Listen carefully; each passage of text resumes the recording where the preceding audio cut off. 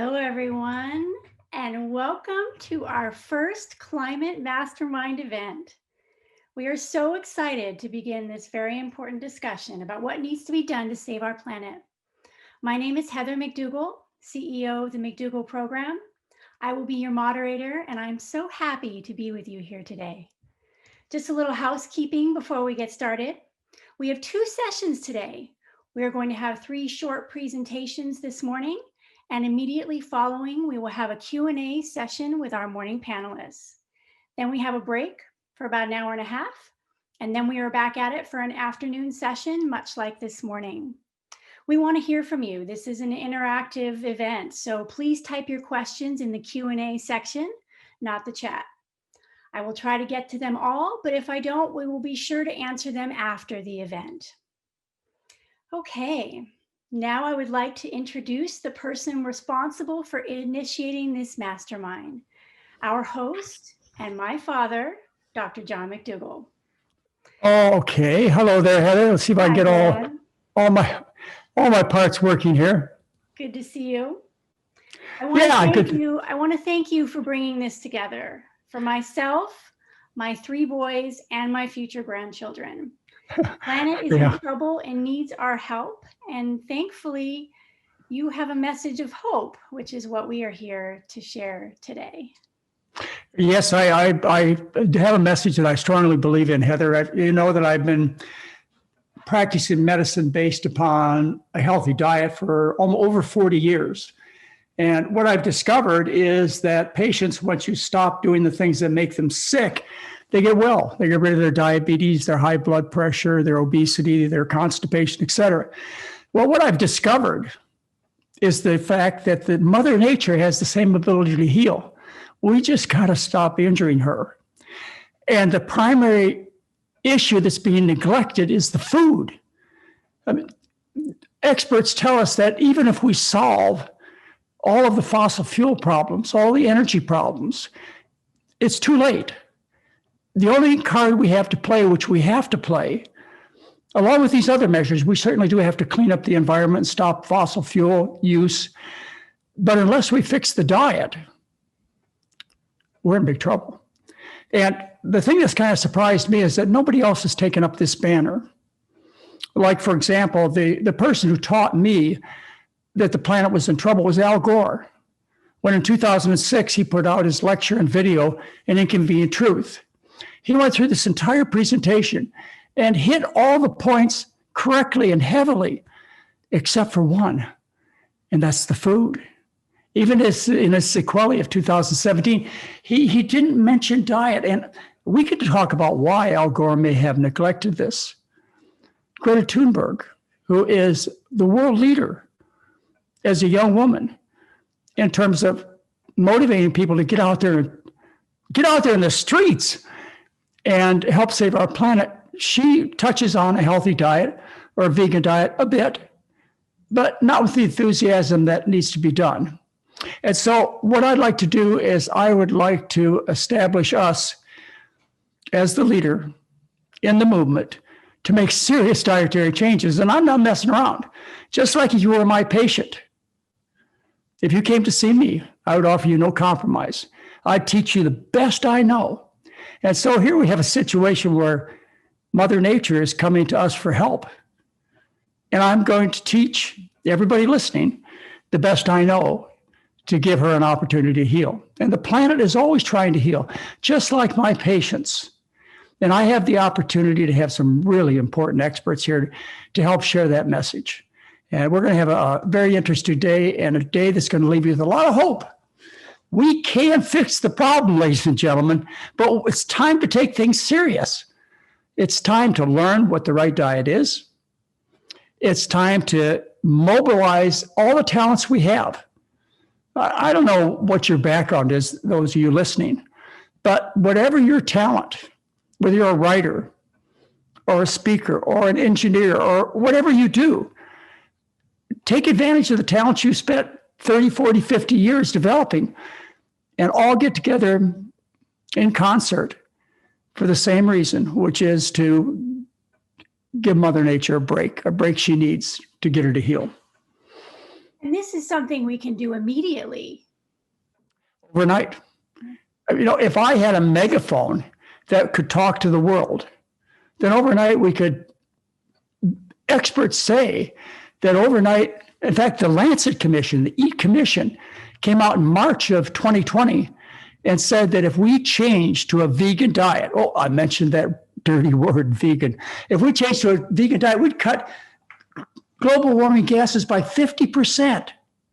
Other experts have looked at it and come to the conclusion that if people who are eating the Western diet switch to a healthy diet, the kind of diet you and I have been taking care of patients with for many years, that we can reduce the carbon emissions by 80%. This is a powerful tool. And it's a tool that everybody can implement and nobody can keep you from doing. Nobody can tell you what to eat, what you put in your mouth. And hopefully nobody can tell you not to share this message. And we're going to take the trouble to make sure you understand the message and our enthusiasm behind it. The kind of diet that I think will best heal the planet, and this may be not the right way to start out, is the same kind of diet that I use to heal patients. I've taken care of 12,000 patients over the last 44 years. And virtually every one of them's gotten better. And most of them can claim cure from their diabetes and high blood pressure, heart disease, arthritises. Most of them can consider cure, but they had to follow the right kind of diet. And that diet, I'll be right up front with you, is the traditional diet of human beings. It's the diet that people have followed through most of our existence. You can relate to this diet. For example, if you think about Asians, you think about a diet that's 90% rice.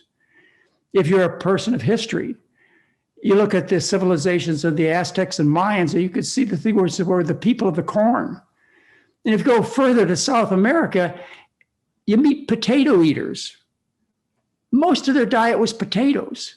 That's the kind of diet that we need to turn the planet back to, because right now we're eating a diet that was only for privileged people, the kings and queens of aristocrats of old. And you remember what the kings and queens and aristocrats of old looked like. They looked like Americans and Europeans, and now Asians. So we just have to make a simple change to what people were doing 50 to 100 years ago, and for thousands of years. So it's a powerful message. It's a simple message, but we have to get it right. Now, does that mean it's an all or nothing thing? Absolutely not. If you make a 70% change, then that's a 70% benefit to you and a 70% benefit to the planet. But can we afford that luxury of compromise? Few of my patients get the cure unless they do what I say 100%. And I believe that's the same way with the planet. Right now, we're in such big trouble. And I know you can see that out there. I know you can visualize the problems going on, the fires throughout the world, the floods, the hurricanes, the droughts. You can see this. You just feel helpless. But the message we're going to give you today is one where you could take action. You can start feeling good about yourself and your behavior from this point on. Yeah. People have a lot of power there. But we do want to differentiate that it's not just a vegan diet. That could be cookies and Coke, right? Right. This is a healthy, starch-based vegan diet. Right. This is a diet where 80 to 90% of your food comes from rice, corn, potatoes, and or beans. And then you have some fruits and vegetables. You say, well, can I continue to eat the planet-destroying foods, the animal products? Yeah, I suppose you can continue that, but never with the attitude that this is okay. You don't have to feel guilty about it. But what I want you to do is I want you to know the difference. I want you to know the difference between food choices that cause you to be healthy and, most important and dedicated to this day, gives the planet a break and a chance to heal.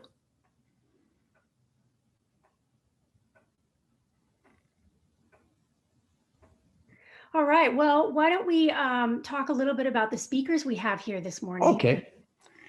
Well, we can go on to our first speaker.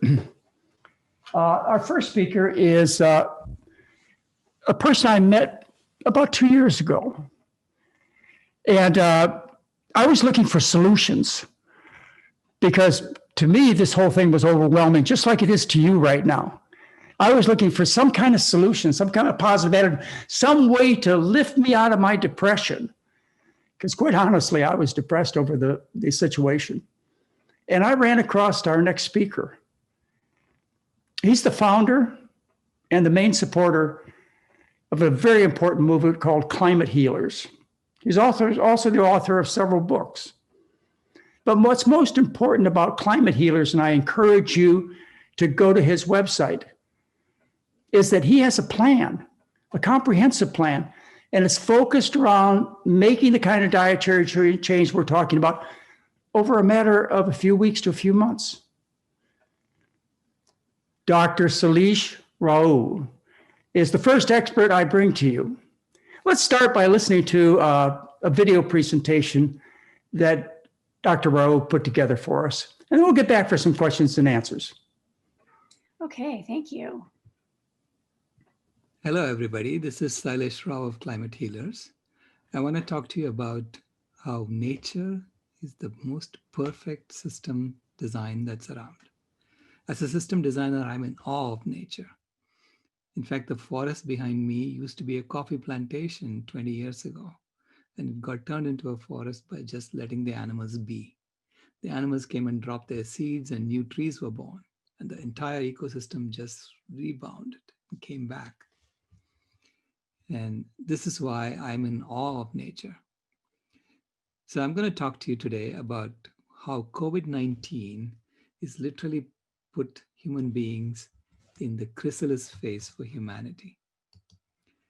And what do I mean by that? COVID-19 is a way of Mother Nature telling us to go to our rooms, to think about what we have done, and to decide what we want to become when we get out.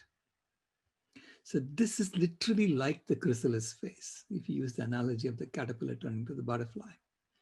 So we have been in the caterpillar phase as a consuming species. And now we are being told to think about what we want to become when we get out of this. So this is part of the greatest transformation in human history. Call it a transformation because Tracy Martin said that change is inevitable, but transformation is intentional. Change is something that nature is going to do, whether we like it or not. It's going to happen. Transformation is us taking control and saying we are going to change ourselves before nature forces it on us. Because as I said, nature is a perfect system design. No matter when we decide to transform, nature is going to recover. Nature is going to be fine. It's whether or not we want to be part of nature. That is the question we face. So in nature, every species has a role. Even when a species seems destructive, it actually has a constructive role. So for instance, when you see elephant breaking branches of trees, you may think the elephant is being destructive to the forest.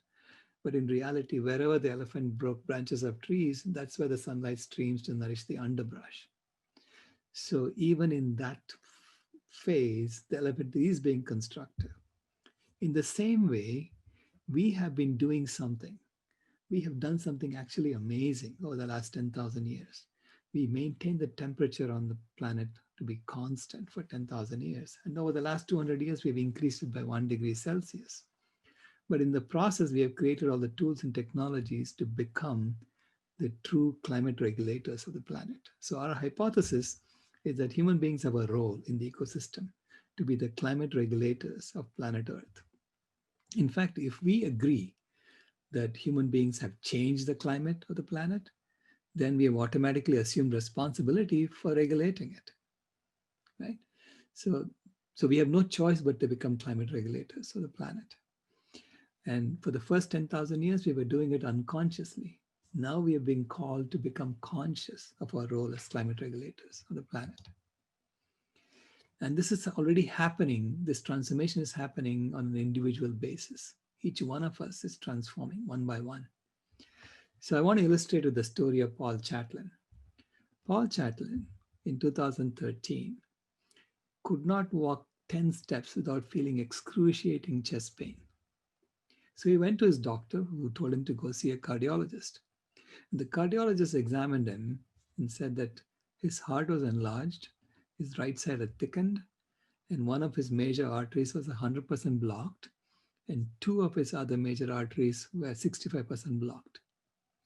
So he told Paul, you have no choice. You are going to die unless you get a triple bypass heart surgery, or he gave him a choice of going on a whole food plant-based vegan diet to reverse his heart disease.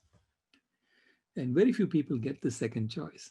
But Paul was fortunate. He got the second choice. And he chose it. So then his cardiologist connected him with Dr. Caldwell Esselstyn, who taught him how to eat right. He and his wife, Anne. So it cost him $975 for the cooking classes that he got. But he completely reversed his heart disease. So then he applied to Blue Cross Blue Shield, his insurer, and asked for a reimbursement of the $975. And Blue Cross Blue Shield refused. He took it all the way to headquarters, pointing out the absurdity of them willing to cut a check for $125,000 for his triple bypass surgery, but unwilling to pay $975 for the cooking classes. They told him they don't have a code for cooking classes, and that if he really wants to be reimbursed for that, he needs to go to his legislature to change policies. You see, that is the system we have today. It does not have a code for the cure, but plenty of codes to make money of the diseases that we get. And so what is happening on a system level is just millions of Paul Chatlins put together, millions and billions of Paul Chatlins put together. So this is why we are in the situation we are in. In Western countries, 14 of the 15 leading causes of death can be mitigated and even reversed with a whole foods plant-based vegan diet. This is what Dr. Michael Greger showed in his How Not to Die book. Of the 15 leading causes of death, the only one that cannot be reversed is iatrogenic causes, number 15, which happens to be doctors' mistakes. And of the top 14 diseases that can be mitigated and even reversed, 4 of them, heart disease, lung disease, diabetes, and hypertension, are the major reasons why we have COVID-19 fatalities. And at the same time, hunger-related causes kill more people globally than any other ailment. So you can see that the food system is causing most of our mortality. And in the richest country in the world, America, 97% of the people don't get enough fiber in their diet. 98% lack potassium. 94% lack vitamin D. 89% lack vitamin E. And 44% lack calcium. For heaven's sake, we eat so much cheese, and yet 44% of the people don't get enough calcium in their diets. So you ask, what is wrong? Is there a lack of food on the planet? Is that why this is happening? And it turns out to be the exact opposite. There's plenty of food on the planet. In fact, we are extracting 9 billion tons of food from the planet, from 45% of the land area of the planet. And yet we only eat 1.5 billion tons of food, which is shown on the right-hand side here, the food intake block. Of that 1.5 billion tons of food, 1.35 billion tons is already plant-based. It's only 0.19 billion tons that's animal-based. So most of our food is already plant-based. But to get that 0.19 billion tons of animal foods, we're actually feeding our animals 7.27 billion tons of food. So most of the food we extract from the planet, we're feeding to our animals. And they're giving us 0.26 billion tons of food that goes into this industrial processing block. A whole bunch gets wasted, and you get 0.19 billion tons out. And in addition, our animals are providing us with 0.14 billion tons of other substances, like skin and bones and blood that we use in our industrial processing blocks for other things. So this is why going vegan is so important, because when we go vegan, we're insisting that none of the things we use come from animals. So we are not only rejecting animal foods, but we're also rejecting animal products. And when we do that, that's when we can eliminate this livestock production block. And when we eliminate this block, then you can save all this food. And that's how we can reverse climate change and any other environmental issues. So our food system, to me, is an engineering shambles. It is not designed to provide nutrition to people. It is designed to make sure that the richest person has access to the most exotic food at any given time. That's how it's optimized. Okay? But there's no reason why we cannot optimize it for making sure that everyone gets the right nutrition. Our food system is the leading cause of biodiversity loss.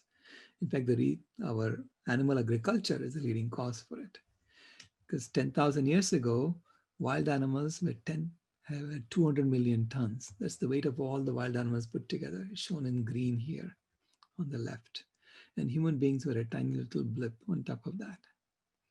By 1970, wild animal population had decreased by 60%. And our human beings, our population was equal to the weight of all the wild animals that lived 10,000 years ago. And on top of that, our farmed animals were double our weight, but eating roughly 3 times as much food as we eat. Now, fast forward to 2020, wild animals are down by another 80%, which means they're really 92% down from what they were 10,000 years ago. So only 8% of the original wild animal population by weight remains today. Our population has doubled from 1970 levels. So we are now double the weight of all the wild animals that lived 10,000 years ago. But our farmed animals are 4 times the weight, but they're presenting the profile of a biomass that's 9 times the weight of all the wild animals that lived 10,000 years ago. What do I mean by that? See, our farmed animals have been genetically selected to eat enormous amounts of food in order to grow rapidly or to provide our animal foods in enormous quantities. For instance, our dairy cows, the average dairy cow weighs 1,700 pounds and eats 140 to 150 pounds of food a day, whereas the average white rhinoceros in the wild weighs 5,100 pounds, so triple the weight of the dairy cow, but only eats 120 pounds of grass a day. So as far as the planet is concerned, the dairy cow looks like it's bigger than the white rhinoceros. So if you take the equivalent weight, then the weight of all of our farmed animals is equal to 9 times the weight of all the wild animals that lived 10,000 years ago. So raising farmed animals for food is the leading cause of biodiversity loss. That's where most of our food is going. It is also the leading cause of ecosystems collapse. How do we turn forests into deserts? Well, through our livestock, our farmed animals, because they eat anything new that's growing on the ground. So the forest has a hard time coming back. And shutting down animal agriculture as soon as possible is the leading solution to climate change. As an engineer, I can assure you, because engineers are the ones who come up with solutions, that even if you can argue that the leading cause is fossil fuels, to solve climate change, you have to first shut down animal agriculture. And then as the forests come back, we can shut down the fossil fuel infrastructure 10% per year over the next 10 years. Instead, if we shut down the fossil fuel infrastructure first and don't do anything about animal agriculture, we're going to heat up the planet. This is not what we want to do. And it's also the root cause of COVID-19. And Dr. Anthony Fauci said, it boggles my mind how when we have so many diseases that emanate out of the unusual human-animal interface, that we don't just shut it down. So I asked Dr. Jacques Cousteau, who's an expert on infectious diseases, what is this unusual human-animal interface? And she said, it's any interface in which animals are stressed. So when you stress animals, that's the potential source of another pandemic, jumping from the animal to the human being. So it's not just China's wet markets, but also America's factory farming that's spawning these diseases, or laboratories, or circuses, or zoos. I mean, any of those places can spawn these pandemics. And most of the major diseases that we know of came from animals. There's mad cow disease, swine flu, COVID-19, bird flu, SARS, Ebola. These are the ones that are shown here in the PETA, the PETA graphic. But in addition, cholera, typhoid, leprosy, I mean, they all came from animals. And so Dr. Michael Greger has has given a talk on can we stop a future pandemic? He talks about how, yes, we can stop a future pandemic by stop stressing animals out. But we have a system in which there is no code for this cure. There's plenty of code to make money off the diseases. So this is why President Trump issued an executive order in April, late April, decreeing slaughterhouses to be critical infrastructure and slaughterhouse workers to be frontline workers, essential frontline workers. So he used a defense authorization to make such a determination. And in response, Isaac Bailey wrote an opinion piece in CNN pointing out the immorality of asking fellow humans to risk their lives so that we can eat a burger. And this prompted us to write a book on this topic, Why Animal Agriculture is Immoral. It's an anthology with over 20 contributors, and it is now available on Amazon. And basically, it is dedicated to all the animals with whom we share this beautiful planet and to all the children who will inherit the consequences of our choices. Because it's very clear. It's unnecessary, and it's being propagated just to continue this system where diseases are created with animals. And so from the bottom up, from the grassroots, the indigenous community has come together, and they signed a treaty just a few days ago, treaty to protect and restore Mother Earth, in which one of the articles, Article 15, explicitly calls for a commitment to eliminate the exploitation of our animal relatives. So this is a huge step that the indigenous community has taken. And I think we need to support them. And the best way to support them is to make healthy, immune-boosting vegan meals readily available to every human being on the planet.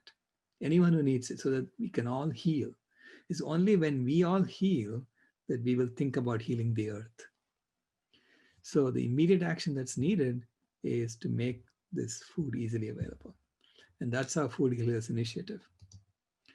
And so this gives us this moment of choice. We are in the chrysalis, and people are desperately trying to go back to being butterfly, to being caterpillars. And I'm saying, no, we need to think about how to become butterflies. We need to move in the other direction. It's not about going back to being consumers again. So we're facing this moment of choice, and I think nature is going to force us to go towards the butterfly, no matter what we try to do. So this is part of the greatest transformation in human history. It's a transformation, rather than going extinct, we're going to transform from a system of normalized violence to a system of normal non-violence. And we're going to stop being a predator species and transform into a caretaker species. And we deserve a new name for that. We call ourselves Homo sapiens sapiens at the moment, which is Latin for the wise hominid. And I've never really met a truly wise person going around saying I'm wise, and that too twice. So it's a boastful name that we have given ourselves. And I think that deserves to be changed. Judy Carmen has come up with the term Homo ahimsa, which is a combination of a Latin word and a Sanskrit word. Ahimsa means non-violence. So it signifies that we are coming together as a species from around the world, and that it describes our character and not our characteristic. So it requires 7 core shifts.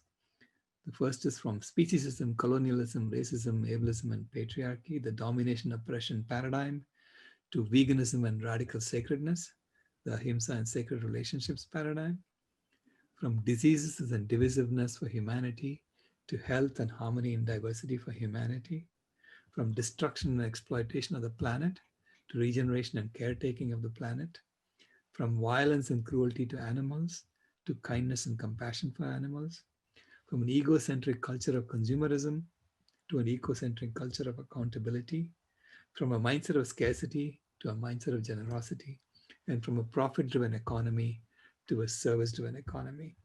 And what we have shown is that the game of money that we play today, the rules of the game are set up in such a way that we automatically do everything on the left-hand side of this shift. And that by transforming to a new game, we call the game of Aquarius, we can make sure that we automatically do everything on the right-hand side of this transformation. So it's just by changing the game we play that we can transform ourselves, that we can transform how we act. So it's something that is going to happen, and it's exciting that we are going to be part of this greatest transformation in human history. You can get more information. All the facts that are given you can check it at climatehealers.org/facts. You can get all the references there. I've written a few books, and you can read all the books at climatehealers.org/for-you/books. And you can join us and work with us. And you can look for our calendar there and then join our meetings. So thank you all very, very much. And I'm really, really looking forward to 2021. Happy New Year to you all.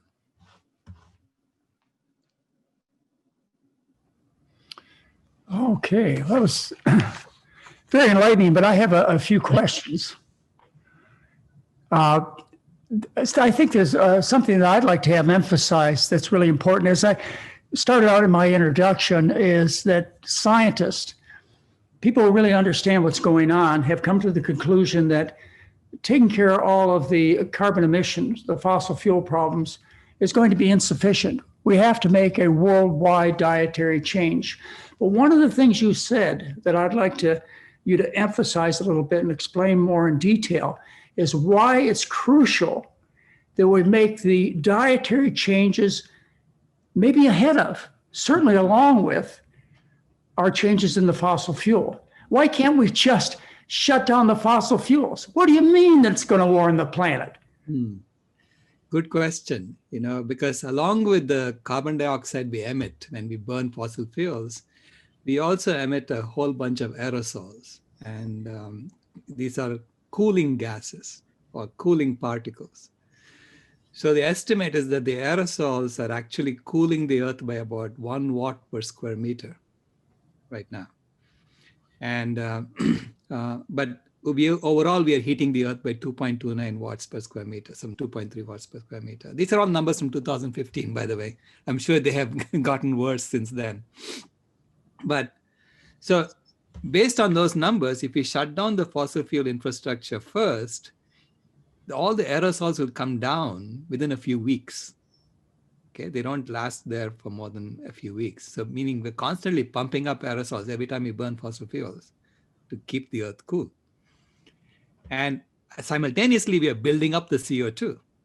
So it's not a good thing that we are doing with the fossil fuels.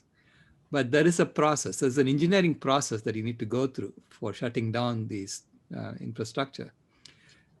First thing you need to do is to shut down the animal agriculture industry and then bring back the forests. So as the forests come back, they start sucking down the CO2. And as they suck down the CO2, then you can shut down the fossil fuel infrastructure. So then the cooling gases that you reduce will be compensated for by the trees that are coming back, that are going to suck down the CO2. So it's an engineering project, right? So it's an engineering process. How do you shut down something? And there are two major problems on Earth. One is the animal agriculture, and the other one is fossil fuel burning. So there's a process for shutting them down, which will make sure that we don't heat up the Earth more than we're heating it up today. Okay, the other thing that really disturbed me about what you said in this presentation and what you told me when we initially met about a year ago is that you believed that we were capable of becoming a planet primarily of vegan following human beings by 2026. I believe that coordinates with your granddaughter's 16th birthday. Right. I didn't believe that. In fact, it kind of set me off on your presentation on your beliefs because I thought you were being overly optimistic. But just like you brought out, the changes that have taken place since February of 2020 with the pandemic of COVID-19 and the changes that occurred and the ability of people to change their whole life. I'm now a believer. I don't think you're being unreasonable at all, thinking that the majority of the diet on planet Earth from human beings will be a plant food based diet. And we're really talking about a vegan diet. We're talking about a diet without dairy, without fish, without beef and pork. So any other thoughts that you have that make you optimistic that we can make these kind of dietary changes worldwide? Yeah, so these are, the changes can be done really fast because human beings, we tend to follow the herd. We tend to follow each other. So by just changing the default, in most cases, you can make people eat a lot more plants than they eat right now. For instance, in any corporation, if you say every meeting will have a default vegan, whole food, plant-based vegan, healthy food, and then if you want unhealthy food, you have to ask for it. I bet you that 90% of the people will opt for the healthy food. They will stick with what they have. But right now, it's the opposite, right? We have the opposite default right now. What do you think are the major obstacles in getting people to make better decisions? Is it just the industries, just the food industry or the fossil fuel industry? Who do we have to address and confront and ask for cooperation and, more realistic steps to be taken to save the planet for our children and grandchildren? I mean, really, that's what it's all about. Any of you who are family members, I'm sure you feel like we do, like Dr. Rao and I do. But we've had a good life. In fact, you may say this has been the best of all times. I've had a chance to take my children around the world to eat the best foods, the best restaurants, and so on, to enjoy beautiful animals. And wow, it's just been wonderful. But who do I have to confront to help the situation change so that my children can show their children the same kind of things that we've enjoyed through our lives? Yeah. Who do we have to deal with? Yeah, it's a systemic issue, right? So what do I mean by a systemic issue? It's a system that fundamentally is stable. So it maintains its stability by keeping certain stories in place. The major story that's in place is animals are here for us to use. Animals are here for us to exploit. Animals are put on earth for that purpose. Now, just like when Galileo said, actually the earth goes around the sun, not the other way around, he got persecuted for that, right?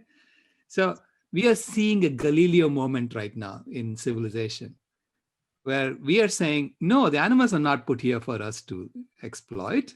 Animals are here on their own. They need to be set free as well. So that is why vegans are getting persecuted. And the word vegan is not kosher in the current system because it is contrary to what the system believes. So we are changing a complete belief system by doing this, right? And so the entire system has to now transform. Yeah, and there are all the people who are high up in the system are trying to maintain the system. That's their job, actually. So we can't blame them. This is their job. This is why they were put there. So we really need to build a new system from the ground up, in which non-violence is normal. So this is like Dr. Martin Luther King's beloved community.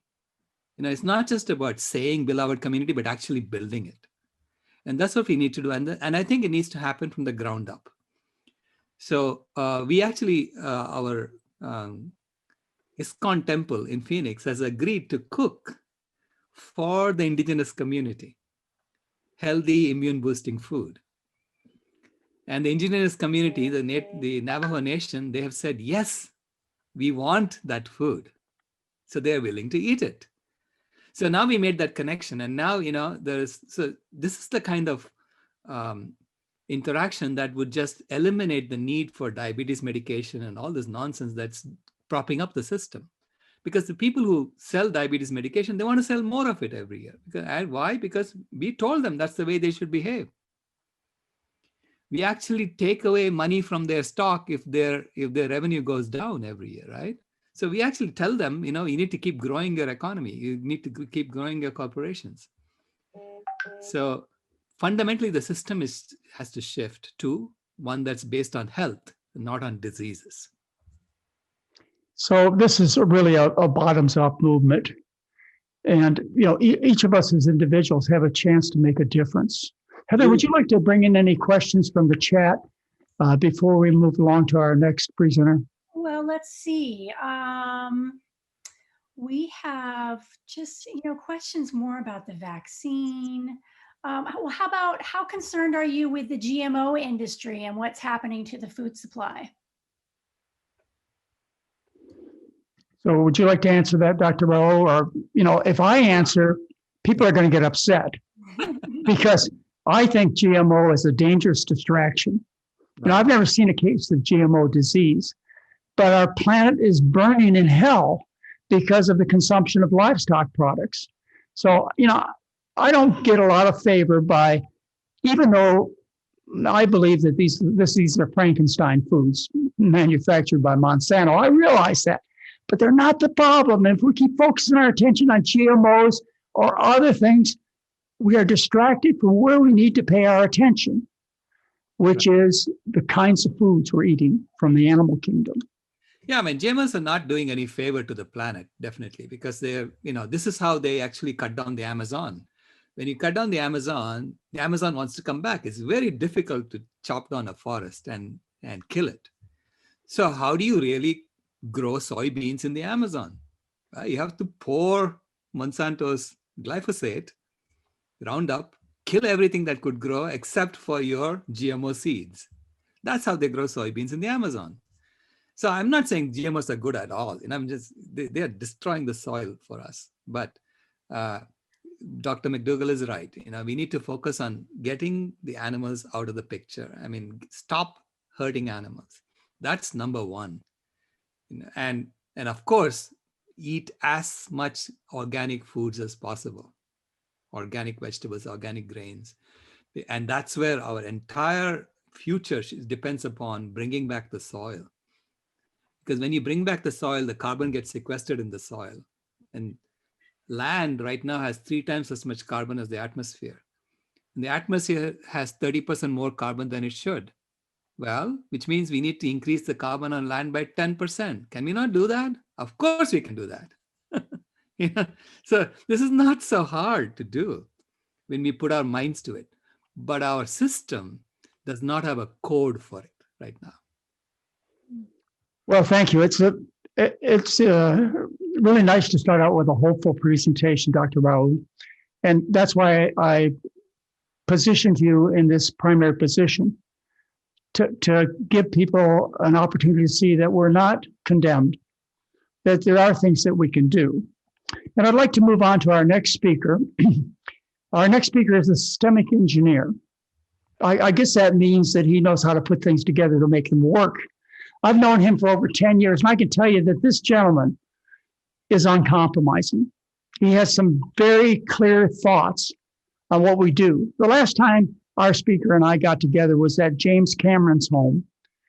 The guy who went to see the Titanic, the guy who does all the movies.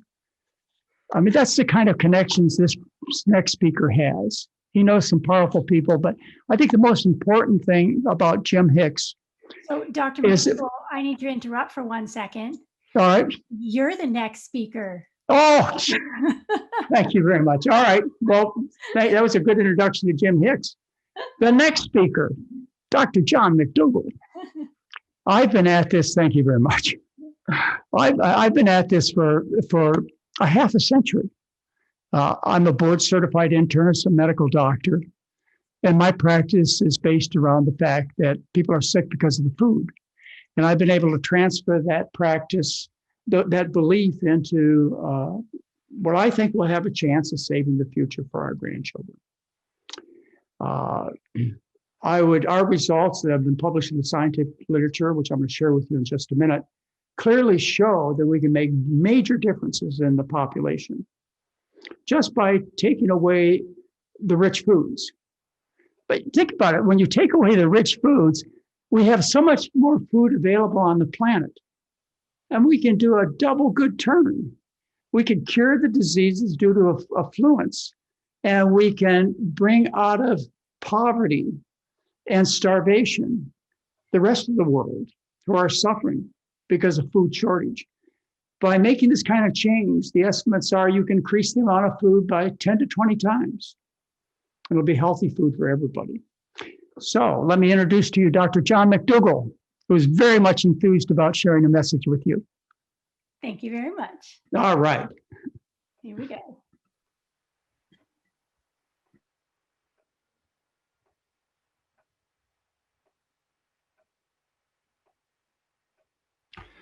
Good morning. I'm Dr. John Mcdougall. You know, the problems may seem overwhelming, and they can be, but there have to be solutions. And we have a whole world ahead of us. We have a planet to save. We have some serious problems facing us, but I believe there's a common denominator to all of our problems that we have to address to solve the situation. And that common denominator is the diet. It's the common denominator for chronic diseases, which I've been taking care of during my whole medical career. It's the common denominator for our climate problems and the common denominator for the acute pandemic of COVID-19. Yes, there is an answer, but we all have to focus our attention on it and put every single bit of effort we have into this one goal, and that is to change the diet of the planet. The truth is simple and easy to understand. We are not going to solve our problems with technology without dealing with the basic issues. For example, I've been taking care of people with chronic illnesses my entire career, which has been about a half a century. My colleagues have been trying to get these problems solved by giving various medications, other kinds of treatments, but the patients never seem to respond. That's because the people with chronic diseases, the high blood pressure, the diabetes, the obesity, the arthritises, the cancers, they're suffering from food poisoning. They're suffering from a dietary disease. And modern medicine doesn't really deal with this simple solution to change people's diets. They're looking for Star Wars solutions. When it comes to the climate, we run into the same issues. The solution people are looking for is the high-tech solution, such as carbon capture. Maybe aliens will come from outer space and suck up the carbon dioxide from our atmosphere and save us. We're not willing to address the issues of the reduction or stopping the production of greenhouse gases through fossil fuels. And we don't really have the understanding of the impact of diet on our climate. And so it is with the current pandemic. We've all focused our attention in the year 2020 on COVID-19. It's dominated everything. And we've been looking for solutions. And there are solutions out there, high-tech solutions such as medications and vaccines. Not that they don't work, but they're not where we should put our initial efforts. Our initial efforts should be towards public health measures. And as you will discover through the information I give you over the next few minutes, we also have to focus on diet. Diet is the common denominator when it comes to chronic illnesses, the diseases that I've taken care of during my entire medical career, when it comes to the climate and mitigating the changes that have taken place, and getting a handle on the COVID-19 to prevent it from becoming a much more serious problem in your life, a problem that instead of just mild symptoms results in you suffering from hospitalizations, the need for mechanical ventilation, and most timely death. Diet is the common denominator. I'd like to discuss all of these issues one at a time, but I want you to realize there are a whole bunch of side issues here for all of these subjects: chronic disease, climate change, COVID-19. They'll have financial implications.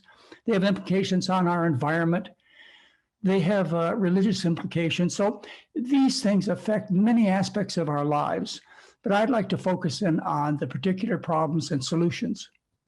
When it comes to chronic illness, we're talking about obesity, which affects about 80% of people, diabetes, high blood pressure, cardiovascular disease. That's what I've been taking care of my entire life. And I've had a very successful practice. In fact, I have to describe myself as the luckiest doctor in the world because my patients get well from chronic illnesses. The cause of chronic illnesses is food poisoning. I want to make this as simple as possible. And the way you solve diseases due to food poisoning is you identify the food poisons and then you eliminate them. You know the saying, stop throwing gasoline on a fire. If you eliminate the cause of your problems, they should go away. The cause of food poisoning for most people in Western society is animal products. I would add that also vegetable oils. For those of you interested in how I feel about food poisoning and a more detailed discussion, I encourage you to go to my website at drmcdougall.com. The diseases due to food poisoning are obesity with its associated problems, diabetes, both type 1 and type 2, although I'll be speaking just about type 2 diabetes during this presentation. Heart disease, which affects all the arteries of the body. 44,000 miles of arteries in the body are affected by the same processes of atherosclerosis. Gives you strokes, heart attacks, impotence, and so on. Various kinds of arthritis like rheumatoid, psoriatic arthritis, nonspecific arthritis. These are due to the foods that we eat, and if we eliminate the food poisons, the animal products and the oils, people are cured. Various kinds of cancers like breast, colon, and prostate and uterus cancer are due to the diet that we eat. It's obvious that the health and the feelings in your gastrointestinal tract are due to what you put into it. For example, we have GERD, gastroesophageal reflux disease. And most of you understand that this is due to what we eat. Some of you are still fixated on the high-tech solution of taking various types of antacids. But this is a dietary disease, obviously, which can be fixed easily by fixing the diet. And of course, constipation, a problem that most people have suffered from at one time or another, clearly due to what we eat, not just the fiber, but also other components of the diet. The way you solve these dietary diseases is you change the diet to what I would call a starch-based diet. Starches are rice, corn, potatoes, and sweet potatoes, and beans, peas, and lentils, and breads and pastas. These are starches. This is where you should get 80, 90% of your calories from. In addition, you want to add some non-starchy green and yellow vegetables, such as kale and broccoli and lettuce, and a few fruits and vegetables. That's the diet that allows the body to heal itself and cures the diseases of food poisoning. I published various scientific studies reflecting the results of our work. For example, I reported over a 10-year period of time the results of 1,703 patients who went through my 10-day live-in program. No one was eliminated from this study. We took all participants, and what we found is that the average weight loss was 3.1 pounds over a 7-day period of time, eating an unrestricted amount of the recommended foods. The average cholesterol drop was 22 milligrams per deciliter. The average drop in blood pressure was 18 over 11 millimeters of mercury in those who had high blood pressure. And most of these patients were on medications. A really exciting thing for me as a doctor and for patients is the fact that we were able to get patients to reduce their medications or stop their medications. What we found is that 90% of people were able to reduce or stop their blood pressure and diabetes medications. Our work has also been studied independently. For example, Oregon Health and Science University did a 1-year study of our patients. What they did is they gathered a group of people. They ran a randomized controlled trial on these people over a 1-year period of time. They gathered the participants, they set up the study's design, they collected the data, they analyzed the data, and they reported the results. And what was found in a 1-year period of time in a randomized controlled trial, a gold standard of scientific study, is that the average weight loss was nearly 20 pounds for the entire year. The average cholesterol drop was nearly 20 milligrams per deciliter. People were able to reduce their blood pressure, their blood insulin levels, and their fatigue levels. And the really important thing, and what somewhat surprising thing, was that we found that 85% of people adhered to the program for the entire 12 months. Why? because it was so effective, and also because of the fact that they really enjoyed the foods and they got a good education. Now, my work has also been studied independently in the country of New Zealand. Researchers took a community and taught them the McDougall diet. And as a result, over a 1-year period of time, they had an average weight loss of over 25 pounds. Their cholesterol drops were similar to what we found in our previous studies. And the adherence level was also similar to what we found. In their study, about 80% of people continued to go to the meetings. The reason people get well is quite simple. They stop the repeated injury. You might be able to relate to cigarette smoking, the damage that's done by inhaling cigarette smoke. The result of this injury is that you cough and you wheeze and you produce sputum in an effort to solve the problem. The problem is that most people smoke 20, 40 cigarettes a day. And the injury caused by this frequent of inhalation of cigarettes far outweighs the ability of the body to heal itself. And so lung disease progresses. The way you solve the problem, and every cigarette smoker or former cigarette smoker knows this, is you stop the repeated injury. And so it is with dietary diseases. If you can identify the source of injury and you can cause people to make changes, what happens is very simple. The body's healing abilities catch up with the repeated injury, and the overall progress is one of getting well.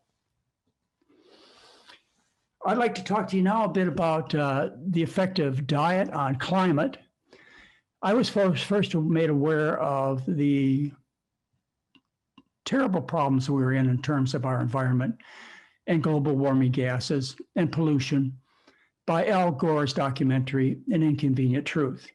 He talked about how we had to reduce fossil fuels, how the planet was already in big trouble in the year 2006. He did an update of his Inconvenient Truth just a couple of years ago. I'd like to point out in both of his lectures and his DVDs, he did not emphasize food as far as a cause or solution of our greatest climate problems. This was probably remedied by a report that came out the same year from the United Nations. It was called Livestock's Long Shadow. It was over a 400-page report. And what it said was that the agricultural industry accounted for 18% of the world's greenhouse gases, compared to all of transportation, which is fewer than 14% of the CO2 production. This is an extensive study and it's referred to often, but a lot of factors were left out when calculating the actual damage caused by the agricultural industry, the livestock industry in particular. I started writing about this in a newsletter that I published in December of 2006. So I've been interested in this for a long time, and I've been focused on the importance of diet and solving our planetary problems. And this is why I'm here to talk to you today. Subsequent to the Livestock's Long Shadow report, the World Watch Institute looked at the data and they included some factors that should have been included in the first study. And as a result of their recalculation, they estimated that over half the greenhouse gases can be attributed to the livestock industry. And this report given by Robert Goodland to our group many years ago suggested that we only had a few years left. This was 2003. Robert Goodland gave us 3 to 4 years to change our diet. And he focused clearly on the importance of changing the livestock industry and the agricultural industry. The Eat Lancet Commission is these days used as a landmark study and landmark conclusions and recommendations. The recommendations from the Eat Lancet Commission on planetary health are that we need to change to a diet of starches, vegetables, and fruits. And they also said we only have a short period of time. We've got maybe 10 to 12 years left before we are at a point where we can't turn things around.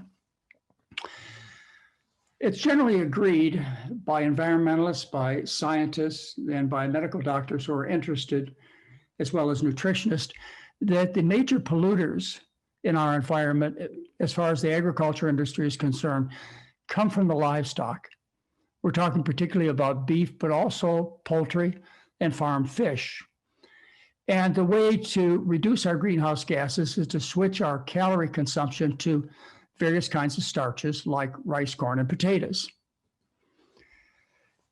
Estimates as far as the impact of making a change to an ideal diet, which would be a vegan diet, in other words, a diet with no animal products, the estimates are quite impressive. They suggest that if you switch to a vegan diet from the standard American diet, that you're able to reduce the greenhouse gas emissions from the livestock industry by as much as 80%. This is a profound change and should wake up everyone as to what we can accomplish by simple dietary changes. The Lancet came out with some recent recommendations in March of 2020, and they said that we can reduce our greenhouse gas production by about 50% if we switch from animals to starches. So the point being is we have serious problems that we must act on immediately, and we must focus our attention on what we eat, on the agriculture industry, and that to make the biggest difference, we have to make the biggest changes. And that would be to switch from the typical Western diet to a diet that we label as vegan, in other words, no animal products. But I call it more specifically a starch-based diet, a diet based on rice, corn, and potatoes, and pastas and breads. That's the kind of diet that we need to focus on. What will be the impact? Well, as I mentioned, I've been taking care of patients for almost a half a century. I've taken care of nearly 12,000 patients. I mean, directly, I've touched them. I've been their doctor, and I've seen them heal themselves from major life-threatening diseases to literally get up from their deathbed after changing their diet. And the way they did it is they stopped the repeated injury primarily from their fork and spoon. Mother Earth has the same capacity. Nature has an innate ability to heal if we stop the repeated injuries.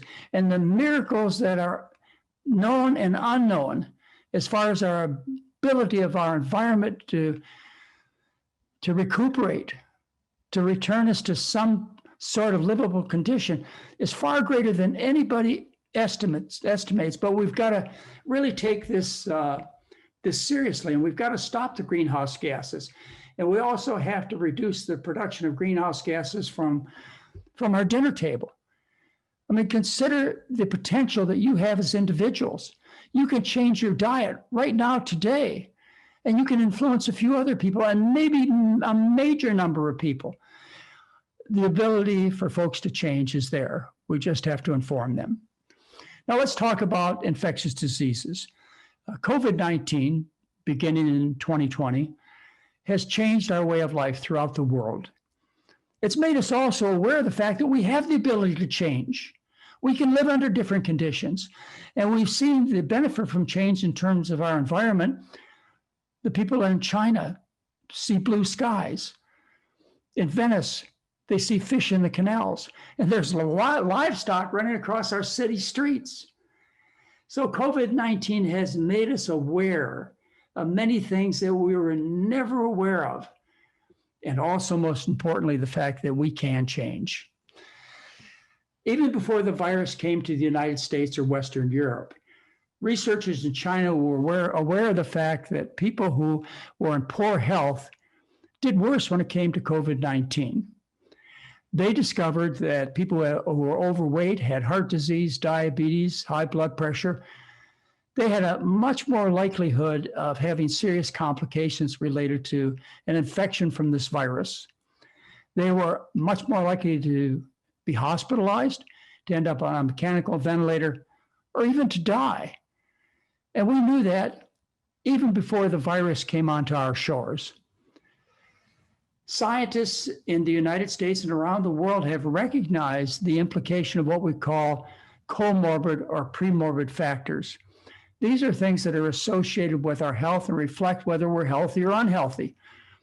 Such conditions as obesity, high blood pressure, diabetes. These are conditions, as we talked about, are due to food poisoning. These are conditions that the McDougall diet easily treats, and the benefits are seen in a very short period of time. The Center for Disease Control has told us people who suffer from the diseases that the McDougall diet treats, a starch-based diet treats, are 6 times more likely to be hospitalized and 12 times more likely to die than somebody who was in good health. A similar understanding is reflected in Europe when the British Medical Journal came out and said the ultimate outcome of this viral infection depends upon what people eat, and that if we're going to reduce the impact of COVID-19 on our population, not only do we have to do public health measures, but we have to change our diet to a diet of whole grains, fruits, and vegetables. Diet affects the risk of getting more severe viral complications, viral diseases in many ways. For example, what you eat reflects the strength of integrity of your gut barrier. And if you eat a healthy diet, a diet based around plant foods, you end up with a healthy barrier that keeps the viruses out of the body. There are also many, many chemicals, we'll call them phytochemicals, that are present in foods that have antiviral effects.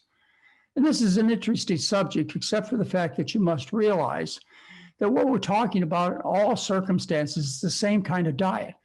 It's a diet based around rice, corn, potatoes, sweet potatoes, with the addition of fruits and vegetables. And as I mentioned, this kind of diet reflects itself in many conditions. One of the things that we analyze in our studies is the impact on blood cholesterol level. Well, this is important when it comes to COVID-19 because it's been discovered that cholesterol itself actually affects the ability of the virus to get from the outside world into the bloodstream and into your tissues, and particularly your lungs. Cholesterol combines with ACE2 inhibitors to form a bridge. And the more cholesterol you have in your body, the more efficient the bridges are, the greater number of bridges you have, and therefore the greater the transport of the virus into your system. Now, as I mentioned, we have a tremendous impact on blood cholesterol in our dietary change. We're able to drop blood cholesterol by 22 milligrams per deciliter in 7 days. You know, that leads me to believe that even after people get sick and they have the early symptoms of COVID-19, that it's not too late to change their diet. If we could cause a profound weight loss, a drop in cholesterol, drop in blood pressure, drop in insulin levels, drop in inflammation levels, if we can cause all that in 7 days, why wouldn't we be able to increase our defenses against this virus in that short period of time? It's not too late to change your diet. You know, this is really solid science when you see my colleagues adopting this kind of philosophy and understanding. And it's recommended that people lower their cholesterol in the medical business, but they want you to do it by a high-tech means, not by simply changing your diet. They want you to take statins, which has been shown to reduce the risk of serious disease by 30 to 50%. Why not diet? Why not a simple dietary change? Our average drop in cholesterol in 7 days is 22 milligrams per deciliter. And the sicker you are, the higher the cholesterol burden in your body, the greater the cholesterol reduction you get with a simple, non-cost, no side effect dietary change. Now, the question you might have is, even though diet has a major impact, a life-changing factor involved in chronic diseases, climate change, and COVID-19, will people change? Will they change their diet? Well, let's take a look at the past and see whether or not people can and are willing to make dietary changes. During World War I, there was the North Sea blockade set up by the British. The intention was to starve out the Germans, and they did. 400,000 Germans died of malnutrition between 1914 and 1918. Well, this blockade also affected the supply of foods to Denmark. And the people of Denmark decided to change their diet under the direction of McKeel Hinhede. McKeel Hinhede was a very famous researcher at these times, and he also had contacts with the Danish government. And what he recommended that instead of keeping with the basic 4 recommendations of good nutrition, that instead the Danes changed their diet to one where they ate the foods that the animals were eating. They ate the potatoes, the soybeans, the grains. And as a result of doing this, they let the animals starve to death. If you happen to live in Denmark during this period of time, and you were a pig farmer, you maybe had a piece of pig once in a while. If you were a rich person in Copenhagen, maybe a piece of beef once in a while. But otherwise, the population of Denmark during the period of World War I became essentially vegan. 3 million people. The results of this vegan diet, the change of the Danes' diet, the 3 million people, was published in the Journal of the American Medical Association back in the 1920s. And what they found was that the overall death rate of people in Denmark decreased dramatically, as well as, and in particular, the death rate from chronic diseases like diabetes and heart disease, a dramatic reduction. In fact, the reduction was labeled as one of 34%. It was claimed to be the lowest reduction the Danes have ever seen prior to World War I and even after World War I, a 34% reduction in death rate. If you'll notice, they also had a reduction in death from acute diseases. At that time, the world was suffering from the Spanish flu. The Spanish flu affected all of the world. In fact, they estimate that 50 million people died as a consequence of this flu. Well, they had approaches for the Spanish flu similar to the way we're approaching problems. They had public health measures, wore masks, did social distancing, tried to develop some vaccines. But it was, like I say, largely unsuccessful in the fact that a lot of people died worldwide. If you take a look at the death rate in Europe from Spanish flu, you find something quite interesting. And that is that the Danes, 3 million Danes, had the lowest death rate from Spanish flu of all the European countries, lower than their neighboring countries. And I believe that was as a consequence of changing to a diet of primarily plant foods. 3 million Danes changed their diet willingly, never went hungry, never suffered the problems of malnutrition and diseases that followed during the period of World War I. Will people change? Well, even in my lifetime, people have changed. When I was a young man, half the population smoked. In fact, it was so normal smoking that if you went into a doctor's lounge, you had to cut the air with a knife. It was so thick with smoke. Well, Arthur Terry, he came out in 1964, he's the Surgeon General, and he told the people that cigarette smoking was killing them. And what happened is people quit smoking.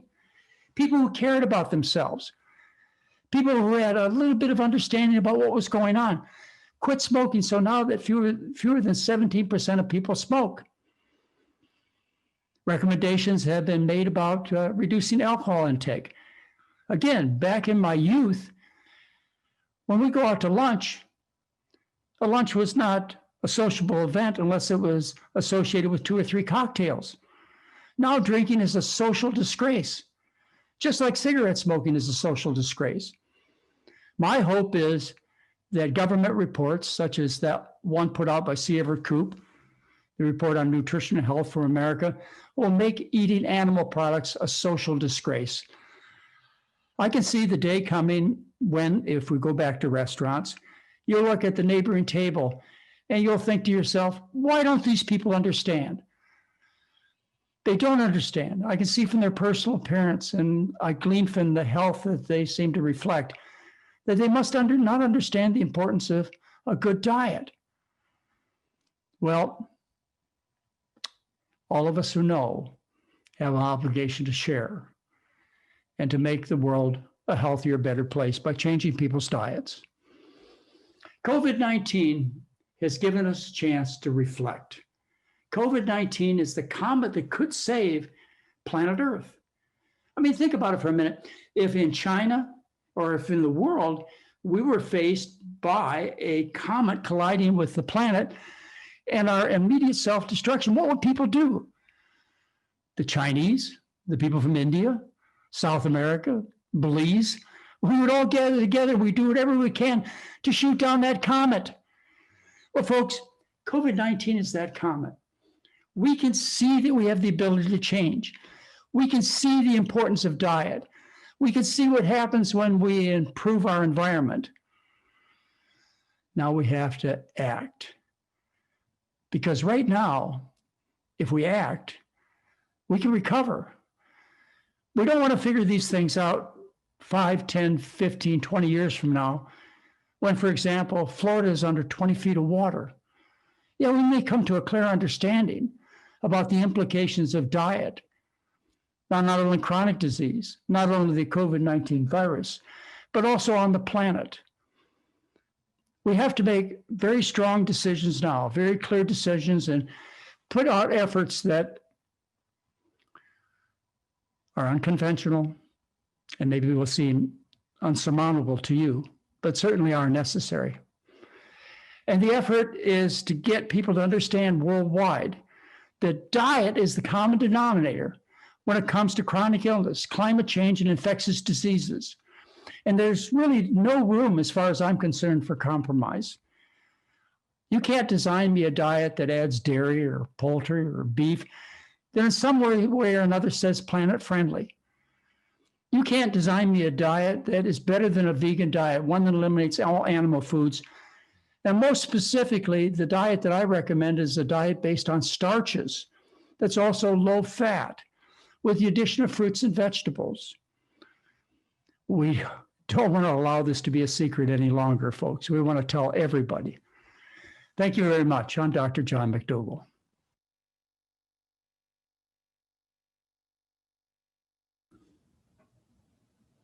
So, let's see, I think you have to turn me on, Heather. Oh, I do. Okay. Yeah.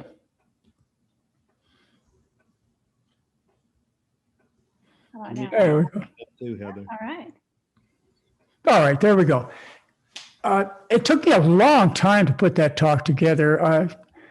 I really couldn't make the flow for the connection of our most threatening problems for the 21st century. You know, I couldn't make a smooth connection, and it took me 6 to 12 months to put that type of thinking together. But I've really enjoyed sharing this with people, and I think I'll probably spend a good share of the rest of my life trying to get people to understand this common denominator. It's so simple, and all of us can do it. We can do it overnight. There are no downsides. So, my friends and colleagues, Jim Morris, can we get Jim in?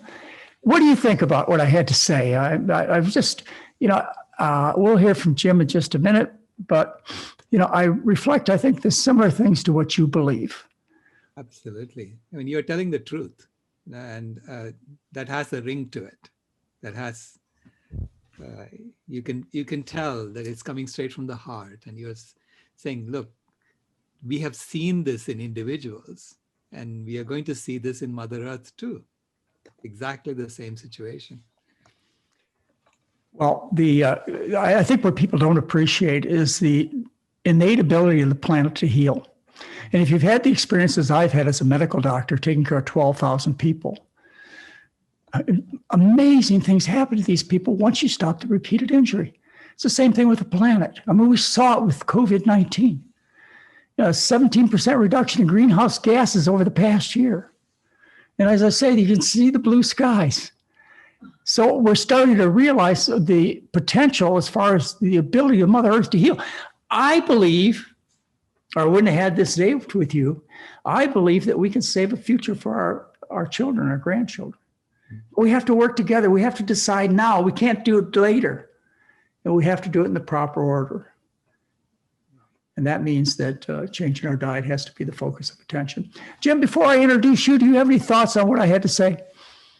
Well, absolutely. Food is as you know, I believe is the main thing. It's the only major change that every individual on the planet can make to have the most powerful impact to slow climate change and prevent the extinction of the human species.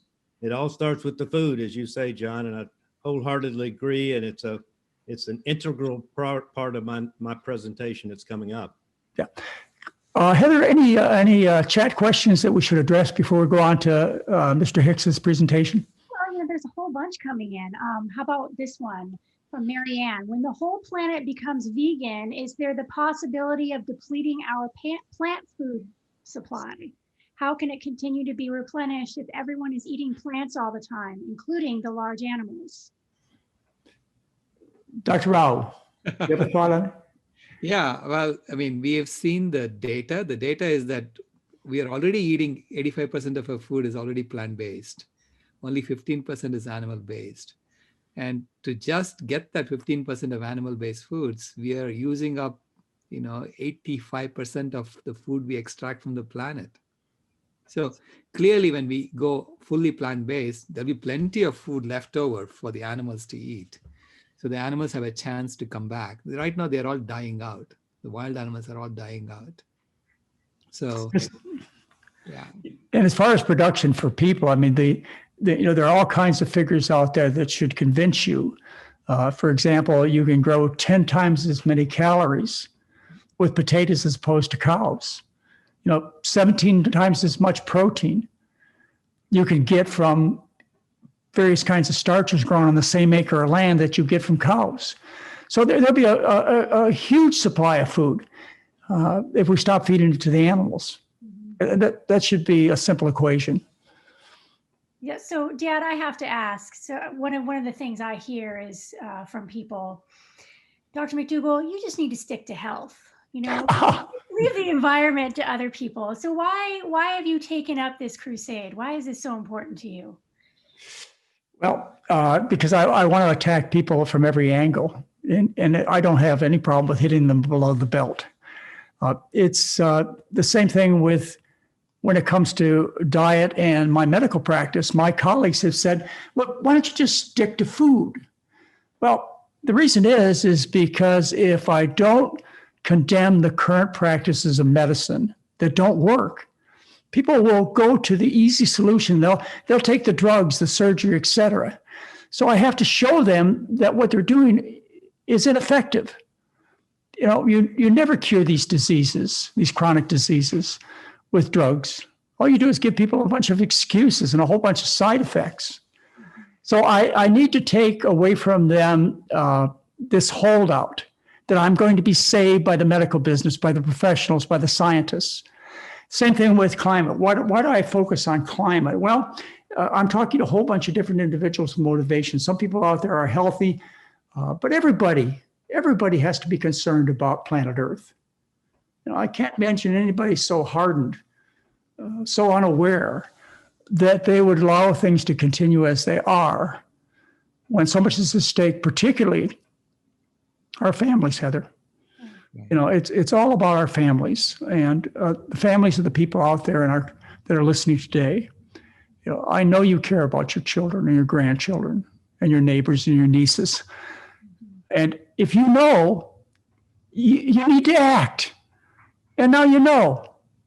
So it's time to act. And I suppose I could stick to diet only. I could have left my medical colleagues alone and not informed you that bypass surgery for chronic coronary artery disease does not save lives. And diabetic treatments are extremely costly and increase the risk of dying of complications of diabetes if you aggressively treat patients. I could have just kept quiet about that. But if I let people have an out that I'm going to be saved by the drug industry or by the surgeons, then they won't focus on what's really important. I'm giving you no out. If you want to save your family in terms of the climate, if you want to save Mother Earth, you want to have a livable place, then you have to put the climate as the most important factor. I've been doing this for a long time, and my greatest thrills in life have been helping other people. And I still get a great thrill out of that, seeing people get well. But you know what? Whether or not you cure your diabetes or your heart disease is relatively insignificant compared to what we're talking about today. It's like, I gave a talk at the American College of Lifestyle Medicine, and they had the same reaction, is why do you have to focus on the climate? Why can't you talk about the medical treatments? The American College of Lifestyle Medicine is a group of 5,000 doctors that know about the kind of diet we're talking about in terms of curing disease.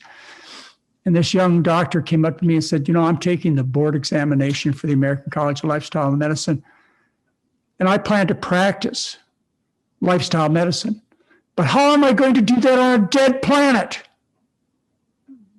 Nothing matters except to have our home.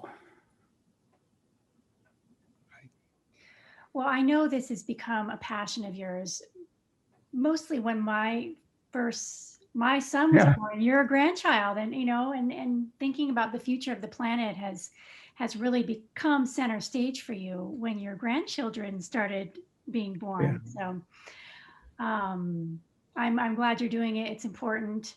Let's see if there's any other questions. Well, I just want to mention, I'm out here to win a popularity contest too. We know that. Okay, so be clear. My motivations are to make things better, make things right. I'd like to make you happy also, but I can get over that. I just want to make you informed, as the rest of our speakers are doing. Absolutely. Okay, well, do you want to move on to the next? Yeah, I'd like to move on to my good friend who has been a colleague and also an inspiration. And also he's been very active as far as getting movers and shakers together. As I mentioned, our next speaker had a meeting with a lot of famous people, a lot of powerful people. James Cameron, the fellow who went with the submarine to the Titanic, who has made many valuable motion pictures, entertaining pictures. He has him involved. He's a very strong proponent of helping save the planet. After all, he's a man who's greatly appreciated all the wonders of nature. Well, our next speaker, Jim Hicks, has been an important facilitator in getting people to take action. He's a systemic engineer, and he'll tell us what that means. He's the publisher of 3 best-selling books that clearly explain without compromise what we need to do to have a home. Jim, can you enlighten us a little bit? Well, yes, John. First of all, I'm delighted to be able to participate in this conference, and I think you're doing the world a great service by putting this out there. My presentation that's coming up, it's all about the food to start with, but it's basically looking at an unsustainable situation that we have in terms of the way we live in the developed world. And the unsustainability, in the video, we'll go through the scientists and look at the data and the science, but I'm listening to Heather, and we need to have hope in this whole thing, and I try to put as much hope into my presentation as possible, but we also have to be realistic, and we have. My premise is, as an engineer, we have to have a system of living and that is sustainable. Individuals cannot create systems. That requires collaborative governments and huge organization, lots of capital. And so, I try to make things as simple as possible. And that's because I guess I'm a simple-minded individual, but I want to make sure that people can understand it. So the talk it took me a lot of time, John, to get it down from an hour to 20 minutes, but I'm glad you made me do it, because it's watchable. The average 11th or 12th grader would have no trouble understanding. I think the big picture situation we're in, we need a whole system of living to replace what we have. And I believe that is possible, and I'll explain it later. But if something is possible using today's technology, all we need is the wherewithal, the desire, to do that. And we can leverage the power of artificial intelligence and the power of systemic change and the power of food choices, number one, and also the power of leadership. And that's a key element that, you know, we have 195 countries and thousands of religions. It's hard to get everybody on the same page. So to some, my presentation may be viewed as a fantasy. It is a fantasy because I'm fantasizing on what is possible using today's technology and how can we get there and how fast. And according to the 11 big picture scientists that are featured in chapter 4 of our book, Outcry, they all have serious concerns about our survival beyond the year 2100. Some much sooner than that. They think our demise will come much sooner than that. But I believe in optimism. I have 8 grandchildren. I know John has 7. A couple of them are yours, Heather, I think.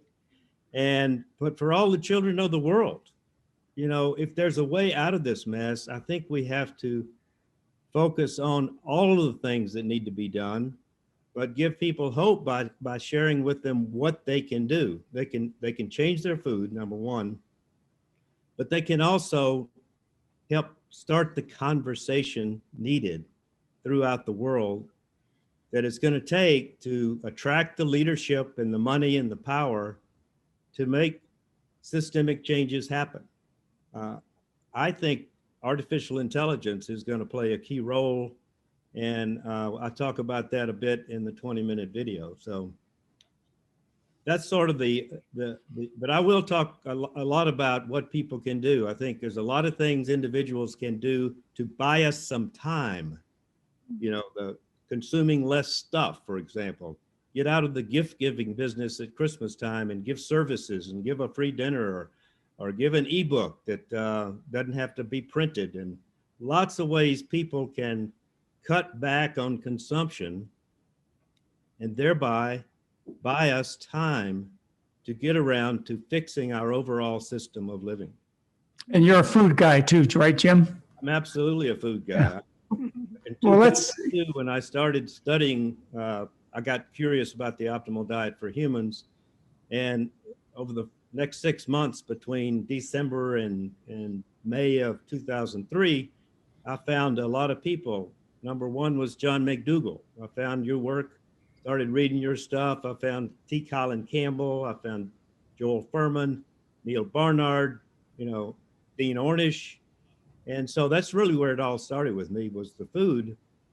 And then long about the time you and I were at James Cameron's ranch, I realized, you know, that I was always thinking, we get the food right, we can buy enough time to fix everything else. Well, we're not getting the food right.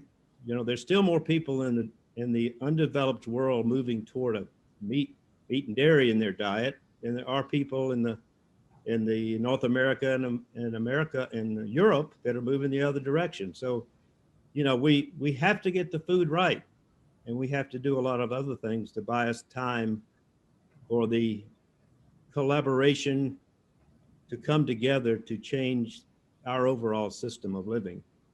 And I believe anything that's possible can be done. Well, you know, the rest of the people involved in this day also believe that. Otherwise, why give you the information? Have hope, but we all have to work really hard, and there's an urgency out there to start now. Yeah. So let's hear the presentation, Heather. All right, here we go. Thank you, John.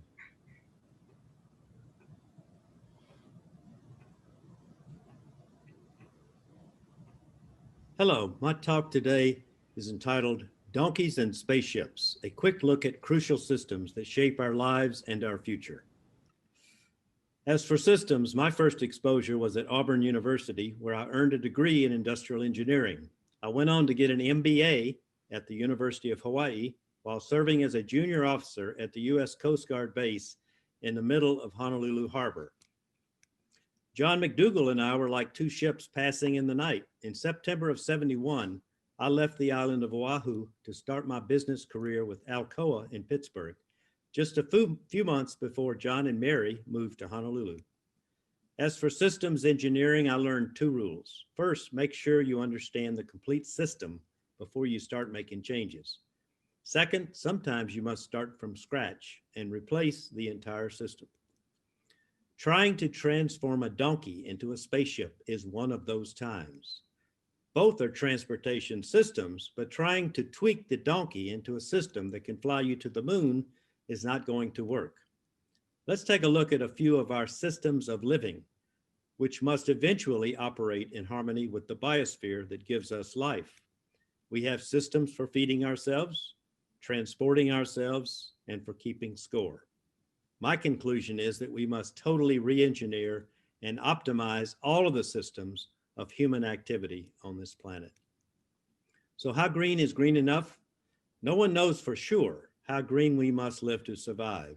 So I suggest that we challenge ourselves to err on the side of living even greener than Mother Nature demands. That's because we are likely to get only one chance to get this right. To be clear, we're talking about the urgent need to totally reinvent every aspect of the way we live as we create an overall system of living for humans where only green lifestyle choices exist. So how critical is our situation? I estimate that we must learn to live 5 to 10 times more sustainably than we are now.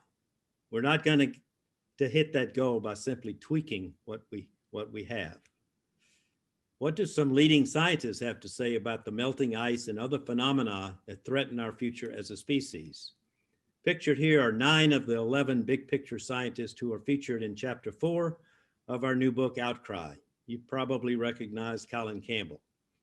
All have grave concerns about our chances for survival as a species. Let's hear from 6 of them, beginning with the 2 who actually stress the crucial importance of food choices. Robert Goodland, the first ecologist ever hired by the World Bank, where he worked for over 20 years. He was the lead author of a 2009 paper that was published on World Watch. What if the key actors in climate change are cows, pigs, and chickens? So what was their bottom line conclusion? Our analysis shows that livestock and their byproducts actually account for at least 51% of annual worldwide greenhouse gas emissions. In other words, more than all other causes combined. Given that amazing 51% number, I pause to share this nature-friendly image from an opinion piece about the new administration's superior approach to fighting climate change. The New York Times on December 28th. Not a single word about food in the entire 2,000-word article. A sign of the times. Next up is my friend and colleague T. Colin Campbell, the person who introduced me to Robert Goodland in 2013. At Robert's memorial service, I met and began collaborating with Jeff Enhang, the co-author of that World Watch climate paper. Colin is the nutritional scientist at Cornell who authored the China study along with his son Tom in 2005, a bombshell of a book that influenced former President Bill Clinton and millions of others around the world to adopt a plant-based diet. In his second major book, Whole, published in 2014, he drew this conclusion about the supreme importance of eating the right food. What we eat individually and collectively has repercussions far beyond our waistlines and blood pressure readings. No less than our future as a species hangs in the balance. Now let's hear from 4 others, beginning with the most famous, Jacques Cousteau. We've passed the threshold. The beginning of the end has started. Man may or may not be part of the plan nature has for the earth in the future. Life will be reborn, but first, the world as we know it now will die. Dr. Frank Fenner, an expert on species extinction and the overall leader of the global team that eradicated the smallpox virus, concluded at the age of 95 in 2010, shortly before his death. Homo sapiens will become extinct, perhaps within 100 years. A lot of other animals will too. It's an irreversible situation. I think it's too late. And then there's Stephen Emmott, possibly the most informed big picture scientist on the planet, the last few sentences of his 2013 book, 10 Billion. As a scientist, what do I think about our current situation? Science is essentially organized skepticism. I spend my life trying to prove my work wrong or look for alternative explanations for my results. I hope I'm wrong, but the science points to my not being wrong. We urgently need to do, and I mean actually do, something radical to avert a global catastrophe. But I don't think we will. I think we're effed, and he used the full word in the book without apology. James Lovelock, scientist, engineer, inventor, alive and well at 101. This living legend grasps the relevant global big picture more completely than perhaps any other scientist in history, expressing this dire conclusion in a 2010 BBC film. When you see the whole picture, it is really fearsomely bad. I fear that not many of us will survive, at best about 1 billion, possibly a lot less than that. But, he says, if the earth improves as a result of our presence, then we will flourish. If it doesn't, then we will die off. So here's the question of the day. Is the earth improving because of our presence? Dr. Lovelock also weighs in on a very troubling situation that is unfolding in the Arctic Ocean with the loss of cooling albedo, which is white ice reflecting heat from the sun back into space. On the other hand, blue ocean absorbs that heat. How much heat, you might ask? Lovelock answers that in the same BBC film. Just the melting of the floating ice in the Arctic Ocean will add as much heat to the Earth as all of the CO2 we have put in the atmosphere to date. And that is why I'm afraid that there's very little we can do with respect to all of our efforts to reduce emissions. This is a graph of the CO2 concentration parts per million for the past 300 years. Notice the sharp exponential rise in recent years, going well above the safe level of 350 parts per million. This was last month, December 15th. That rapidly melting ice leads to temperatures that are rising much faster in the Arctic than in the rest of the world. As a result, that ice has already lost 75% of its mass and may be completely gone in less than 10 years. Tragically, most humans think that melting ice in the Arctic is a good thing. 3 reasons: faster shipping lanes, tourism, and oil. Sad, but true. While our survival prospects appear grim, I am more optimistic than these big picture scientists seem to be, primarily because of 4 potential game changers where some of them may be lacking in knowledge, experience, or expertise.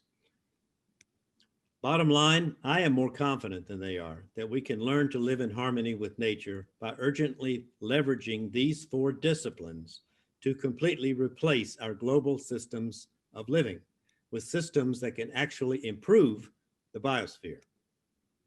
What system of feeding ourselves will we employ in the future?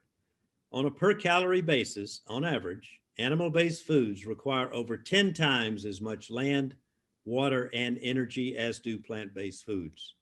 As such, there are serious consequences when we fail to take advantage of the low-hanging fruit, like simply changing what we eat.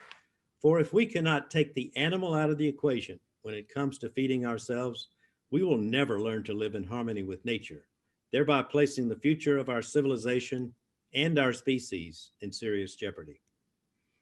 As for taking the animal out of the equation, I coined the protein myth a few years ago. Because of the mistaken yet almost ubiquitous belief that we humans actually need to eat animal protein to be healthy, a host of incredibly powerful plant-based solutions to the world's most serious health, hunger, and sustainability crises never even make it to the table for consideration. Conveniently, a whole food plant-based diet actually reverses most chronic diseases quickly, thereby replacing a large portion of another one of our outrageous systems, healthcare. A little background: my journey began in 2002 when I first became curious about the optimal diet for humans. Later, after 15 years of studying about food and sustainability issues in general and writing 2 books on the subjects, I finally arrived at my bottom line conclusion about the protein myth defined above. The next 3 slides summarize some of the urgent alarms from nature that are covered in part 1 of our book Outcry. Drought, floods, fires, as is frequently reported, polar ice and glaciers are melting, and coral reefs and rainforests are disappearing. And don't forget the fires. The bigger the circle, the bigger the fire on this 100-year graph. In September, 6 of the largest 20 fires in California history were all burning at the same time. Birds, insects, coral, all crucial to our survival, all in terminal decline. What about those insects? From a 2019 study in Australia, half of all insects in the world will be gone in 50 years, and all will be gone within 100 years. Without their pollination of crops, countless species cannot survive. Birds, bats, fish, reptiles, and mammals of every size and description, including Homo sapiens. Back to those systems. Given the alarming concerns of the big picture scientists and the many alarms from Mother Nature, we best err on the side of living even greener than she demands. Let's take a look at 2 categories of our systems that need a lot of work: transportation and the economy. So how do we go about changing those systems? Buckminster Fuller says, you never change things by fighting the existing reality. To change something, build a new model. It makes the existing model obsolete. So as we begin to redesign critical systems, we must get serious about those conclusions of the 101-year-old scientist, James Lovelock, who said, if the earth improves as a result of our presence, then we will flourish. If it doesn't, then we will die off. Bottom line, we must have a vision and a plan. Good business leaders create a vision, articulate the vision, passionately own the vision, and relentlessly drive it to completion. I am convinced that willy-nilly infrastructure replacement around the world will not save us. We must have a realistic vision and a plan for a whole new way of sustainable living in order for us to survive and thrive on this planet. Let's talk about that vision. Transportation systems. Here's what we have now: billions of automobiles and trillions of airline passenger miles flown every year. We can make them obsolete using today's technology, like 760-mile-per-hour Hyperloop trains. In Outcry, we envision a system of living where only green options exist. A 3,000-mile futuristic living corridor near the Canadian border, 25 miles wide, with a fabulous Hyperloop system in the center, housing up to 300 million people in a total area about the size of the state of Oregon. World's largest farmers market, full employment, no homelessness, and the same superior health care for all. What about the scorekeeping system, the economy? A totally nature-focused economy of the future. We definitely need a new system of living on this planet, and whatever we design and build, we're going to need a brand new method of scorekeeping. We call it Earthonomics, a way of keeping score on planet Earth that rewards all actions of nations and individuals to improve the biosphere and punishes those that inflict damage. Earthonomics replaces capitalism.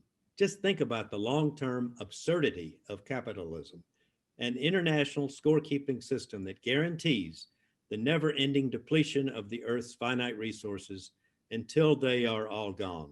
Obviously, we need a better way to keep score.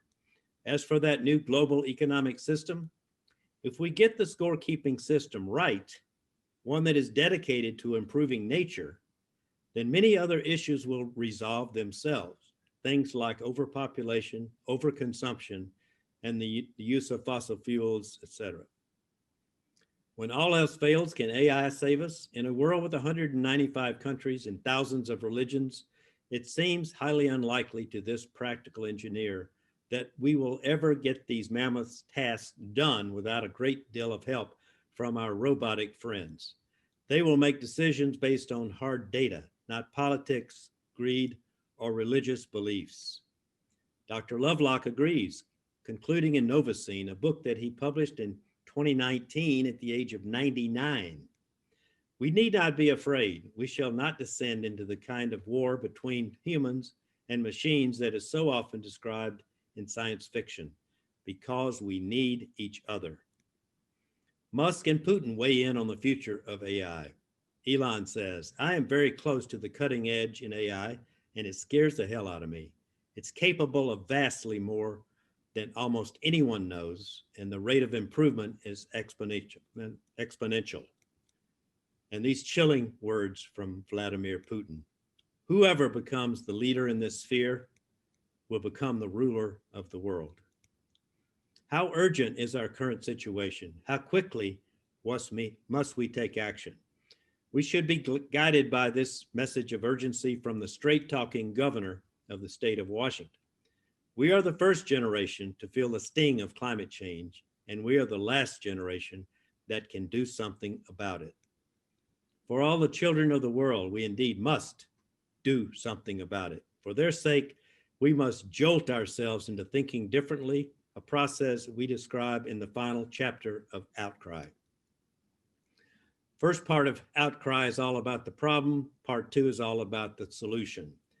Mother Nature establishes the theme of our book in the foreword, a brief excerpt.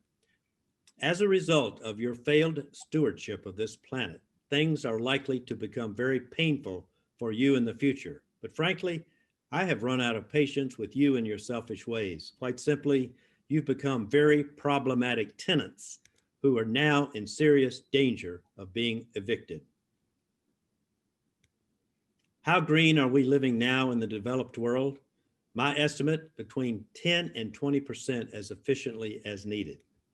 Consider the disaster for all the children if we err on the side of taking out too few of our unsustainable habits.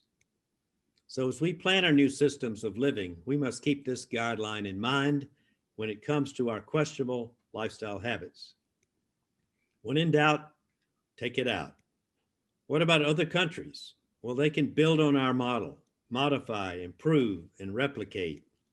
The global conversation must begin now. As for that magical place described earlier, where only green lifestyle choices exist, is it the solution? Not necessarily. Can it help start the conversation? Well, I certainly hope that it will. James Cameron describes the current global dilemma on the cover of our book, then asks a simple question. How do we make the crash landing soft enough for some kind of continuation of human civilization? So how do we jumpstart that all-important conversation? Simply by urging others to begin talking about it. Then when the conversation gets loud enough, maybe the 10 best-known billionaires in the USA will pick up on it and take it to the next level. If somehow they all got together and started talking about a completely new system of living, within a few days, the entire world would begin to think differently about our future. In closing, how do we save our biosphere? We listen to the troubling conclusions of those scientists as we envision and plan our future way of life, one that may or may not look anything like that 3,000-mile corridor. Again, that was just a visual to help spark a global conversation about the radical lifestyle changes that are not only appealing, but necessary. Sound crazy? Good, because people who are crazy enough to think that they can change the world are the ones who do. Are we crazy enough? If not, let's get crazy now. Join with friends to help spark the much needed conversation. Contact me directly at jmorrishicks@me.com. Visit my primary websites and other information that you might find here. From the Green Mountain State of Vermont, I wish you a very green and happy new year. Thank you very much.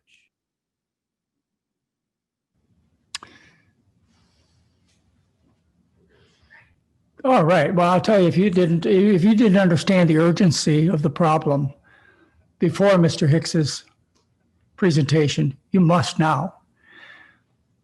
But we have tools. I mean, we have opportunities. I don't want to be in a situation where my grandchildren say, Grandpa, why didn't you try harder?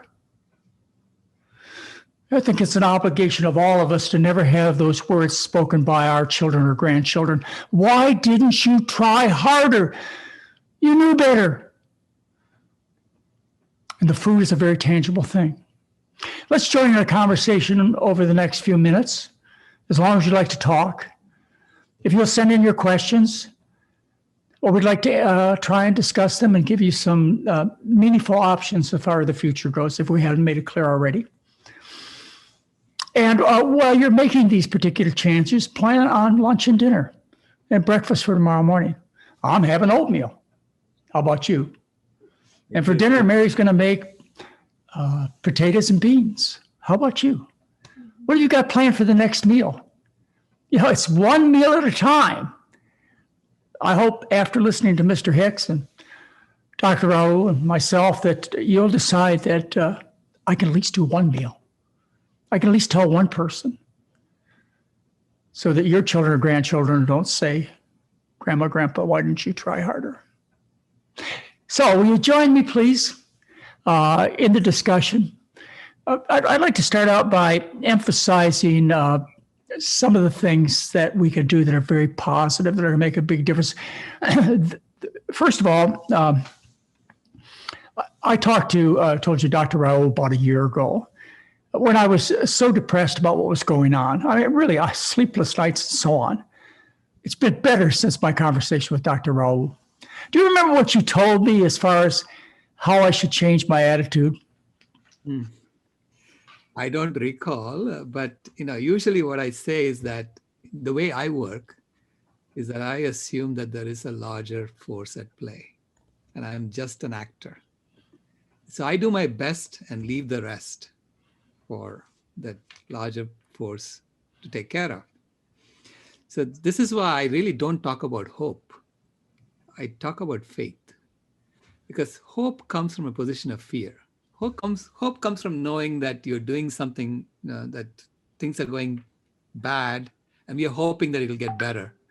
Whereas faith says, I know that needs to be changed, and I'm going to change that, and I'm going to let love take care of it. So it comes from a position of love. So to me, everything changed when my granddaughter was born. Until then, I was also depressed. I used to think, my God, how can I change this? Who am I to change it? It's so big and so huge. And, what am I doing as one person? Whereas I saw that animals, they just live and the planet thrives. And I thought, why is it that we are the only species that doesn't do that? And then when my granddaughter was born, I went to see her when she was a month old. And I held her in my arms, and she looked up at me and she smiled. And with that smile, she convinced me instantly that she belongs exactly as she is. And that we all must belong exactly as we are. And that we are not telling the right stories. Because it's through stories that human beings coordinate our actions among millions and billions of us. Through stories, through telling stories, and through playing games. Okay? And so I realized we were not telling the right story. We should tell a story in which we do belong exactly as we are. And as a process of that, we are going to transform ourselves because we know how fast we can change. We have done this so many times. We've changed on a dime. So knowing that, I said, okay, now this is my homework. I need to go figure out what is this new story. And so that's how I came up with the story of the thermostat species, the climate regulator species. That's who we are. We are the climate regulators of the planet, and we are here to serve the animals, not to eat them. We are here to take care of them and to serve them because they depend on us to maintain the climate for them so that the earth never has to go back to another ice age ever again. So when I realized that, we always had this purpose right in front of our faces, staring at us, because we know that we are changing our climate. Once we know that, we realize we have the responsibility to maintain it for all life. So then that clicked, and once that clicked, I was just on automatic pilot, right? Going and pushing this, telling people, here is this new story, here is this new game we should be playing, because the old game is not serving us anymore. It's all about growth. That's what the old game is. And so we need to design a new game that's about sufficiency, that's about making sure that every one of us is thriving. As an engineer, I look at the food system and I'm saying, Any engineer, any incompetent engineer could do a better job than that. It's such a shambles, right? It's not designed to take care of us. It's designed for corporations to make money off our diseases. So, and we can definitely do a better job than that. So this is why I focused on the food system, because it's, to me, it is a lever that would change the whole way of thinking, the whole way of relating to the planet. It's a fundamental change that needs to happen. Well, So- what kind of questions have we brought up in our audience, Heather? Well, I just had one come in. Okay. It's mentioned that we are currently only 10 to 20% environmentally efficient. How long will it take to get closer to 100% if we change our diets to a vegan diet? You have some thoughts on that, Jim? Yes, I think as I've stated before, and you have stated, the diet is the only major thing that we can do quickly and efficiently. And it can buy us some time to get around to those other things. By changing the diet, we eliminate the number one cause of climate change if everyone in the world did that. And everyone in the world, in the developed world, I should say, has the opportunity to do that, because not only will they get healthier, but they'll save money at the same time. Most people think eating vegan is more expensive. And John, you know that rice and beans don't cost nearly as much per calorie as sirloin. So it's an easy step to take, and it enables us to have hope that we're going to have time to get around to those other things. By the way, that little video is on YouTube, and I gave it a unique name, so it's easy to find. If you go to YouTube and hit the search button and put in donkeys and spaceships, it'll come right up. So you can share with your friends.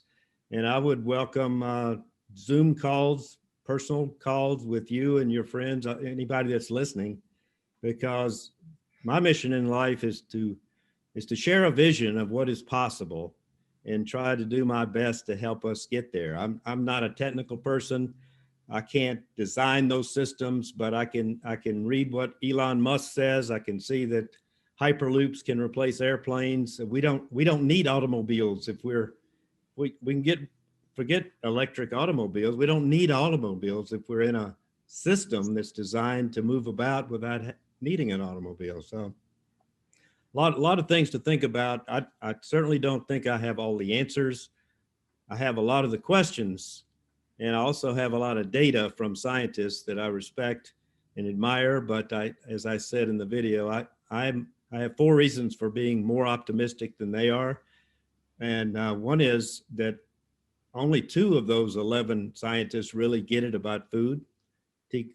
Colin Campbell and Robert Goodland, who is deceased. The second is artificial intelligence. And if we can unleash our artificial intelligence on working on this, the power of systemic change. Number 3 is recognizing that no matter what individuals all over the world do, we cannot change our systems without sweeping collaboration with powerful governments and leaders around the world. And finally, leadership. I don't know if you know the name of pardon? I'll get it for you. So, yeah, go ahead. Someone spoke up there. Well, I was just, what you had to say, I was reflecting upon one of the first books that I read about the climate. It was about The Overheated Planet by Thomas Friedman. And what he said was that it would cost more than the Manhattan Project, which was the development of the development of the atomic bomb, or World War II. That was the Manhattan Project. The world is flat.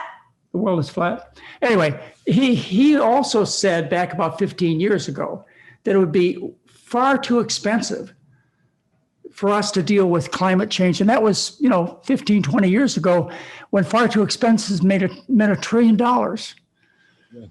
Well, what it's cost us, and costs us almost every day, is close to that, considering the environmental destruction that we're going through right now. Hot, flat, and crowded. Hot, Flat, and Crowded is the name of the book Okay. by Thomas Friedman.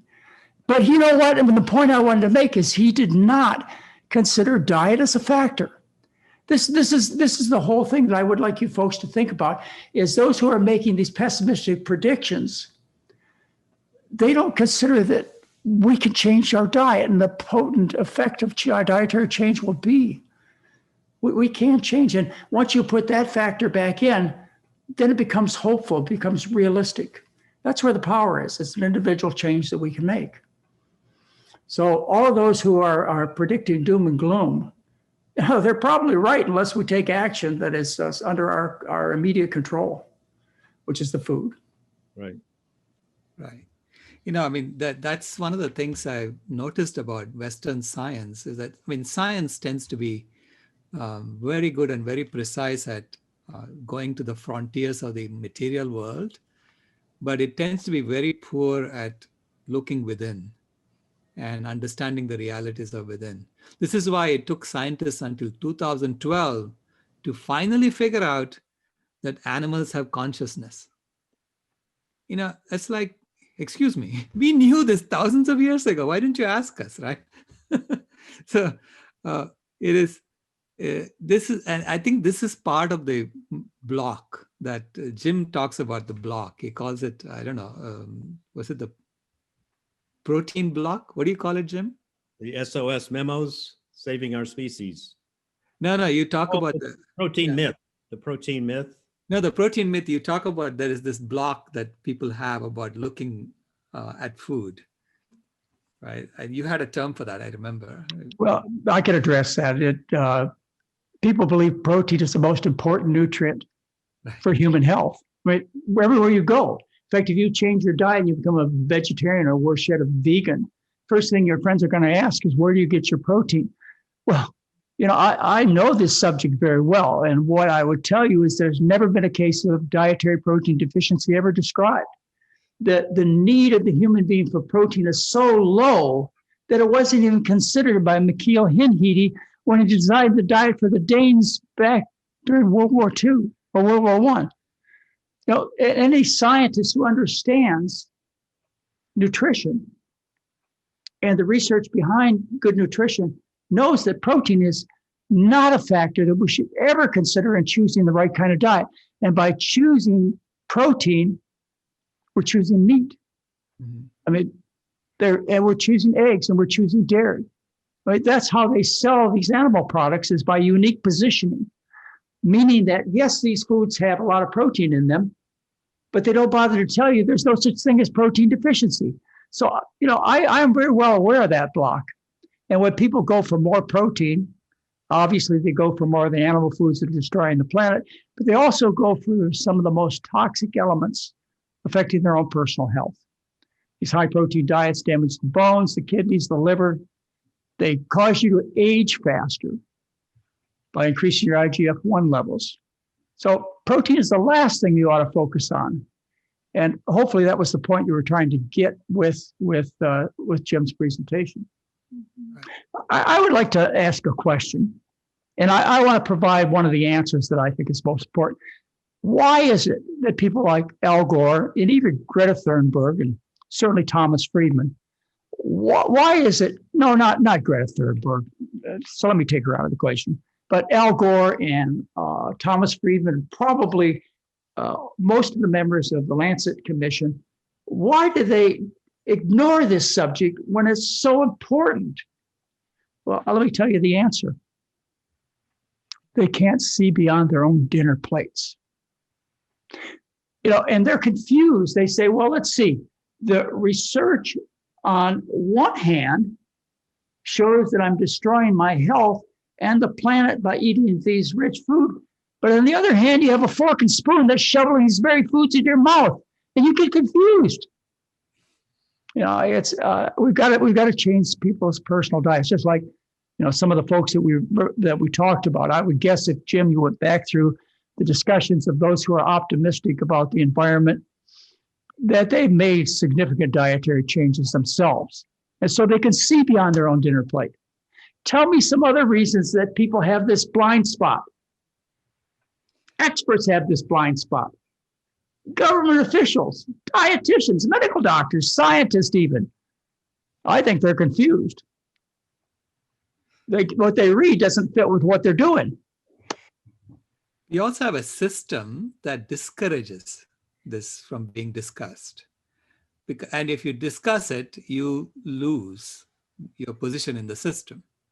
You get demoted. You don't get enough airtime. You get, so you no longer have the visibility within the system. So, I mean, you have a name because you got visibility in the system, right? So people want to cling to that, and they don't want to give that up. And they know that when they talk about this, they're going to get demoted. So I think that's fundamentally how the system maintains itself. So as Jim said, sometimes you cannot fix a system. You really have to start over.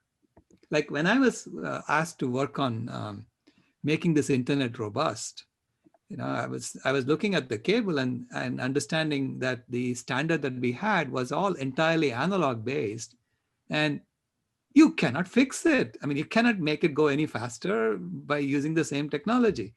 So I said, we need to start over and do it all with digital signal processing. And they all told me I was crazy. They laughed at me. They said, you're talking Greek and Latin to us. We don't even understand what you're talking about. But they let me play.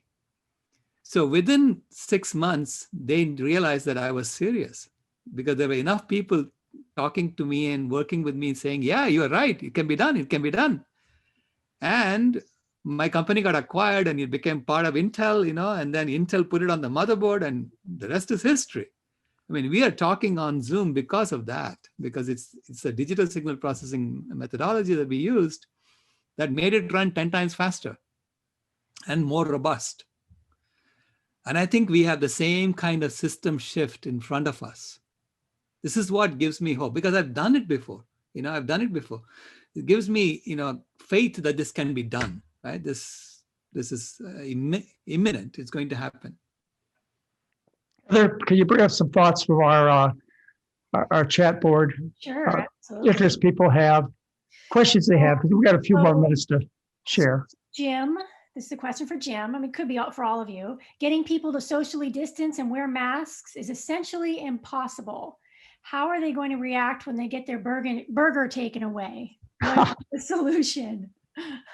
Well, in our book, we describe my first attempt at describing a sustainable civilization occurred in a conversation I had with a gentleman. Actually, the gentleman who became my co-author, and he was the person who introduced Greta Tunberg to the world stage. And I was describing, I learned about Hyperloop trains, and I was describing, a system running from Atlanta to Los Angeles. And I called it Gratola, Green Region, Atlanta to Los Angeles. And it was 10 miles wide. And I just kind of talked that through. And as I wrote about it for another year, I said, well, we can't build that thing from Atlanta to Los Angeles, because it'd be hotter there than it'll be next to Canada. So we need to go back and readjust that. But and I presented that in the talk today. I call that one the Great Big Northern. It goes from Boston to Seattle.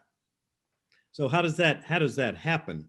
Well, it happens one segment at a time. Let's say one 10-mile segment, one 50-mile segment, whatever. And the first segment that opens, there'll be a new form of government. I call it the American Green Region Authority. And they will call the shots there. And they will invite people to populate that first segment. And only people that want to be there will go there. And there will only be green lifestyle options there. Everything from transportation to clothing, the economy, the jobs, the housing, everything is all about sustainability. And to some people, it'd be like dying and going to heaven. To the wealthy people today, it wouldn't be, because it would seem more like communism to them. But let's remember, only people who want to be there will go there, and they will have to agree to all of the terms of the American Green Region Authority, which would be having one child per family. And there's some things there were some elements that has to be there in order to control population and other things. But some of these things, people, everybody won't like it first. Well, everybody is not going to like starving to death at first either. If we have a system that we can envision that there be more things about the new system that we like, then I think we have a chance to build that system, populate it completely, and never force anybody to move there, because they know when they go there, there's not going to be any meat, dairy, egg, or fish there, number one. There's not going to be uncontrolled consumerism. There's not going to be an economy based on consuming stuff. And so I came up in the book with something called the VHI. It's kind of like a credit score for every individual and every nation, but it's not a credit score. It's called a BHI, Biospheric Health Index. So everybody has a biospheric health index, and they get their compensation from the American Green Region Authority. Maybe it comes in an electronic form in their wristwatch. You know, that's certainly possible these days. And depending on their life and what they do in their life, they have a higher biospheric health index score. And the highest scores get the most luxuries in terms of housing, food, entertainment, travel, that sort of thing. Everything is based on green. Everything has got to be greener.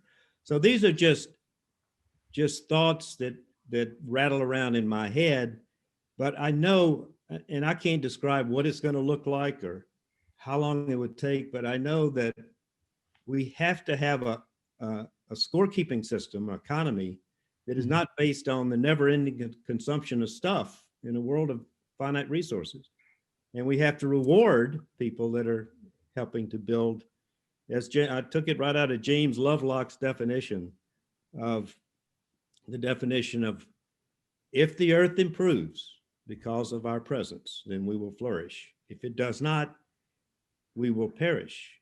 And if you think about that vision of the garbage truck, and you think about our reckless lifestyles, you know, I may have been too generous in terms of what percent we're living. I'll go back to how green is green enough. And I said, maybe we're living 10 to 20% as green as we need to be. Maybe the right number is 2 to 5%. We are nowhere close to living green enough to survive on this planet. And we're adding another 4 million people a week. It's just an unsustainable situation, but nobody in leadership is talking about it anywhere in the world. And I looked at that article of the New York Times last week about the new administration is going to do a superior job of fighting climate change. Well, they didn't even mention the food in a 2,000-word article about it in the New York Times. Not one word. So, it's a frustrating situation, but I think what you're doing, John, and taking the lead here with getting the word out there and providing it free to the public is a great step in the right direction, and I appreciate being included today. And that also puts an obligation on all of you to go on and share with others. We can't do it alone, but you can be a big influence on your friends and relatives. And now is the time. I do want to mention that this entire event is being recorded and will be on our YouTube channel tomorrow. So please share. So Jim, while I'm listening to you, I'm thinking, and I know other people are thinking, this is so radical. I mean, the whole world's not going to go vegan. So what about what they always say about diet? What about moderation? What if we all just do a little bit less? Will that make a difference? Well, I think, as I said earlier, it might buy us some time to get around to fixing things. But I keep going back to the question on that one slide: is how green is green enough for us to survive? And if you listen to the scientists and read the data, we are nowhere close. I mean, like I said, it may be 2%, maybe it's a high of 20%, as efficient as we need to be. But the rules have to change. We can't have an economy that's based on maximizing the consumption of stuff. Just look at the vulgar shopping that goes on in this world. Just gift giving. I mean, it's a tradition. We can give gifts without giving physical things that have to be manufactured. And we can write a poem for somebody, could be a gift. Give them a video, whatever. There's so many things that we can do to live much more sustainably, but we can't as individuals change the entire system. And for that, we need a global conversation that attracts the attention of the likes of those 10 billionaires in the video. I know two of those billionaires, Jim Cameron and Ralph Lauren. I worked for Ralph Lauren for a number of years as a division president in one of his divisions. I have no reason to think he's even thinking about this, but I'm surprised that people like Elon Musk and Bezos and Gates don't talk more about the food. And I keep coming back to the fact that it's the protein myth. They believe that we need to eat animal protein to be healthy. The smartest people in the world believe that. I believe most college professors believe that. I believe most people on the scientists in my chart there, the 11 scientists, I think most of them think it, except for Goodland and Campbell on that list. Dr. Peter Wadhams, who's become a friend of mine, he's on that list. He's a Arctic scientist, and he said he is now eating better since he got to know me. So I've referred him to John Mcdougall and people that can help him with improving his diet. What I say to folks is, go ahead, Celeste. Now, I just remembered, Jim, the term that you were using was locked brain syndrome. Oh, locked brain, LBS, yeah. Locked brain. Yeah. Sorry. Okay. Go ahead, John. Well, I was going to say, read the science. I mean, the science is crystal clear as far as protein is concerned. And we really have to get over that myth because that is paralyzing people. Or if you don't want to take the trouble to read the science, just think about how many cases of protein deficiency you've seen or amino acid deficiency you've seen. The answer is none. Yet this is the major worry people have about nutrition is protein. But you've never seen a case of protein deficiency. It's never existed. Amazing how people can get fooled. Well, power of advertising. The other long brain syndrome that I see happening that's causing us to get stuck in the system is the idea that happiness is outside of us. Okay, that you have to go grab things from outside and enjoy things, and only then will you get happy. And this is something that we addressed thousands of years ago, in our culture, that happiness is not outside, it's within you. It's always there. It's always there for you to tap into. And switching our system to reflect that is very important, because right now our system thinks that pursuit of happiness is the pursuit of material wealth. Okay? So we equated the two and we are just running after like crazy. And you'll see that even the wealthiest people are taking antidepressants or anti-anxiety medications. In fact, half of Americans are on antidepressants or anti-anxiety medications on a regular basis. And this is supposed to be the wealthiest country in the world.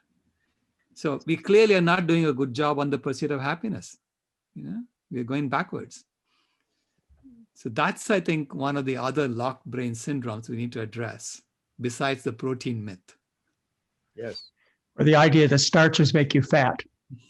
and faces the observation that around the world and throughout history, all populations of people who've lived on starch-based diets, i.e. Asians, the Aztecs and the Mayans, the Incas, the Middle East was once known as the breadbasket of the world.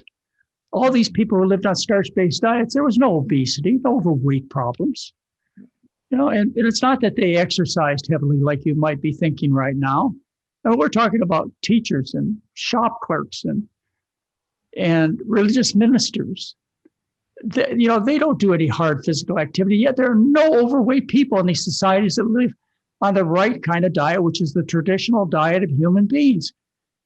Again, we're not talking about a new invention. We're talking about the way that people have eaten for eons.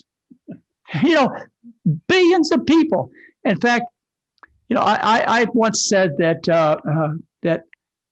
of the people who walked planet Earth, 99% of them lived on a starch-based diet.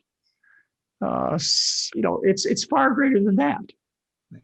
I want to respond to something that Sailesh just said about the theory of happiness. There was a book that I read long ago called Flow, and it's all about the theory of happiness. And I want to tell this little anecdote about that topic with Ralph Lauren, who I was working for at the time. And Ralph had set up a luncheon for all of the top executives, about 25 of us, to come out to his new estate, newly remodeled estate that was about $50-60 million worth of improvements. It was the most beautiful place I had ever been. And I arrived first by accident, because instead of going home, I was flying in. Instead of going home to get changed, I drove on out there, and I embarrassed myself by being the first to arrive and was announced. Anyway, when Ralph rushed out to greet me, it was just me and Ralph. And I was apologizing for showing up early. He said, "Oh, no, come on in. I want to show you around." So here is Ralph Lauren giving me a personal tour of the most beautiful mansion I had ever seen. And it was just breathtaking. And he was pointing out details. I was in his closet, in his bedroom, in the kitchen, in the lounges. And it was just amazing. And then all of a sudden, he just sort of adopted this sort of forlorn look in his face. And he says, "Jim, I've always dreamed. I grew up poor in the Bronx. I've always dreamed of having a place like this." And with a sad look on his face, he said, "Now that I've got it, I don't know what to do with it." It was too big to live in and maintain. It was a place built to entertain hundreds of people, grand grounds and all of these things. But here's one of the richest people in the world, most privileged, could have anything he wanted. He's got the Gulfstream jets and everything else. And so what he always wanted in his life was a place to live like that. And now that he's got it, I think Henry David Thoreau was much happier in his one room up in Massachusetts. It just goes back to the saying that money never buys happiness. I've known a lot of wealthy people too, Jim. Let me finish that. One more thought. So when I heard Ralph say that, I said, "Ralph, hear you say that reminds me of a book that I just read." And I told him about Flow. It's about the theory of happiness. He looked at me and he almost shouted at me, "I want that book." And he was dead serious. "I want that book." Like he desperately wanted to know how to be happy. And so I called my secretary on the way home and said, "Go get that book and get it to Ralph's office by tomorrow when he gets to work." So he had it the next day, wrote me a nice thank you note.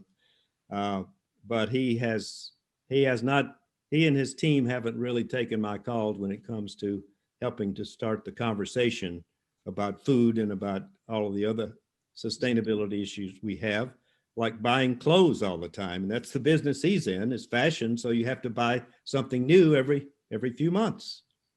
So the whole system has to change. Right. I think we can be happier living simple lives. That's totally different. A question came into the Q&A about our new administration coming in January 20th, and it's much more climate friendly. And how can we best reach out to them to try to affect real change? Clearly, we need to make our own changes, but let's also share our beliefs and what we need to be doing. How can we do that? You can send them to YouTube, Donkeys and Spaceships, and we'll talk about that. There's one slide in there about the New York Times article about the new administration is doing a superior job of fighting climate change, but they're not even looking at the food. Didn't even mention the food. It wasn't mentioned in any of the articles. And so I agree with John wholeheartedly. If we don't get the food right, doesn't matter what else we do, because over half of greenhouse gas emissions are caused by eating animal-based foods. Yeah, my calculations are it's 87%. And not a minimum of 51, according to Goodland. And yours is 87. Right, 87% is from the food. Fundamentally, the flow is actually a rediscovery of yoga. It's basically the 8 steps he talks about in flow is what the 8 steps of yoga, literally. So it's us coming back to the wisdom that we always had. Like John was pointing out, this is the kind of food we have always been eating. It's not something new, right? We just got sidetracked into this industrial age and we did all these things. And in the process, we created all the tools and technologies we need to become the true climate regulators of the planet. So nothing in nature is wasted. Nothing in nature is, nature is such a beautiful, perfect system design. She's just using us. Mother Earth has been using us. So that's what I tell people, that, we don't even realize we're being used. And so now she's slapping us around saying, wake up and, and do it right. Go back to what you knew. So this is nothing new. We've always known this. Well, I would say that we need to start as far as governmental interaction by telling the truth. We need to have another dietary commission which looks at the human needs, human nutritional needs, and come out and tell people that we're sick for a reason. It's not a mystery. Of course, we'll offend the meat and dairy industry, who are big lobbyists, who bend the message towards their particular companies and profits. But we've got to put the truth over profits. And we could do things like do public service announcements and tell people what the human being eats.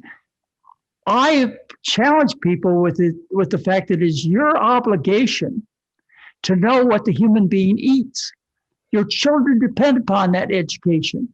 Your spouse does. Your neighbors do. When you as a curious person need to be able to answer the question, what do people eat? It's just like if you were a horse farmer and you ask what horses eat, everybody who is a rancher who raises horses know exactly what they're supposed to eat. But when it comes to people, we have messages that are influenced so much from industry and focused on making them more money that the truth is mixed up. It's confused. It's the opposite of what is reality. And, I would, if I was in charge, and by the way, I'm still looking forward to being appointed Surgeon General, a reign that I'll hold for 24 hours until I get assassinated. If I was in charge, I would make it required that in all of our elementary schools, all of our colleges, that we have basic courses on what a human being eats. But what is more important for students than to know what a person eats, to have the truth, or when they go into a profession like nursing or science, to have the foundation of what does a human being eat? We know what cats eat. We know what snakes eat. But we don't know what people eat. People eat like cats and dogs. People eat foods that you wouldn't feed to your animals. If you fed the cheesecakes and the ice creams to your animals, somebody from the Humane Society or Farm Animal Reform Movement would come and arrest you. So everybody ought to know what a human being is supposed to eat. And if you don't believe us, you still have the obligation to go out and find out what people eat so you can share that with those who are closest to you. This is fundamental knowledge. So I would make education a beginning, a start. I would also stop rewarding the food industries with subsidies, like we're going to stop subsidizing the fossil fuel industries. Hopefully we stop subsidizing the tobacco and alcohol industries. We need to put the food industry at a financial advantage so that they don't win, a financial disadvantage so they don't win. And the government can do that. The government is designed to protect us from foreign and domestic threats. Just like IBM or Apple's not going to put together an army to defend us from foreign countries, foreign threats. The government has to do that. It's the obligation of the government to defend us from foreign threats. Well, the government's job is also to defend us from the domestic threats, like those from the dairy industry and the meat industry and the processed food industry. That's their job. So I would ask them to do their job. I think, I don't want to talk politics, but, things are going to change. We've seen one side of the coin, and a lot of us haven't been happy with what we've seen. I have to say we've kind of started from the bottom, and the only way to go is up. That's why COVID-19 showed us the possibilities of change. We can, I mean, in a matter of hours, the whole economy, the whole society, our whole interactions changed because of COVID-19. Well, we could do the same thing if we were educated as to the real threat. I mean, the threat that we will not be able to change in a few years, and that's planetary destruction. And food is a good place to start. Hey, if you're involved in the fossil fuel industry and fighting that battle, I encourage you to do it. It's not that these things aren't important. You know, I think you should all be out there. I know Jim is not in favor of electric cars, but I think you should all be out there promoting electric cars and solar power, you know, whatever is clean energy. But hey, most of us can't do that. But all of us can do something about the food on our own dinner plate and the food on the plates of the people closest to us. And maybe some of you are influential enough because you're writers or television show producers or whatever your talents are to influence in a bigger way. And one of our guests this afternoon actually is in the documentary business, and I'll ask him about the influences that he's made that have really made some powerful changes in our society already by the talents he has as a television producer making documentaries. So make sure you stay tuned for this afternoon's session because we've got some very interesting things to talk about. Heather, there must be some other questions people have. So let's see. My 11-year-old grandson is worried about climate change. Does anyone have suggestions for good reading materials for this age group or even videos to watch? You know, kids are concerned about the climate. My boys learn about this in school. They know that we're not going down a good path. They don't learn about food, but you know, we need to educate our children as well. So what would you recommend that they read or watch? Well, before we get an answer to that, I want to recall one of the graduation ceremonies that we all went to for the 8th grade class at Jason's school. And this young boy, he must have been, what, we were in 8th grade, you're 14 years old. He was a farmer. He came from a farmer family. And he realized the harmful effects that animals were having on the environment. And one of the questions he asked this whole group of very successful people that belong to this private school, he asked, how many of you are vegan? Because you should be. So even at that young age, as an 8th grader, he knew. I have to tell you that Heather, Mary, and I were some of the few hands that stood up in that audience of several hundred people. So what kind of things would you suggest that people watch or read? Anybody have any thoughts? I think Greta Tunberg has really made the public aware. You know, the children look at this issue and they say we have to make changes because we have to have a future. But older people like me in our age group, when she talks like that, we say, yeah, but you're going to take all our comfort away. And so we resist. But, you know, we all got to get together in all age groups and work together for a common theme. We need to keep the planet well, and we need to make sure we take care of the elderly too. See, when Jim said about that our economy is 10% efficient, 10 to 20% efficient right now. I remember reading Donella Meadows' book, The Limits to Growth, and she had estimated it was 0.5% efficient. She's probably at meeting our true needs. At meeting our true needs, you know? She's probably closer to the truth. I know she's a systems specialist and she's been looking at this closely. So the thing we need to tell people is that when we fix this, you are actually going to have more comforts, not less than what you have now. And you will actually be happier. Okay, so that's the transformation. It's just like going from analog to digital, right? We just improved it and went much better. I think we're going to do exactly the same thing with this. Because if you look at every one of our systems, they are so inefficient. I mean, we are extracting 6 times as much food as we need, and then 1 billion people are going hungry. Okay. I mean, are we that stupid? We don't know how to send the food around so that everyone gets enough to eat. Of course, we know how to do that. It's not being optimized for that. It's optimized to make sure that someone gets the most exotic food he wants, right? Because that's how money talks.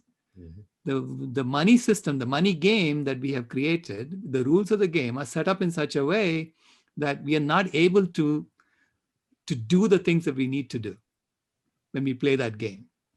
So the people with money determine what kind of truth can be told. So that we have all this selective revealing of the truth that happens. And it really confuses people. So we need a different game. We need a different way of organizing ourselves.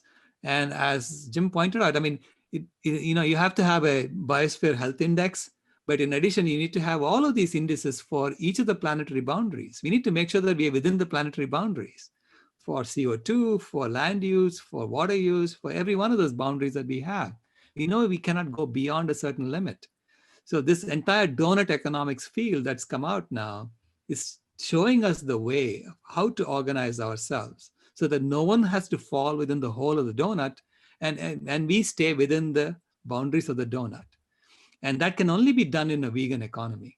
Okay, that can only be done in a vegan world, because when you have a hole in the donut, there is no one who wants to go slaughter animals for a living. No one will want to do that. So this is one of the most obvious win-win situations. We, as the wealthy, can solve our diseases of influence. You know, the heart disease is killing half the people. The cancers that are killing about half the people. We can solve that and win greatly and make the extra food available by changing from an animal food-based diet to a plant food-based diet. We can make that food available to the have-nots, the people of the world that actually are a great threat to us because they want to live like we do. You know, they watch CNN News. They want to live like Americans. Well, you know, if I feed these populations well and their children aren't starving, my safety is assured. Mm-hmm. And plus my health is assured. There's no losers in this except for a few people who, as you mentioned, Jim and Salish, are focused on consumerism, gaining more. But otherwise, everybody wins. And of course, the big winner here we want is the planet.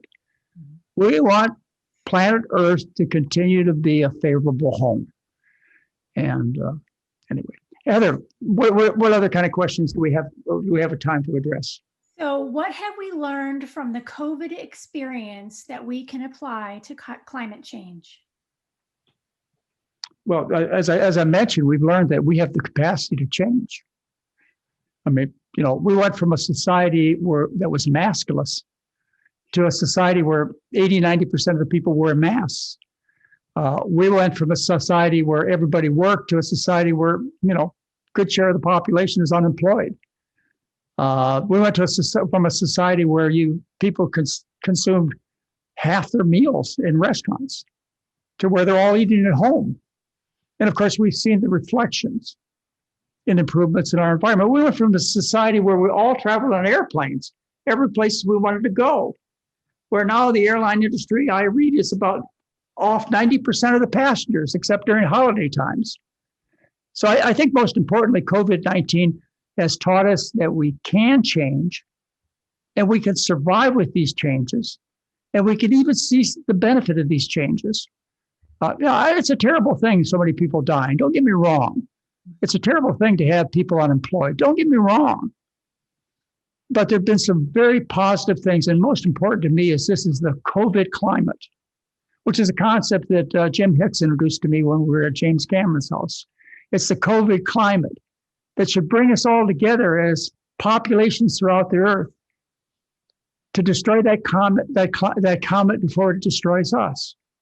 Again, you know, we don't want to be dealing with the possibility that we can change and improve things or that we should have changed our diet when Florida is under 20 feet of water.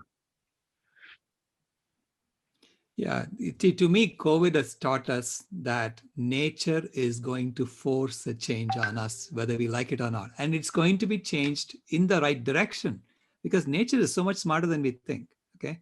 So we are better off forestalling that and doing it ourselves first so that we minimize our suffering. Because if nature does it through COVID and diseases like that, we're going to suffer in the process of the change. I mean, she's forcing the change. She's saying, shut down the airline industry. It is getting shut down. And she's saying, oh, I'm going to kill you if you have these all these comorbidities. So people are now have to eat well so that they get rid of these comorbidities. So nature is going to sort this out. And we want to be part of it when she sorts it out. And that's why it's important for us to transform our system, transform ourselves without waiting for nature to do it for us. Yeah, I want to challenge you with the fact that except for a few people, everybody on the planet is going to follow a vegan diet, a diet of rice, corn, and potatoes. You can do it in a pleasant way under your particular control. Just like Mary and I are about to have lunch. And we're going to eat a very delicious vegan lunch. But most of the population is still in a frame of mind where all they're going to have left are a few potatoes, a bit of corn, a loaf of bread, because nothing else is available. You will make this dietary change.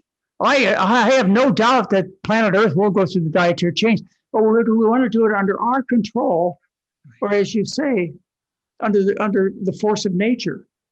The planet is going to survive. You've heard that many times.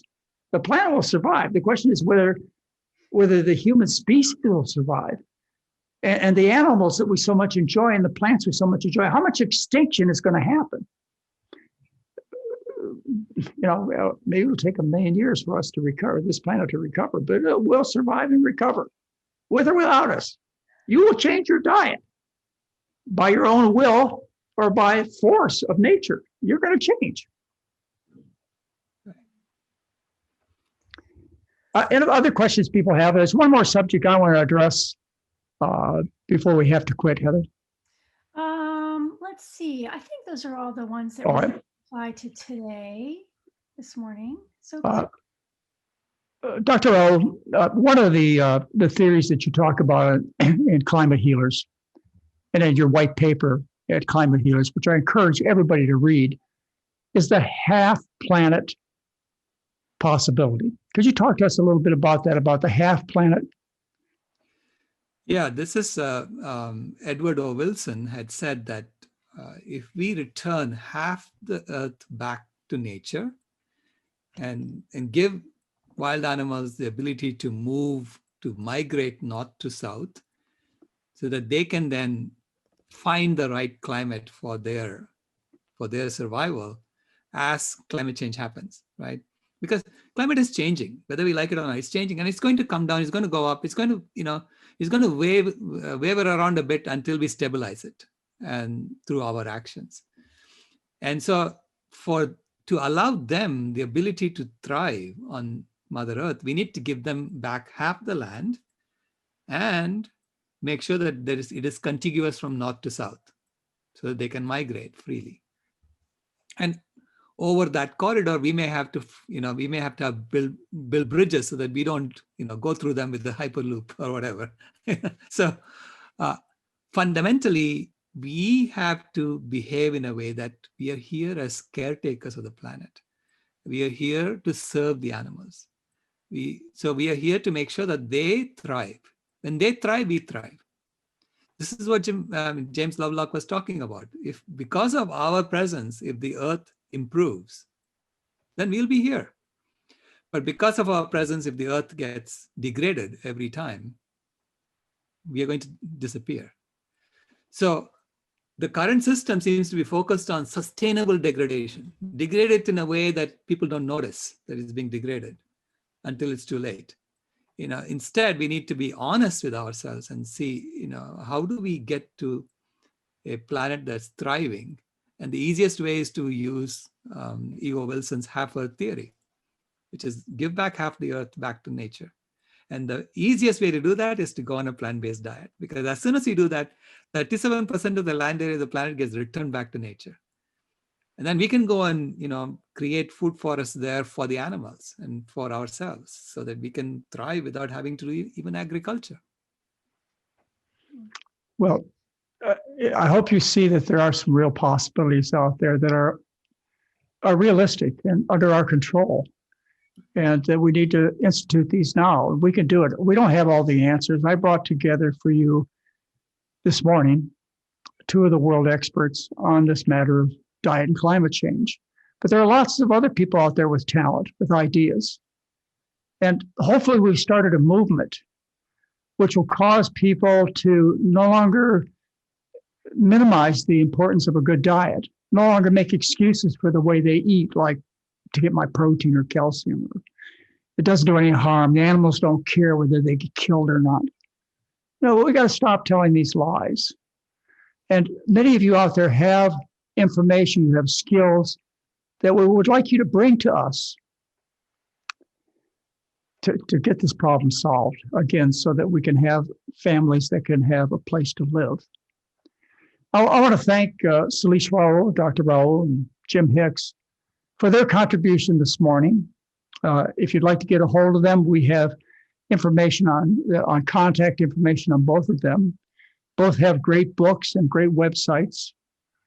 And we'll have them back again this afternoon, which I believe starts at 1 o'clock Pacific time. We're going to approach this thing with 3 other experts who have some very practical ideas about not only how we're destroying the environment, but how we can fix it. So we had a great session this morning, Heather. I want to thank you very much. Your technical skills were perfectly adequate, but I would keep your day job as the director of the McDougall Program. You do it. My first time. Yeah, I know. I know. That was lots of fun.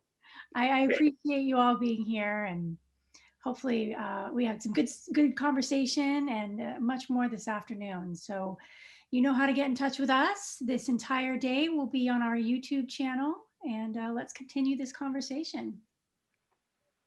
Thank you. Thank you, everyone. Enjoy your break, and I'll see you all back here at 1 p.m. Pacific time.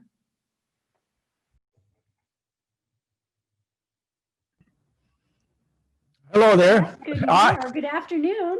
Hey, we really had fun this morning. I hope people tune into what we did.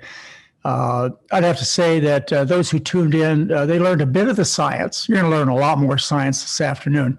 But you learned a bit of the science behind dietary change, but you also got an understanding of the gravity of the situation. But you also got hope. And that's the purpose of this seminar today. Is we'd like to help you have hope in a very desperate situation, which is the fact that our climate's in huge trouble. Anybody who is kidding themselves and thinking that everything's okay, you're not ready to help yet. You've got to understand that we all have to take action, and serious action, to get things fixed. Now, one of the things I want to start out by saying is there's a lot of people making a lot of efforts to help save the planet. And I don't in any way want to minimize the attention that's being paid to fossil fuels, to improve transportation, to energy sources, and so on. Those are all crucial. I first learned about the issues of climate change from Al Gore back in 2006. The problem is that Al Gore did not mention diet when it comes to climate change. Didn't even talk about the cows.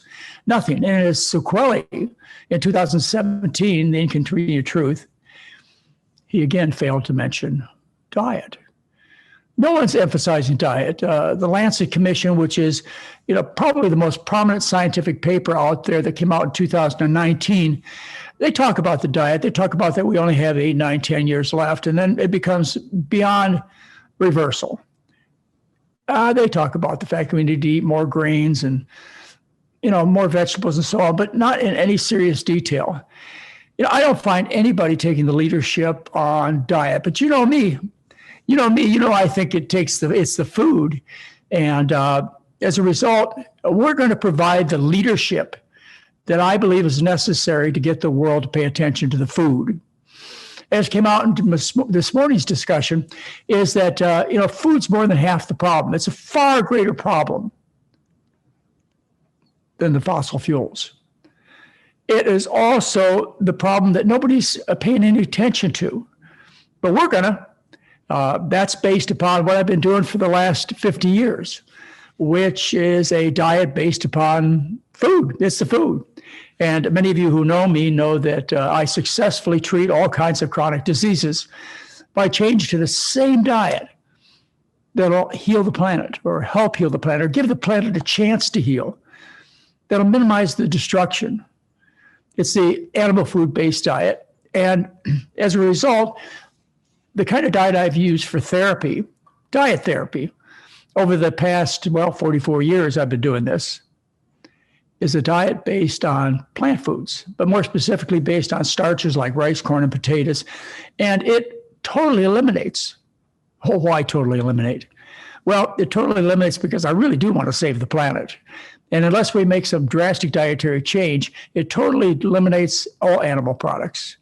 It puts to bed the livestock industry completely. Now, our guests this morning, they believe that this has to be done also. In fact, one of our guests this morning, Dr. Raoult, he thinks that we're going to become a vegan planet by 2026. And I used to think that was a crazy thought, that in the next, 5 years, we're going to make a massive dietary change.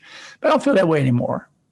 I think that with technology the way we have it, communication the way we have it, and the growing appreciation of how it's necessary, if we're going to save this planet, how it's necessary to fix the food. World experts, scientists, they tell us that even if we correct, because of the late stage that the planet is in now in terms of destruction that has occurred, if we're going to save things, we're not going to do it by completely eliminating fossil fuels. We're going to have to fix the food. And that's the conclusion that so many people have come to. But at least they're offering us an option. And I want to take an option.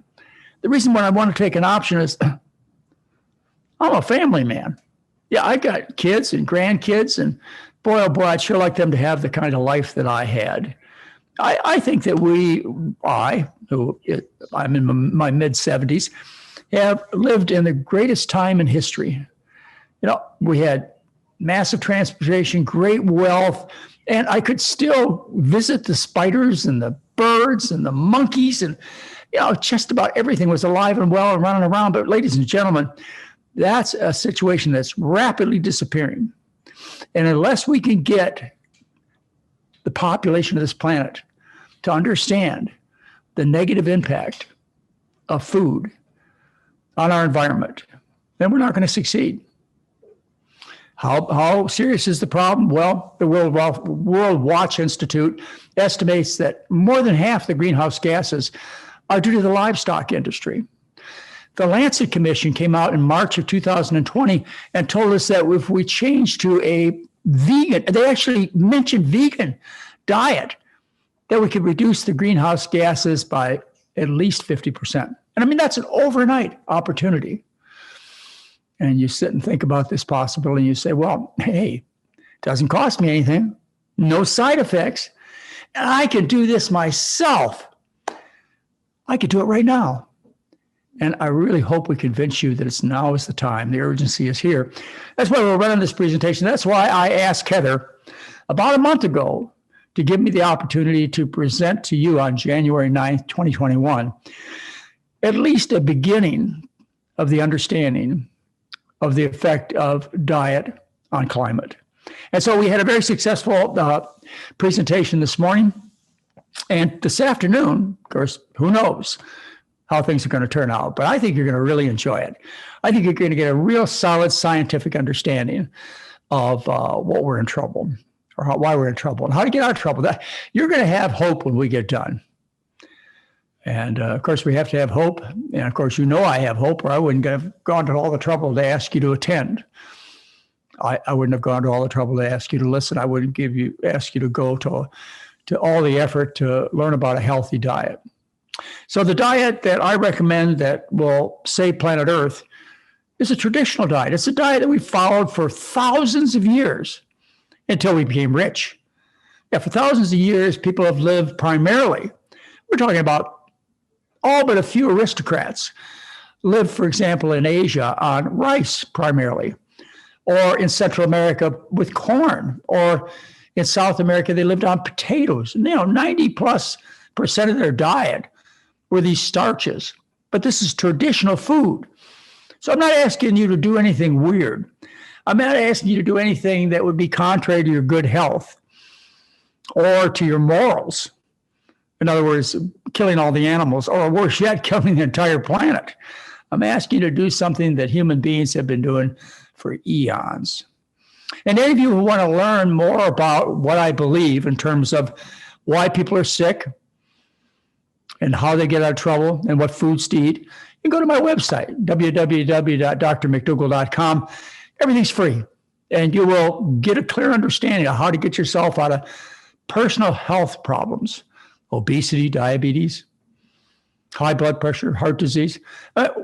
We help people cure themselves from these serious maladies simply by changing the food they eat. Hey, I publish scientific data that shows this clearly. And by the way, this is a little bit of bragging, but I don't really get any criticism about my work, or at least not to my face, I don't. I have to assume that people agree. They might not like what I have to say. They might rather I give them a compromise, moderate diet, an easy way out. But I can't do that. I have 7 grandchildren. And I don't want them to say, as I'm sure you don't want any members of your family to say, Grandpa, why didn't you try harder? You knew something. You could have. Why didn't you try harder? Well, today is one of the beginning opportunities for me to try harder. And this is an ongoing event. We're going to have another seminar in about 3 weeks, and we'll invite you to it. And we had some great guests this morning, have some great guests this afternoon, but I bet we get a lot of interesting people to come and talk to you about how we could save the planet. And I have to tell you, I'll get into some issues that you may not be comfortable with, like not eating animals. One of our guests coming up here gives a talk about why is it okay to eat cows and pigs and not our dogs and cats? Well, there's a challenge for you. Anyway, the goal that I have is to provide leadership for a largely neglected subject, and that is that the inhabitants of planet Earth are destroying our home. And I'm not going to compromise. I really, really want people to change. And I really, really believe that it'll make all the difference in the world. Well, we have an interesting set of guests this morning. Heather, would you like to chime in and ask any questions or things that I may have left off to get people started this afternoon? I don't think so. I mean, I just, I love hearing your passion. I've been listening to it my whole life about human health, and now since my kids were born, it's been a lot about the planet's health. And so I want to thank you for being so passionate about it and refusing to be quiet and, thinking about the future of my children and my grandchildren. So I think it's important. Some people think that we're radical and maybe we can be just a little bit more moderate, but I think these things really need to be talked about. So thank you.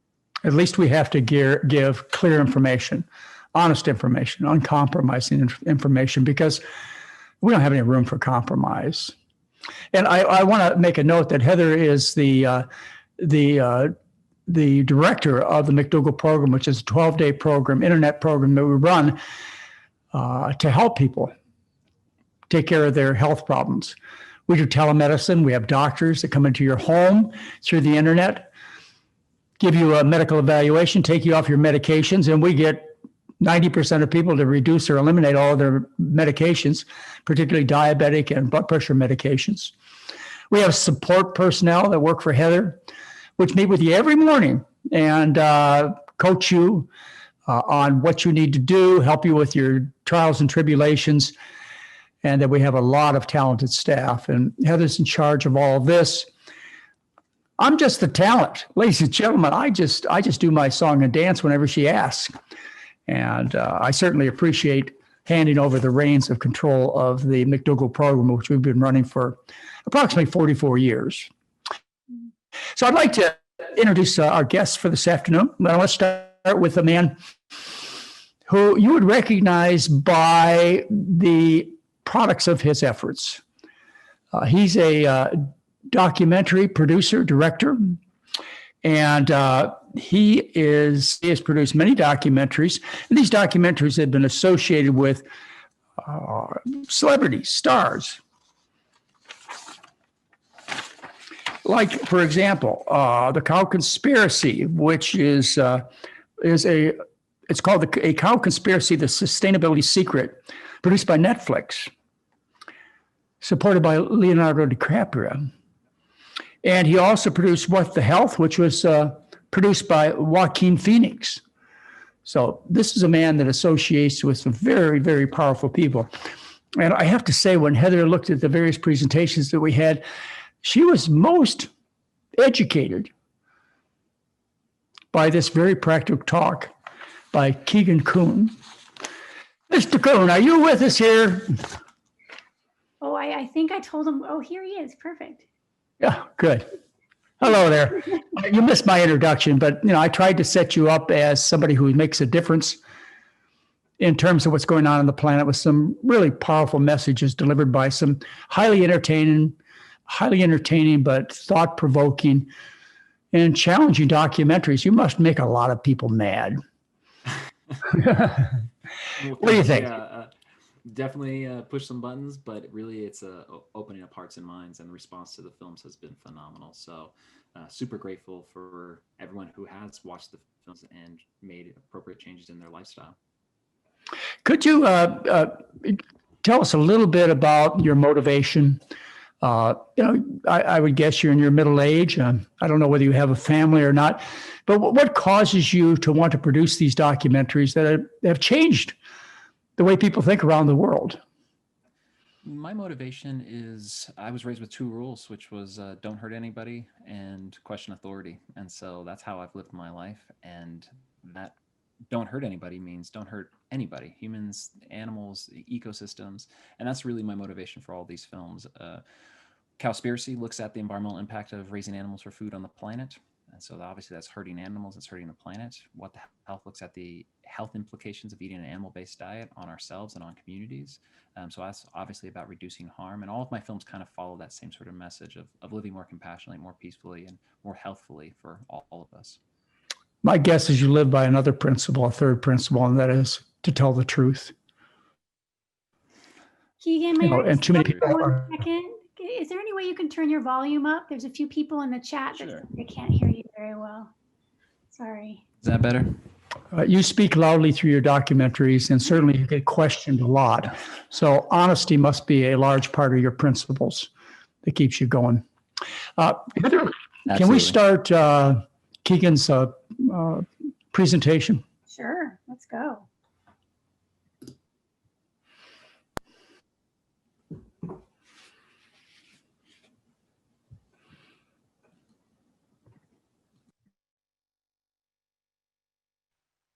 Hi, my name is Keegan Kuhn. I'm the co-director of the documentary film Cowspiracy, the Sustainability Secret, as well as What the Health, Running for Good, and most recently, a film called They're Trying to Kill Us. This presentation is going to be an overview of the true impacts of animal agriculture on the planet.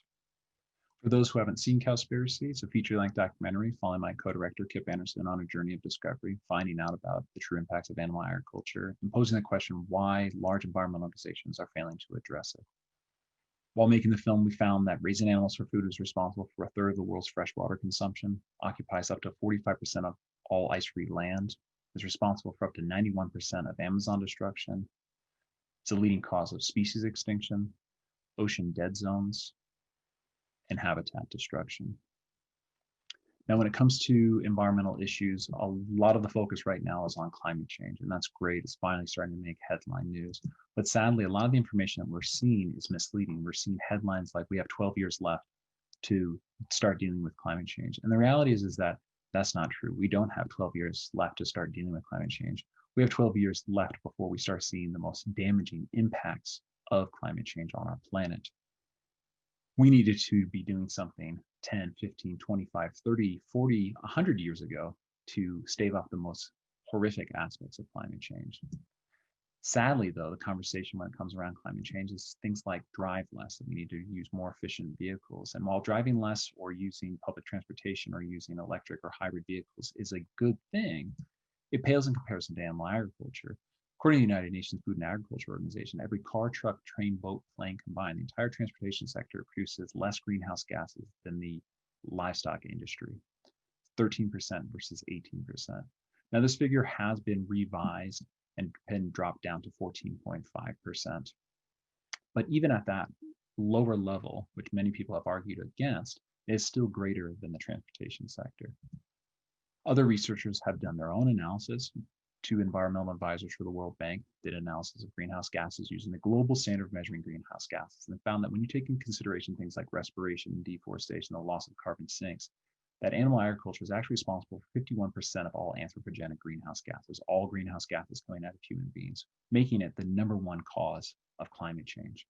And the reason why there's such a big difference between this 51% and the United Nations percent is, one, the United Nations did not use the global standard for measuring greenhouse gases. And the other thing too is that it's how they measure the greenhouse gases. So CO2 is the main big name in climate change and greenhouse gases. And that gas has about a 100-year time frame. It lives in our atmosphere about 100 years. But there are more important or potentially more dangerous greenhouse gases like methane. Methane has a global warming potential 86 times greater than CO2 on a 20-year time frame. And the reason why it's important to make that distinction is that we could stop producing all fossil fuel emissions today, and we continue to see the world's temperatures increase for the next 100 years because the gas lives in our atmosphere for that long. Whereas if we were to cut emissions from methane, which is the vast majority of methane comes from animal agriculture, we would see marked temperature differences within a decade or two because it's a much shorter lived and more potent greenhouse gas. Another major gas is nitrous oxide, which is 298 times more potent than CO2. And 65% of nitrous oxide comes from animal agriculture. The other aspect too is looking at full life cycle analysis. You have to take into consideration things like respiration when we talk about the fact that there are literally billions, tens of billions of farm mammals on the planet. Emissions from agriculture are projected to increase 80% by 2060 versus only about 20% for the energy sector. And the reason for this is that there's an increased demand for meat and dairy and egg consumption around the world, but also because the energy sector is shifting more and more towards green energy, which is a great thing. But if we don't change how we eat as a global society, there's no way we're going to stop the most horrific aspects of climate change. If we want to stop climate change, though, we need trees. But as I mentioned, 91% of all Amazon destruction is associated with animal agriculture. When we clear forests, we not only lose those forests, but we also lose the species that live there. So about 100 species go extinct every single day. That's plants, animals, and insects. When we talk about deforestation, palm oil gets a lot of attention. Palm oil is responsible for about 26 million acres being cleared. But if we compare that just to animal agriculture, and this is just animal agriculture in the Amazon, it's 136 million acres. And these are old figures. This is 2013. Sadly, the situation has only gotten worse. Palm oil, another part of that too, though, is that most of the world's palm oil is actually fed to livestock. When they clear forests, though, a lot of people think it's being cleared for timber. There's not a lot of money in timber. The vast majority of it is literally just burned to make room for livestock. And we're losing about an acre per second. That's a football field every second. And these numbers go even higher. And you think about that, every second a football field of forest being cleared just to make room for livestock. And it's not like you're putting hundreds of cows on that 1 acre. You're putting 1 cow or less per acre. Now, what they do in Amazonia directly impacts what we do here. Most of the beef raised in South America is exported to Europe and North America. What happens is they will burn the forest, they will run cattle, and because they're organic, because they're low organic levels in tropical soils, they become depleted very quickly. So after 1 season, they then plant GMO corn and soybean, which is then, of course, fed to livestock. Another major issue is about water consumption. In the United States, 5% of all water consumed is for domestic use versus 55% for animal agriculture. It is the #1 water consumption in the United States. And this is around the world as well. Fracking gets a lot of attention. Hydraulic fracturing for natural gas uses on average about 100 billion gallons of water every single year.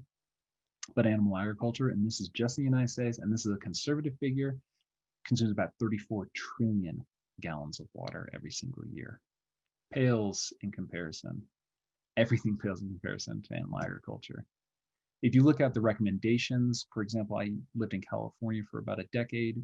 We went through repeated droughts, and we would be told to take shorter showers, and that's great to save water. But just 1/4 pound burger is 660 gallons. That's the equivalent of about 2 months worth of showering. So you can have your one burger and skip 2 months of showering to save the amount of water. But it's not just meat, it's also dairy. Dairy consumes about 1,000 gallons of water for every gallon of liquid dairy. That's a global figure. You look at the water consumption saving recommendations, you can save about 47 gallons a day versus 660 gallons of water for just one burger.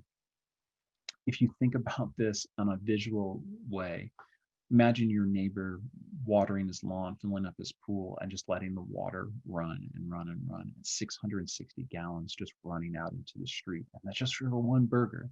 Every single person, every neighbor would come outside and say, hey, what are you doing? You got to stop. You got to turn that off.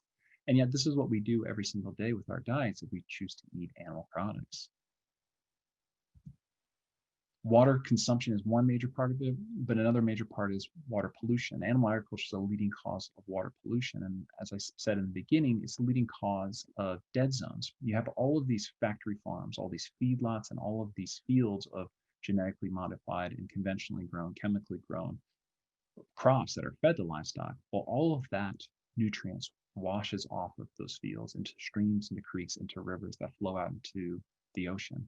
And so you have these major areas that there's so much nutrients in the water that you have these massive algae blooms that literally pull all of the oxygen out of the water. So you have areas completely devoid of life. Fish can't live in there because there's no oxygen for the fish.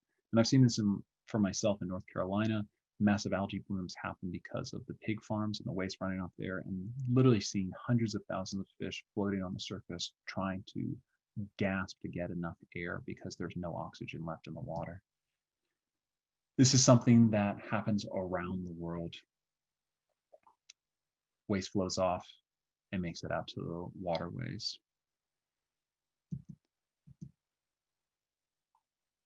Cows produce about 150 billion gallons of methane per day and about 130 times more waste if you compare to the human beings.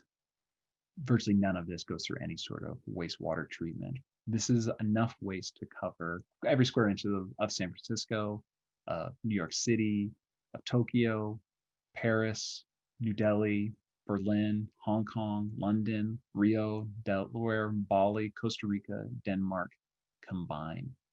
And this is every single year. There's an incredible amount of waste that we're not talking about. One dairy farm of 2,500 cows produces the same amount of waste as 411,000 people. That's about the size of Salt Lake City. The other aspect of animal agriculture is the fact that we are fishing the oceans to depletion. 3/4 of the world's fisheries, according to the United Nations, are now depleted, on the verge of depletion, or have already collapsed due to overfishing. And an important part of this is that the majority of fish pulled from the ocean and aquatic life pulled from the ocean is not fed to human beings, it's fed to livestock or domesticated animals.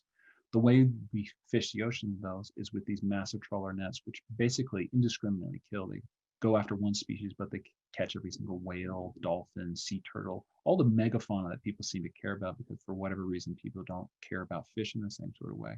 But if we were to think about doing this same sort of harvesting on, say, the African savanna, going after gazelle, but getting every single giraffe and elephant and lion and zebra, nobody would stand for it. Everyone say this is insanity. We have to stop. And yet this is what we do every single day in the oceans. People say, well, that's just factory farming. That's the real issue. You know, we just have to change the way things we do. We should just eat grass-fed beef. But right now, half of the United States land is already used to grow livestock feed or grass to feed those animals. If we wanted to switch over to meat, the US's demand for meat just with grass-fed beef, we'd have to clear every single square inch of the United States, all of Mexico, good part of Canada, and about half of South America. But the reality is that most of this land isn't suited to grow grass. It's national forests, it's mountain ranges, it's national parks. It is land that is not suited to graze but we would have to clear every single square inch just to make enough room to meet just the US's demand for beef. So clearly that's not a solution either. There has been this idea proposed by the regenerative agriculture movement that we could somehow use cows or livestock, grazing animals, to emulate nature and large herbivorous herd animals to be able to sequester carbon from the atmosphere. And this is very much pushed by Alan Savory, who gets funding from the livestock industry, but is also responsible for killing tens of thousands of elephants because he believed that they were causing damage. These are not trustworthy people that getting information from. But the reality is no matter how you graze livestock, they will never be able to sequester carbon better than a native forest. No matter how you graze livestock, they will never be able to sequester water better. They'll never be able to have the biodiversity that native forests will. They'll never be able to have the soil stability. There's nothing that works as well as a native ecosystem. You can't introduce an invasive species and think it's going to act the way a native ecosystem is or somehow work better. That is an unbelievable amount of human arrogance. This is probably the most important slide of my presentation. It comes from Dr. Sailesh Rao, climate healers at the University of Illinois, and they did their own analysis, finding that if you would take the world's grasslands that were formerly forests and allow those forests to come back, forests that were cleared to make room for livestock, allow those forests to come back, you'd be able to sequester 265 gigatons of carbon from the Earth's atmosphere. That's more than the 240 gigatons that we've emitted since the industrial era began. We would be able to go back to a pre-industrial era in our atmosphere simply by getting rid of grass-fed livestock. Grass-fed livestock also is not only damaging to the planet, but there's also predator killing. Because animals are seen as a threat to the livestock industry in the US, every year, over 305 mountain lions are killed because they're seen as a threat to the calving industry. Over 322 wolves were killed. Bobcats are seen as a threat to the poultry industry, so they are also killed. But there's other species like crows that are killed. Fox are killed by the thousands because the livestock industry, sees these animals as competition or as a threat. And so when you have grass-fed livestock, that means that these predators aren't allowed to coexist with them. And the primary reason why this is happening is for grass-fed beef. So when you go to Whole Foods, you see the grass-fed, free-range, organic beef. Think about all the other animals that had to die to go along with it. This is also part of the United States rounds up wild horses on public lands because they are seen as a threat to the livestock industry as well because they eat the same things that cows do. So right now there are more wild horses in federal holding facilities than there are free on the range. They're spending tens of millions of dollars every single year to round up these animals and no environmental reason other than the financial request of the livestock industry. People will say, well, it's really an overpopulation issue. There's too many people on the planet. Human population is a major issue that needs to be addressed. And in 1812, there's 1 billion of us. 100 years later, there's 1.5 billion of us. And then 100 years after that, we skyrocketed all the way to 7 billion. And while that is an important figure to take into consideration, an even more important figure in my mind is the fact that there are over 70 billion farmed animals on the planet who need to eat, drink water, and have space to live every single day. The human population, being very generous, consumes about 5.2 billion gallons of water every single day and consumes 21 billion pounds of food. That's if everyone's eating.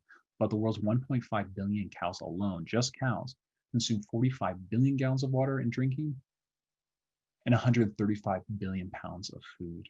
So yes, there is an overpopulation issue and it's a humans eating animals population issue. Over half of the world's grain is fed to livestock. A vegan takes about 1/6 of an acre to grow all the food they need for a year. A vegetarian who consumes dairy and eggs takes about 3 times as much land. And a heavy meat consuming, dairy consuming, egg consuming US American consumes about 18 times as much land to meet their dietary needs. And the reason for this, you can grow about 37,000 pounds of vegetables on an acre half of land versus only 375 pounds of meat on that same plot of land. Raising plants is vastly more efficient and consuming those directly than raising plants to then feed to livestock. So why aren't we hearing about this from environmental organizations? Why isn't this the top focus issue? Part of it, I believe, is because of this man. This is Howard Lyman. He's a fourth-generation cattle rancher who was sued by a group of Texas cattlemen for food libel laws. He was on the Oprah Winfrey show talking about mad cow disease in the U.S. meat supply, and it had such an impact on the beef industry that their sales dropped. And a group of Texas cattlemen didn't like what he and Oprah said, and so they took them both to court and sued them. They ultimately won. Oprah and Lyman won, but this was a wake-up call to anyone who would ever speak ill against the cattle industry, that if they were willing to sue one of the most powerful people in media, Oprah Winfrey, then they would go after anyone. But there's also, we have a number of laws in the United States, the Animal Enterprise Terrorism Act, which is a law that literally says anyone who damages or interferes with the operation of animal agriculture or animal enterprise is committing an act of terrorism. So that's anybody who rescues a chicken or documents the atrocities being committed is committing an act of terrorism. But if the law is so loosely written that every vegan and vegetarian disrupts the profits and industry of an animal enterprise, and so technically is a terrorist under this law. But there's also a number of state laws, like the ag-gag laws, which are anti-whistleblower laws that were created and pushed through by the industry to silence people exposing what's going on. So you can be on a public street or in the air documenting the atrocities being committed against animals, workers, or the environment by this industry and be charged under these laws. But there is something you can do, obviously. By switching from meat to plants, you use 16 times less land, use 13 times less water, 11 times less oil, reduce your emissions by 50%. That's simply just from switching from eating animals to plants. Every single day, to put that into perspective, that's 1,100 gallons of water that you save, 30 square feet of forested land, 45 pounds of grain, and the equivalent of 20 pounds of CO2 every single day. And then obviously there's the animals. And that's a huge part of this, is that we are just one of millions of species on this planet. And we have to get away from this human-centric idea of ecology, that this planet is not just for us, that we share it with literally billions of other individuals, and that their interests and their desires are of value. And so to take in consideration the animals' lives and their desires, even if somehow magically raising animals for food was somehow sustainable and wasn't this incredibly destructive, most destructive industry on the planet, it would still not be ethically acceptable in my eyes to kill and consume and enslave and torture non-human animals. If you want more information or you want facts and statistics or sources for this presentation, you can go to cowspiracy.com. We have an entire fact page. And again, I encourage you to watch the film either there or on Netflix. I want to thank McDougall for inviting me to be part of this and for all the other presentators. Thanks so much. Well, thank you. That was, it was frightening. How often do people come up to you and say, well, I believe what you have to say. I've seen it. I've seen the forest fires. As a matter of fact, we happen to be one of the unlucky families, and Heather was also, who was burnt out in the October 2017 wildfires. So we realize it's true, but it seems like no one or very few people are directed towards fixing the problem. What do you think we have to do? I think that it's about having an informed population. People can't make informed decisions unless they have all of the information. And this information has been intentionally hidden. It's been intentionally squashed in whatever regard possible. Anytime anybody would bring this up on the news, for example, they always had to have a industry person to back up their side of it. So it's an intentional to try and keep this quiet. But I think what will change is when everybody starts waking up, which is happening. People are waking up and people are raising their voices and they're saying enough is enough. And you can't really talk about meat now as an environmentalist and not bring up the fact that it's one of the most destructive industries on the planet, if not the most destructive industry on the planet. So I see things progressing really quickly. Obviously, climate change is progressing really quickly, but people are realizing that we have to do more than switching our light bulbs and turning the water off when we brush our teeth. It's got to be actual lifestyle changes. Well, the truth is coming out. I mean, myself as a medical doctor, I find it necessary to have my patients understand that they're not going to have any risk of protein deficiency, and starches are not fattening. There's never been a case of dietary protein or dietary calcium deficiency ever reported. Let's talk about the fish for a minute. If I mention the fish, you think of the nutrient omega-3 fats. But most people don't understand that omega-3 fats can only be produced by plants. Only plants can desaturate at the carbon-3 position. So the message should be you go to plants, but instead people are justifying the destruction of the oceans. And I have to tell you, Keegan, the oceans are one of the greatest loves of my life. I'm a big boat sailor, windsurfer, scuba diver, swimmer. The ocean has been so important to me. As a matter of fact, I'd have to say if I had to pick one part of the environment to save, it would be to save the oceans for my children and grandchildren to see the beauty. And when I first started getting involved in the oceans, when I was 5 years old, there were a lot of fish around. But today, the figures I've heard is 90% of the large fish are gone. So, we have to take action or it's going to get to the point where the oceans become unrecoverable. The other thing that kind of disturbs me and that I feel helpless in is what's going on in the Amazon. You have all of these people who need to support their families, and that's how they justify destroying the rainforests. But it seems so difficult because we're not in that part of the world. Most of us don't live there, and there's so much political turmoil. How do you think there's any chance to save the oceans? Give me some hints, and to save the Amazon. That seems like two great areas of ecology that we should focus our attention on. Yeah, so saving the oceans absolutely should be foremost. It is the largest carbon sink on the planet, more than forests. It produces more oxygen than the world's rainforest. So absolutely saving the oceans. And the first thing that you would do to save the oceans is stop pulling animals out of it. When you remove fish, the literal trillions of tons of life from the oceans, you're pulling all that carbon out too. But it affects the entire carbon cycle of algae. So the ocean can't sequester carbon in the same way. It doesn't regulate in the same way. And so the planet heats up even faster. And it's the same thing with the world's rainforest. The vast majority of the rainforest destruction that's happening in Amazonia, for example, is not done by impoverished people. It's done by major corporations. It's done by companies like Cargill, who have these massive contracts. So there is a level of rainforest destruction that's happening from subsistence farmers, and those are very small scale operations. We're talking about maybe 10 acres versus the tens of thousands of acres that are cleared by these mega corporations, US corporations for the most part. And so the demand for beef in particular in the North America and Europe is what's driving that deforestation. So if people in the West stopped eating those animals, there would not be as much demand for it, and therefore they wouldn't be destroying the forest for that reason.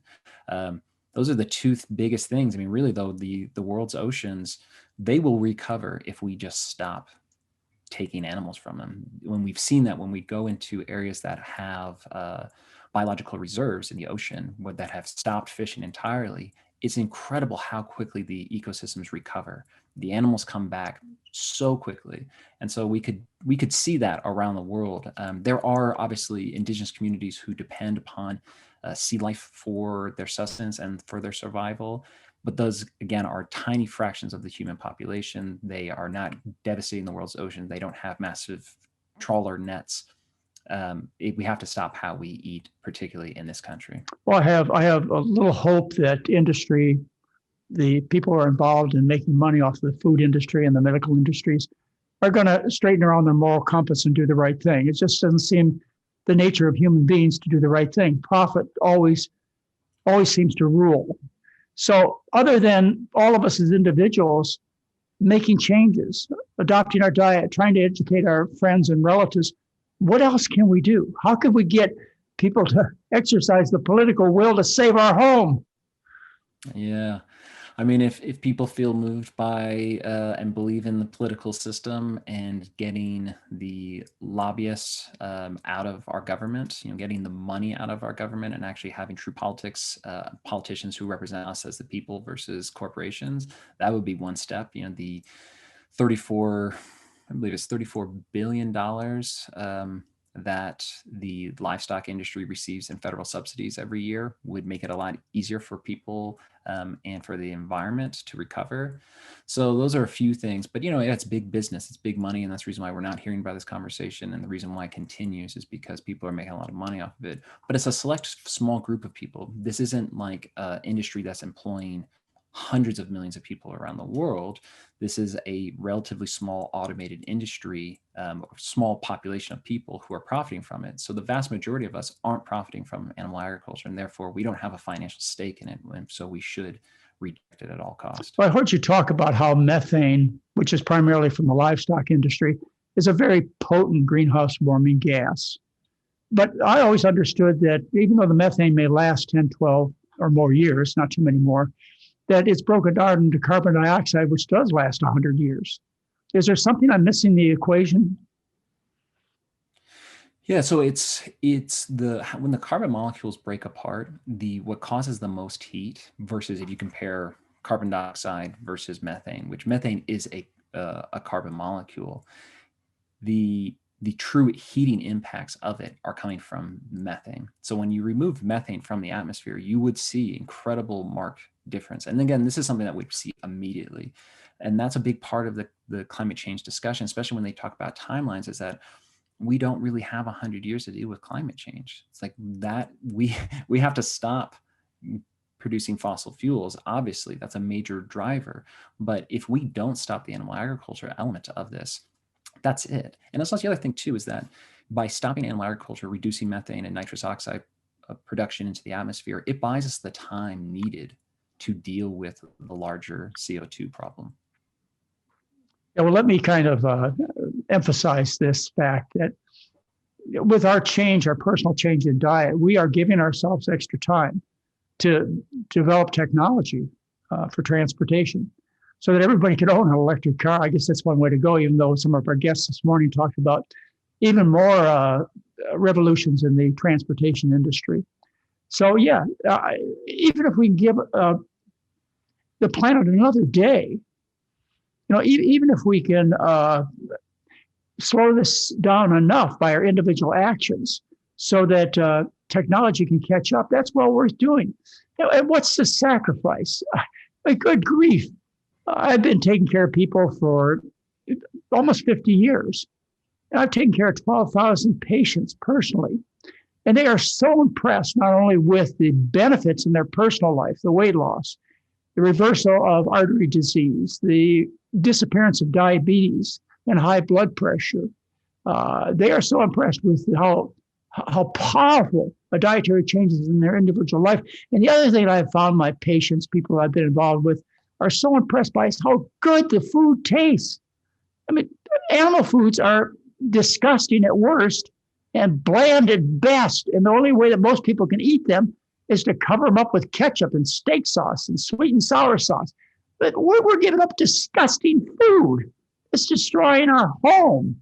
What would you like to see people eat? I mean, I'd like to see people eat very basic whole foods, eat grains. I mean, I don't know. There's a famous MD who promotes eating a lot of potatoes. That's a great way. That's a great thing. I mean, you look at the carbon footprint of potatoes versus beef, for example, or the water footprint. It takes 2,500 gallons of water to produce a pound of beef, but it only takes about 60 gallons of water to produce a pound of potatoes. So it's just that alone. No other lifestyle comes anywhere close to switching your diet to a plant-based diet. Then you could drive an electric car, put solar panels on your house, do rainwater catchment. You're still not going to have as much of an environmental savings as switching to a plant-based diet. Then there's all the health benefits, obviously, and there's all the cost benefits. There's all the ethical benefits of not harming other beings needlessly. So, I mean, really, there's nothing that comes close to switching our diet to a whole foods plant-based diet. Well, you should be hearing from Keegan that there's no downside to this. There's every reason to do it. We just need to develop the will, those of us who know the will to change the planet and save the planet. Do you have some questions from our listening audience, Heather? So, something that's come up a few times in the chat and questions is a documentary called Kiss the Ground about regenerative farming. Can you talk about that? Is it not to be trusted? What's your Yeah. opinion on it? Yeah, so there's this whole movement now of regenerative agriculture, and it's really good marketing, and it's about how soil health is paramount. And I agree, soil, my background actually, before being a filmmaker, I spent over a decade as an organic farm developer. I developed small scale organic farms, and soil health is absolutely essential. The marketing though of grazing livestock to somehow sequester carbon into the soil ignores the entire carbon cycle. So for example, right now we've got 70 to 80 billion farmed animals on the planet who breathe every single day, and their carbon dioxide ends up in their atmosphere. And people would say, oh, well, that's just part of the natural carbon cycle. But because we've exceeded our current carrying capacity of the planet by a magnitude of 7, there's 7 to 10 times more animals on the planet now in biomass than have ever existed, more than dinosaurs, any other time in Earth history. So the amount that these animals, because they're artificially bred and they're fed for the vast majority, chemically grown, artificially grown plants, their respiration, by the time we hit a neutral where the plants are absorbing all the carbon that they're breathing out, we would cook the planet. And so that's a big one. That's just to start with, that the regenerative movement ignores, is that the amount of animals we have on the planet right now. But the other aspect of it too is that you can have people who are looking at the regenerative movement and they're very focused on, for example, bacteria in the soil. And it's true, if you have a bunch of grazing animals consuming and defecating on that land, the biodiversity of the soil will go up dramatically, and that's great. But it ignores the fact that the biodiversity above the soil. So as I mentioned in my presentation, you put cows on land, you've just removed all the deer, all the elk, all the moose, all the other grazing animals, the other ungulates that would be naturally there. You remove the native forest, you remove all the predators. So the loss of biodiversity is incredibly damaging. But again, if you compare, and you see this with medical studies as well, you compare the really bad factory farming and how bad it looks, and then you put the not as bad regenerative grazing next to it, it looks like the solution. But then you take away that and you look at just veganic agriculture or native ecosystem, and it looks really good. And so that's the big part of that Kiss the Ground was missing, is that regenerative grazing is not the solution. If it is the solution, then we should have native species be doing that. So a lot of regenerative farmers would say, oh, well, we're mimicking what the bison would do. Well, then put the bison back. But you can't market bison flesh in the same way you can market cow flesh. And so there's not as much money in it. And so it really just shows that this is not about ecology. This is about money for these people. And so the reality is, if you want to protect the planet, you got to protect the animals. And that means all the animals. Well, you may feel hopeless, but you have the individual opportunity to change what you eat tonight for dinner, tomorrow morning for breakfast. So it's not hopeless. I've been at this for 74 years, and I've been aware for probably 50 years about the importance of a healthy diet in terms of the health of human beings. And I've been very acutely aware of the effect of diet on the planet ever since my first grandchild was born 17 years ago. He's driving a car now. So things happen quickly, and information, of course, is the key. Other questions we have, Heather? So a question about moderation. Can we just cut back on our fish and meat intake, or do we have to go entirely vegan? Yeah. So the Meatless Mondays idea that was really popular 10 years ago, that's the more moderate idea. The reality is, and the sad reality is, that we don't have a long enough timeline for people to just cut back. We actually need to go 100%. There is no moderation in this. And people want baby steps, but as Dr. Openlander says, we're not babies. We're big people. We can make big people steps. And so just to realize that there's nothing that's going to improve the planet better, or your health, or your ethics, than switching to a whole foods plant-based diet. There's just nothing's going to do it. And so sadly, moderation is not the solution. Of course, if people feel like they have no other option but cut back, that's great. That's a step in the right direction, but it's a small step when we really need to take big people steps. You're a young man. And as I say, I don't know your family situation, but you must have thought about the next 50 years. What do you think? Is there any hope? And what is it going to take to get people oriented in the right direction? Give us a little hope. All right. it's not my forte, but I've been vegetarian my entire life, and I've been vegan for the last 24. And in the last 24 years, I have seen not only just the number of vegans increase dramatically, an exponential increase in the last few years, but I've seen the culture starting to look at how we consume animals in a whole nother way. And so I really do see that, we're going to see a vegan planet, or we're not going to see a planet at all. And so that's what I focus on, is the fact that this is the only way out of the situation we're in. And so when push comes to shove, people change. We can also look at, the history. Again, you're an expert on this. Look at the history of human population and human civilization. We historically ate a predominantly plant-based diet around the world. And so we can go back. It's only in the more recent times that we've eaten these crazy high amounts of animal protein. And so we can go back to a more sustainable, more ethical, a more health promoting way of living. So I see that as the future, because there is no other future. Yeah, the planet destroying Western diet is basically a fad. It's been around for 50 to 100 years and large numbers of followers. Prior to that, it was the kings and queens of old, and they certainly suffered obesity, gout, diabetes. But nothing new, except for the number of people who live like kings and queens and aristocrats. Right. Over half the planet has come to the understanding that it's their birthright to eat like the richest people in the world. And they've made changes so that diseases of overnutrition far exceed diseases of undernutrition. Anything else for Keegan? I don't think so. All right. Yeah. Well, thank you very much. We'll join with you in about an hour and have your input. I appreciate what you had to say very much. As I said, Heather found your presentation most entertaining, but probably a little frightening. What do you think, Heather? Yeah, it made me think, especially the whole grass-fed beef, because that's what so many people say. I eat grass-fed beef, it's fine, but reading, it's just not sustainable. None of this is sustainable. So thank you for putting that all out there, Keegan. Thank you, appreciate it. All right.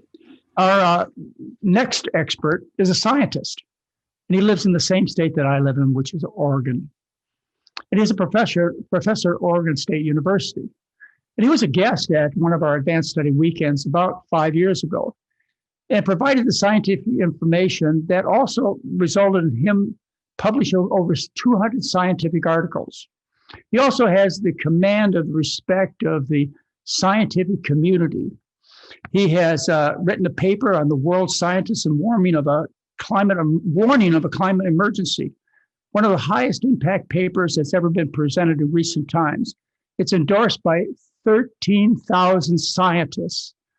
So I look forward to introducing you to William Ripple, Dr. William Ripple, professor at Oregon State University. So nice to have you with us. Can you turn Dr. Ripple on? John, can you hear me? Yeah, we can hear you. How you doing? Very well, thank you. It's been about 5-6 years, hasn't it, since we've been together in Santa Rosa, California? 5, yes. Well, I'm an Oregonian. Well, not by choice. Yeah, welcome to the great state of Oregon. So can you tell us a little bit about why you think it's important to make the kind of changes that we've been talking about all day? What gets you out of bed? What stimulates you? What makes you take extra chances? Because you do. I mean, if you're going to provide scientific information that contradicts our colleagues and colleagues that work for industries, it must be a little scary for you. So you must have a lot of reason to do this. Yes. Well, I just am in love with planet Earth and all of nature and humanity. And I think that for me, it's just doing what I can as a scientist. And in more recent years, I've been speaking out a lot more than I did in my earlier scientific career. So now as I progress through my career, I'm speaking out a lot more about the environment and climate change, and about what I call human carnivory. Human diet is a very big part of my research. The environmental effects of human diet, that's part of it. So I think one thing specifically, John, that is given me encouragement is a year ago, we wrote this paper that you mentioned, the World Scientists Warning of a Climate Emergency. And in that paper, I put in that we need to adopt a plant-rich diet. And I wasn't sure if my colleagues would sign on to that. We've also said some pretty dramatic things about the economy, about the population. But this part about diet, I thought it might be a flash issue. And, in the end, I got no complaints from 13,000 scientists from 153 countries. So that was really encouraging that there would be so much support. Well, let's learn about human carnivory. I assume that means human beings eating like carnivores, like cats. So Heather, would you play Dr. Ripple's presentation? Absolutely. Here we go.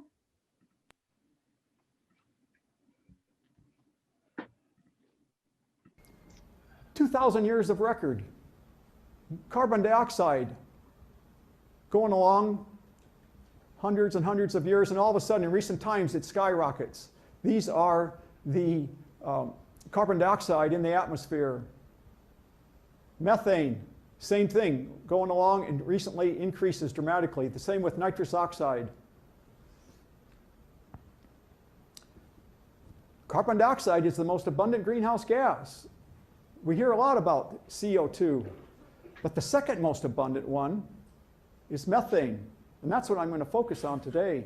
We don't hear much about methane, but large cuts in carbon dioxide alone will not abate climate change. Methane has a much shorter lifespan in the atmosphere. It's about 9 years, where carbon dioxide maybe 100 years in the atmosphere, maybe more. So if we think about methane, we have the potential for more rapid reductions for climate change and mitigation. Well, let's talk about methane and ruminants. So what are ruminants? They're animals, they're mammals that acquire nutrients from plants by fermenting them in their specialized stomachs. Then they belch the methane out during this process. Livestock examples are cattle, sheep, goats, ruminants. Every cow gives off about 100 pounds of methane per year. Well, so let's look at the data on the methane and see how big of a deal it is. Well, the largest human-caused source of methane emissions is ruminant livestock. Number one source. Let's look on the y-axis here. We have carbon equivalents, emissions. And on the x-axis, ruminants, natural gas, landfills, biomass, burning, coal, and rice. This can be mitigated by using drier cultivation techniques. So these ruminants, mostly cattle, goats, and sheep, the number one source for methane emissions caused by humans. So let's look at those ruminants that are causing that methane emission situation. In 1960, about 2.4 billion ruminants on the planet. Today, between 3 and 4 billion. Let's take a look at individual food types and see how they contribute to greenhouse gas emissions. On this axis here, we have carbon equivalents, again, per kilogram of food product. Here, we have each of the food types. The ruminants are in red. The non-ruminants are in blue. See how much higher the ruminant animals are in emissions than the non-ruminant animal products? Just look at that for a minute.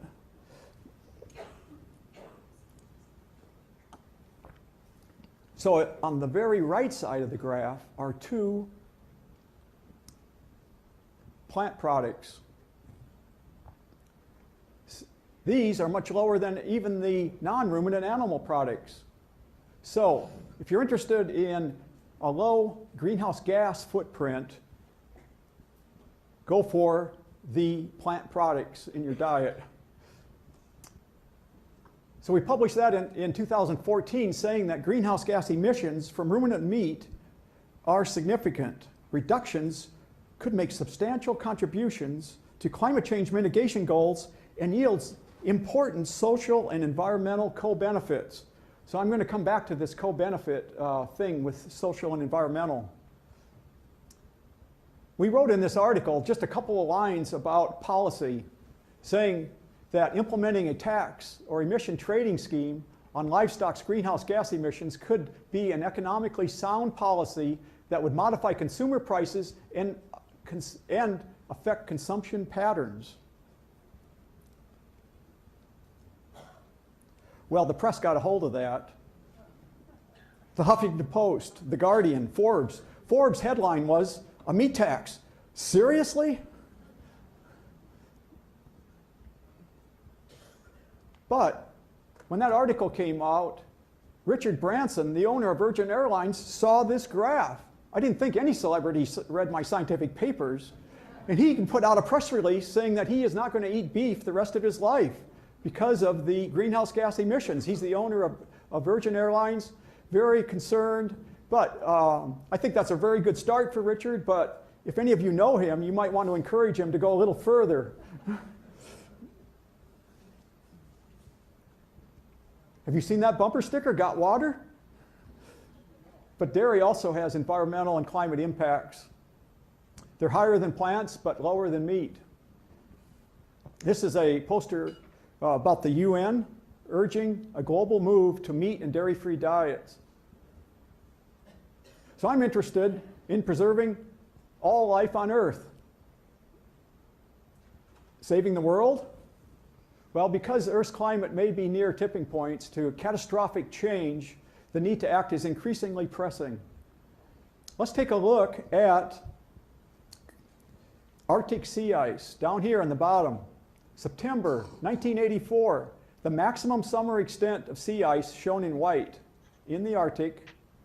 By 2012, the maximum extent of summer sea ice is exactly 50% what it was in 1984. So climate change is accelerating beyond scientific expectations. Deforestation is a major cause of climate change because of the loss of carbon that's stored in the trees.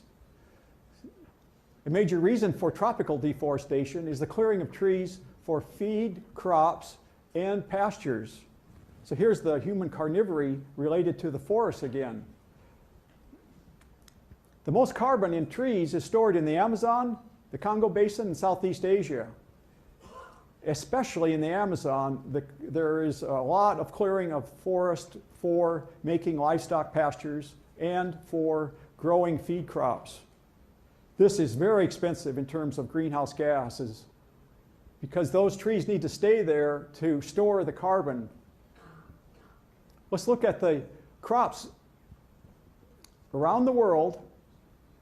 The green ones are used for food. The purple ones are used mostly for livestock feed, sometimes fuel.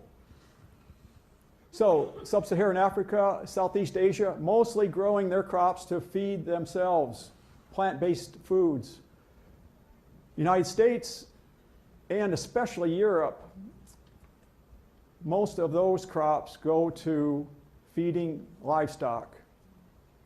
In the United States alone, livestock feed makes up 67% of all the cropland in the United States, 2/3. Human food, 25%, biofuel, 6%. This is a very low efficiency, as you know, in terms of bringing calories from the earth to humans when you pass it through the livestock. Let's look at the Earth's land mammals by weight. Each little square is 1 million tons. The black squares in the middle is the summed weight of all the humans in the world. That's how much we weigh. Well, this is how much all the cattle weigh in the world over here, and all the pigs, and the goats, and the sheep, and the horses. So the wild land mammals are shown in green squares. So they're represented just on the edges here on the green. Elephants get 1 square. So just a couple of centuries ago, this graph would have been reversed, where there would be more wild mammals than humans and livestock. So this is a rapid change in planet Earth. Well, let's just look at 3 time periods on the same theme. On this y-axis here is the estimated global mass. And let's look at the different categories, but focus on this. 1900 is the year yellow, the year 2000 red, and the year 2050 projections in green. So wild land mammals, yellow to red, and there are no projections for 2050. Humans went from this much mass, total weight on planet Earth, to this much and projected to go this high by 2050. Cattle from here to here to here. All livestock from here to here to here.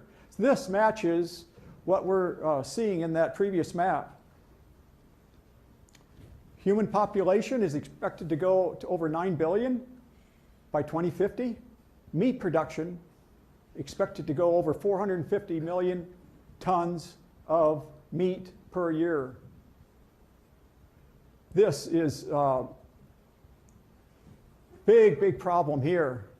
So environmentally, if we could just get these curves down, especially this one, and eat lower on the food chain, it would do wonders for multiple systems. Okay, let's try this livestock counter.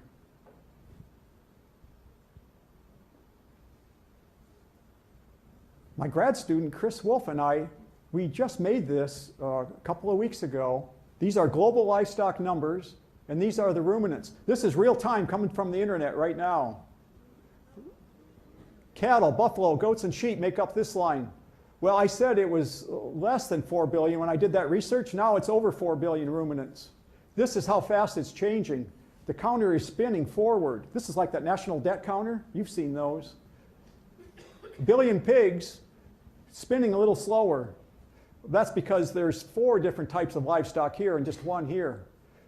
Chickens, I can't even count that fast with 21 billion. These data come from the FAO, and so these are their own numbers, and we made this model to have real-time internet coverage of global livestock numbers.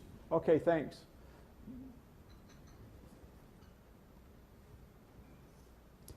Okay, go to the next slide. So when I see those chicken numbers at 22 billion, and then I read in The Guardian, will the worst bird flu outbreak in the US history finally make us reconsider factory farming chicken? Something to ponder. All those chickens, I'm just thinking of the potential for these big pandemics that Dr. Greger's predicting. Well, since we did livestock, let's do methane. Okay, let's try the methane counter. So these are our 4 billion ruminants, the same ticking. And we know that the ruminants give off this methane. So here is the change in methane emissions in metric tons per year. So in every 10 or 12 seconds, we've just ratcheted up by 1 more ton per year of methane emissions from livestock on planet Earth. Now my hope is that sometime we can recalibrate this model and get this spinning the opposite direction. So go tell your friends on what it takes to get these lower emissions. Okay, thanks.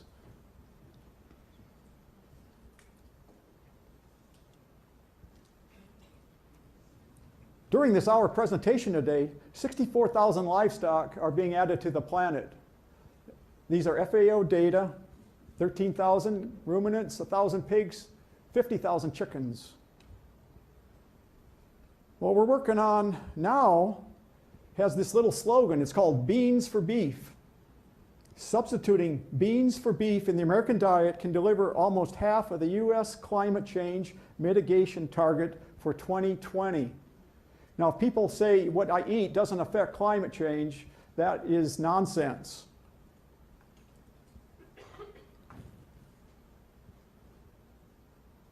We currently have this in review at a journal, Substituting Beans for Beef as a Contribution to US Climate Change Targets. So let's see how the editors react when they see this. We continue to ask the questions, what might be the major reasons people might not want to swap beans for beef in their diets? Well, it could be taste preferences, protein worries, old habits. Well, the answer is fear of intestinal gas. Well, then we ask, what's the bigger fear? Intestinal gas from eating beans or catastrophic climate change? Are you ready for the answer? No, I'm not either. But we can go to Dr. Greger again, who wrote, intestinal gas is normal and healthy. And then 2 gastroenterologists that specialize in intestinal gas wrote, perhaps increased tolerance of flatus would be a better solution. And we have to listen to this because it's written by Drs. Fardy and Sullivan.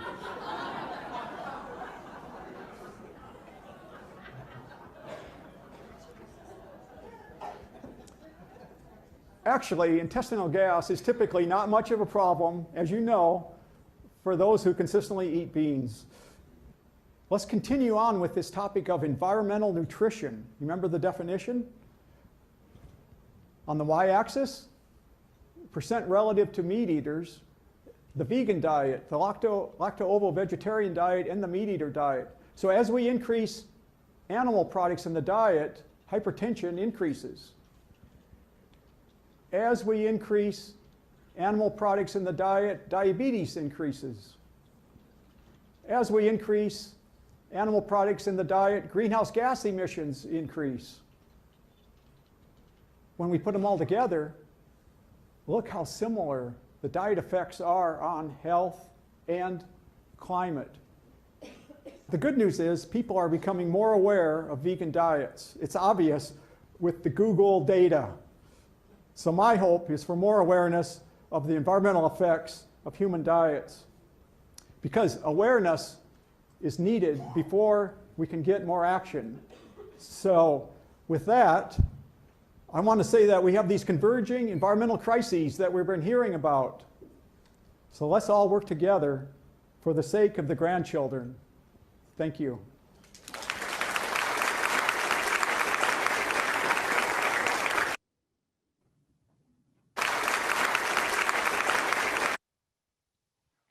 Well, that was very interesting from a scientist's point of view. You said that 12,000 scientists, or certainly many thousand scientists, reviewed your paper on the impending disasters of climate change related to livestock. Can you talk about that a little bit more? Because these are colleagues that are well informed. Are they changing their diet? Are they supporting you? Or are they so tied to industry? And my experience has been that when it comes to medications, devices, and so on, industry kind of rules the message. And simple, very foundational methods of fixing the problem, such as giving up beef and eating beans instead, are ignored. Or worse yet, you don't get funding for your research if you promote that kind of idea. What do you think, Professor at Oregon State University? Do you see an influence of industry on your university? The industry does have influence because they offer money to universities all over, especially in the United States. I've seen them fund professorships for things in this area that you're talking about.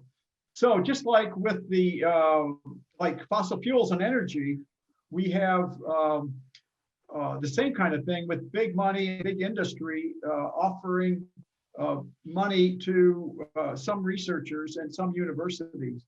So it's not everywhere, but it does happen sometimes. So you think that that our colleagues, professionals, have a moral compass that will somehow cause them to act differently than the general population? Yeah, We're not special people, right. Dr. William Ripple. We're people like everybody else. I mean, being informed helps. Yeah, I'm seeing really good support on plant-based diets with my colleagues. I do a lot of interacting with scientists all over the world, and as the previous guest suggested, there's been an uptick in the last few years. I've done an analysis of Google searches on the word vegan and vegetarian, and they both were going along slow, slow, slow. And then all of a sudden in 2011, it started going up, up, up, up, up. And now it's the use of that term on Google searches is growing exponentially, and it's going quite high. So I think in the general public and in my scientific colleagues, I bring this up in our papers while we're writing papers when we did the climate emergency article. There's very little pushback, actually none that I can remember in recent times. So I'm encouraged.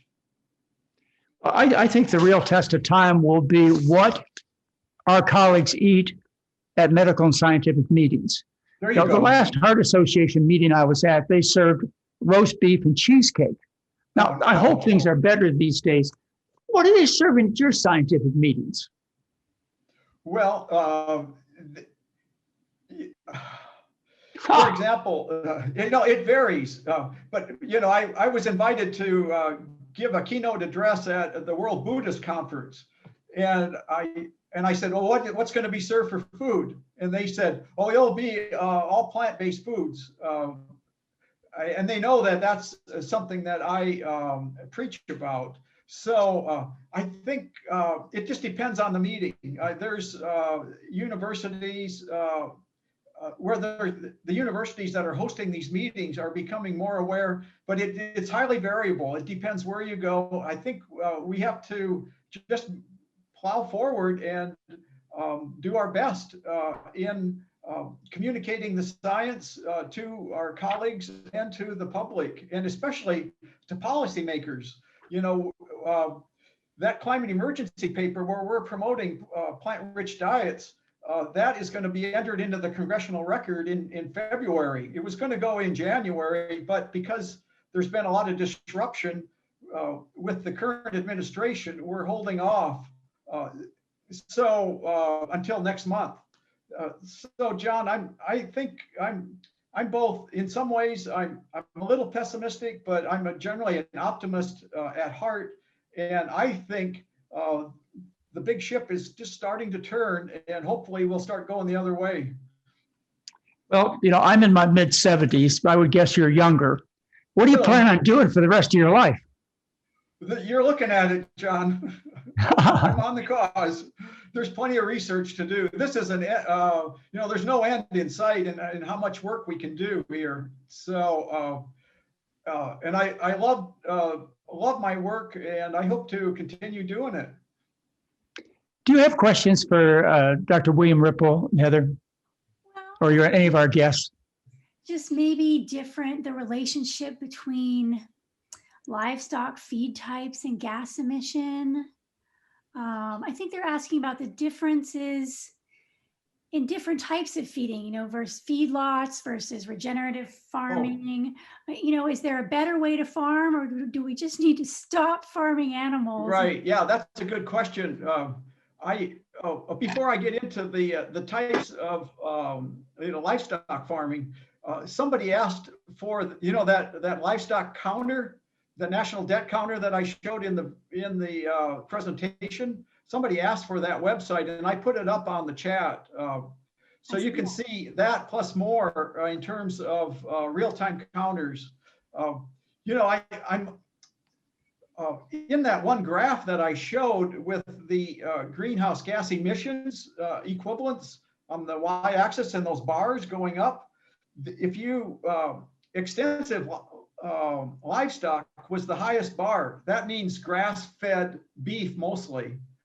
And as we've already talked about today, the grass-fed beef is what sometimes my friends and your friends will say, oh yeah, I just eat the grass-fed. But the science shows and the research shows this is really surprising, and it's counterintuitive. Grass-fed beef, the greenhouse gas emissions are much higher than feedlot beef. And I wondered, well, why is that? And the reason is simple. The feedlot beef are in the system a short amount of time, and then they go to slaughter. Grass-fed beef are out on the range maybe twice as long as a feedlot animal, and they're emitting that twice as much methane during that time.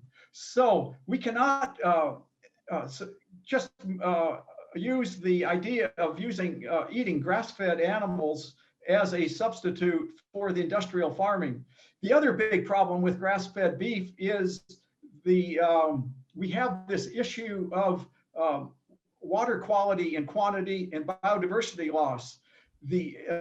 When the cattle are on the rangelands, biodiversity suffers immensely, and that's ubiquitous in the American West. Especially on public lands, the cattle allotments are nearly everywhere. So anyway, that's a big biodiversity problem and a water quality problem. So I think there's another question for you, Dr. Ripple. Let me ask you this. Do you know of any climate research groups with global climate modeling capacity to model a vegan world? Because revegetation and lower methane are a package, not separate. Yes, yeah, the vegetation and methane are all together. My research group did publish a paper on this to look at what happens if the entire world went vegan. And we just published it in late 2019. I'll put a link to that in the chat during the next talk. Great. That will help, I think. Wonderful, thank you. Okay. Okay, I think that's it for questions. Okay, well, thank you very much. We're going to get back together in about 45 minutes and have a discussion. So if you have questions for our three guests, Keegan Kuhn, William Ripple, then formulate those questions and get them on to Heather so we can have a lively Q&A discussion. But what I'd like to do is I'd like to turn our attention to Down Under. One of my favorite places in the world is Down Under, Australia, New Zealand. In fact, when I was a young person, my dad told me that the greatest opportunities left in the planet Earth are in places like Australia. And we've actually considered moving to Australia. But Australia has been in the headlines, not only because of what's going on this year, but last year, every day there were pictures of the destruction of the forests across Australia. Probably most heart-wrenching was the koala bears that got burnt and died, and the loss of diverse habitat. So I think it's really important that we make this a global discussion. And we realize that it's not just the United States or Europe or now Asia, but our compatriots, people who live in a similar manner, have a similar diet, will join to help us in making the necessary changes. My next guest is a scientist from University of Queensland, Australia. He's the former principal scientist with the state government natural resources, co-founder and lead scientist of the World Preservation Foundation, and co-author of Eating Our Way to Extinction. Whoa, that's a great way to introduce Jared Bishop to you. What do you think? Is Australia as bad off as the headlines that we read? Yeah. Thank you for the invitation, by the way, Dr. McDougall. I'm very flattered by that. But yeah, you're exactly right. When you were talking before about your love of the ocean, I myself worked on the Great Barrier Reef. We were mapping the ocean for declaration as World Heritage listing. And one of my favorite things was to get away from the crew I worked with on board the ship, was to go snorkeling, go diving. And entering that wonderland was just amazing. It blew my mind every time. And very special places come to mind. One in particular on the northern Great Barrier Reef, the lagoon on Lizard Island. This is a research establishment, so not many people went there, but it was just an amazing explosion of color and life, and it took my breath away. And now, just a few weeks back, I saw pictures of exactly the same spot. They've had the third bleaching event, which is death event, in the last 5 years. And that reef now, that lagoon now, is largely dead. And I was brought to tears. What are we doing to our planet? It's just devastating. The other part of my work, of course, was mapping deforestation. And I'm also involved with a group trying to plant trees called Replant Byron. But we had a meeting not so long ago where we had a board meeting. Everyone around the table was brilliant. We even had the planters, the nursery people, the whole deal, the funders around one table. And our ambition is to plant 1.8 billion trees, million trees.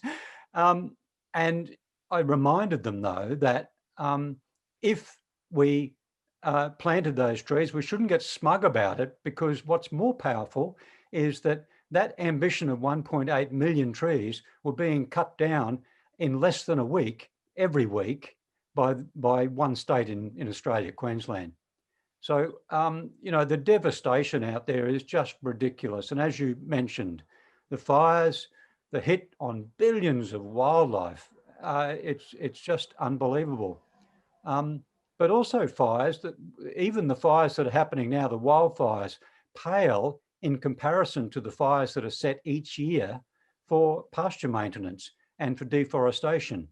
And my talk touches on that a little bit, but I've seen firsthand that we torch our planet, and the emissions from those fires alone, let alone the impact on biodiversity, is just terrifying. Well, Sorry, I rambled.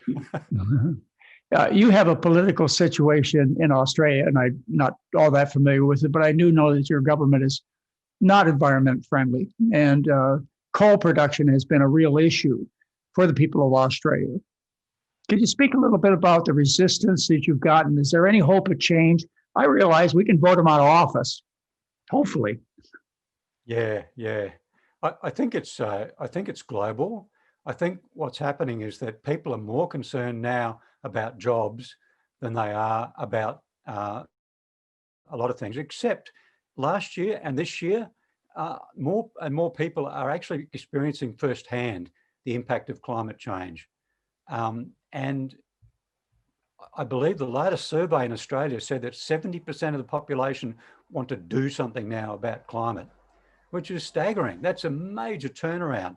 So I think, the old saying, we get the politicians we deserve. I think that politicians will follow if the public turns. And it's the same with diet as well. If enough people turn to a plant-based diet, and they are in droves now. So the industry's got to follow, government has got to follow, but we can't expect government to make those changes until we do. Well, let's hear your presentation, and then we'll get back together and discuss what's going on down under a little more thoroughly. Thank you. Get your questions ready. This talk will describe the impact that animal agriculture has on our planet. In particular, the planetary boundaries that sustain life on Earth.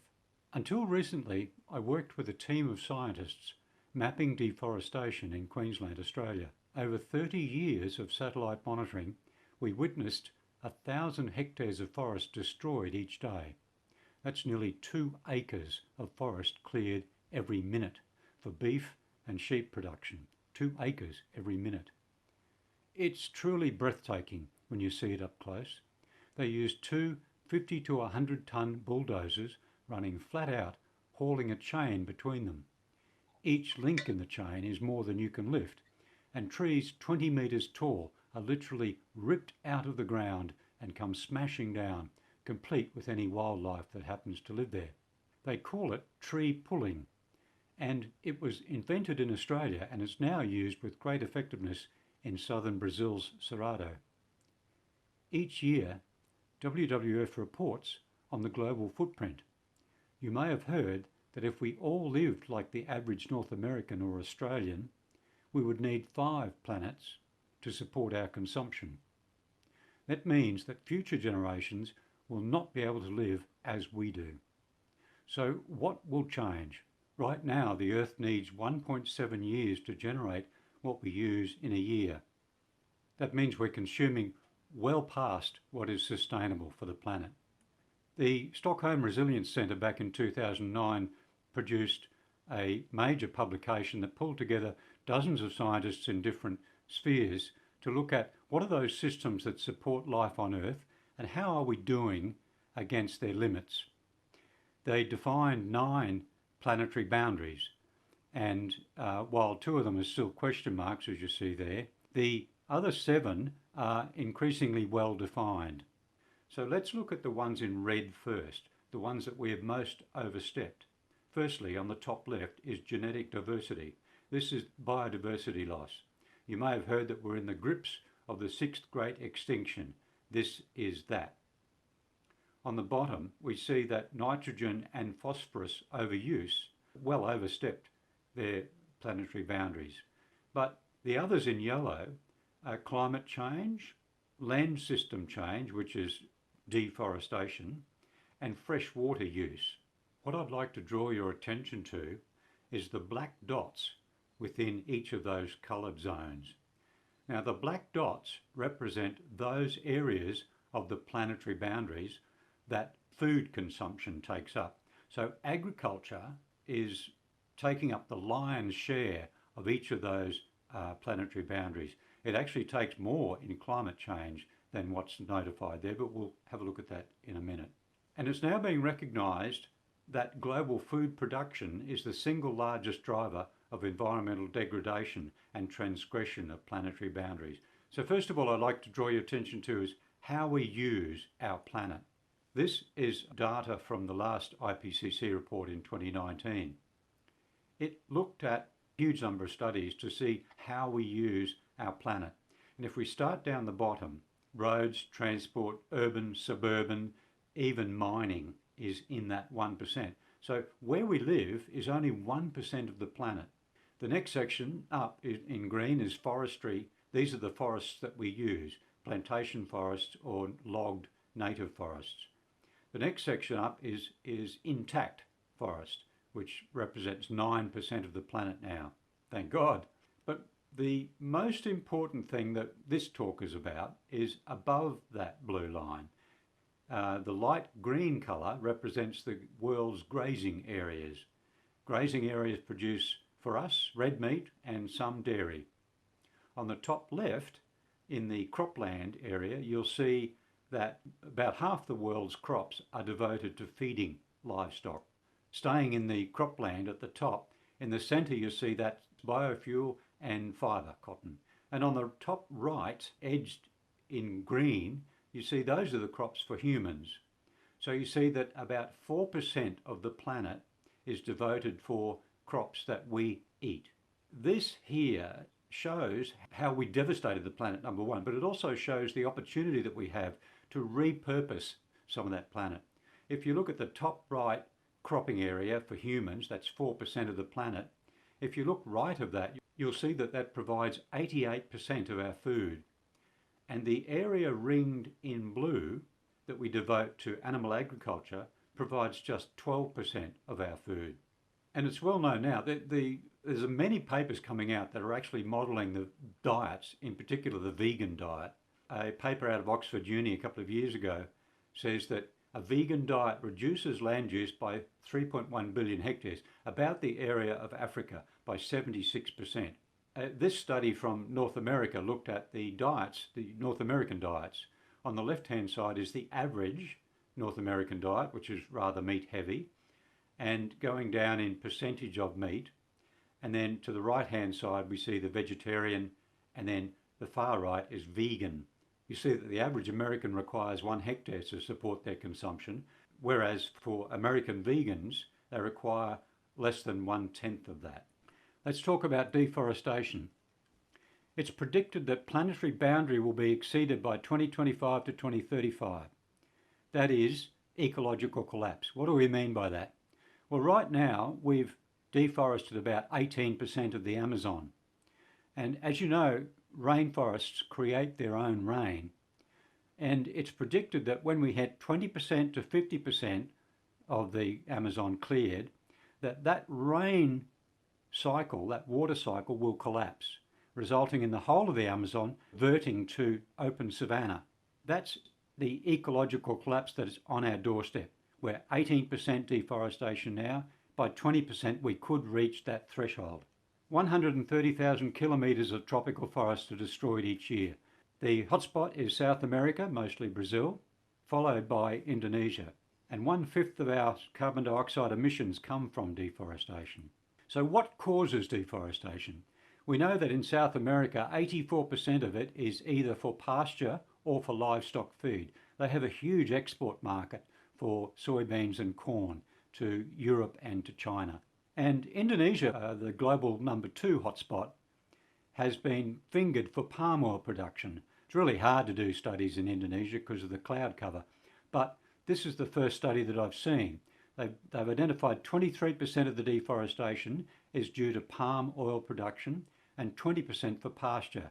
And the other 60-odd% is for mixed use. A lot of it would be for animal agriculture too. Note that palm oil produces 15% of its income in a product called palm kernel expeller, which is what's left after they take the oil out. And that is a common dairy feed. So logging does not kill forests, food kills forests. And how to kill forest is by fire. These are 2 10-day maps from NASA showing the fire in the dry season, northern and southern hemispheres. And you can see that the world is on fire. The hotspots are Africa and South America. But wherever agriculture competes with forests, that's where you see the fire. Also, you see fires where pasture maintenance is done, where they burn off the old dead grass to produce new grass for the following season. So what can we do? WorldWatch reported that we can switch from animal protein to plant protein. That will stop deforestation. Biodiversity loss. You may have heard that we're right in the grips of the 6th great extinction. And the language in the science journals is getting to be what some might call alarmist. They're saying things like this: humans are responsible. The 6th mass extinction is already here and the window for effective action is very short. Right now, the species loss is 1,000 times faster than the background rate. And this is where the biodiversity loss hotspots are in red, and it's on all continents. So what's happening to wildlife? What is the impact so far? You see the top left of this diagram in blue. We see this is the biomass of mammals on Earth. Now, that little rhino underneath the cow, that represents the biomass of all the wild animals. This is from mice up to elephants. And that biomass represents now just 4% of the mammal biomass on Earth. Next comes humans. We make up 36% of the biomass. And then comes our livestock, which makes up 60% of the biomass on Earth. So you can see how livestock have squeezed out the wildlife. Below that, you can see how 70% of the birds on Earth now are poultry. And the alarming fact now is that 68% of wildlife populations are now gone. Nearly 70% of the wildlife has been wiped out. What causes species loss is loss of habitat. And you can see from the diagram, the land use diagram we saw earlier, that the biggest impact we have is animal agriculture. That used to be wildlife habitat. It is no longer. So 80% of agricultural land is now devoted to livestock and feed. So meat is the biggest threat to wildlife. In 2010, the Netherlands Environmental Assessment Agency reported that the most effective means of reducing or stopping biodiversity loss, they looked at a range of measures, including doubling the areas of national parks, but the most effective measure was the no-meat diet, reverting grazing lands back to habitat. Protein pollution. This is nitrogen pollution. Reactive nitrogen is a wonderful thing. We all need it. Photosynthesis produces it in plants, and we get our proteins by eating those plants.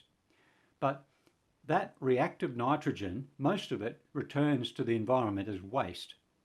And that nitrogen acidifies and eutrophies fresh water, that is, it reduces the oxygen level, and it's now considered the greatest coastal water polluter. So reactive nitrogen builds protein, but what happens with that protein is that any animal, including ourselves, when we eat the plant, most of the nitrogen, most of the protein is lost in our urine. Some of it remains in our body as protein. Now, if we then eat an animal that has eaten the plant, the same process happens again. And the worst example of the inefficiency of this system is when we eat beef. If we eat beef, just 4% of the protein that was devoured in that system remains in our bodies. The rest is excreted by the cow or excreted by us. So 96% of that nitrogen is returned to the environment as pollution. Here you see waste lagoons in piggeries. It's huge nitrogen loads. These types of scenes are becoming more common. When nitrogen enters water, the algae bloom. They just go nuts. And now there are 300 to 400 ocean dead zones from nitrogen pollution. How that works is this. The algae love the nitrogen, and with a bit of phosphorus, they explode in numbers. They rise to the surface and form that green scum.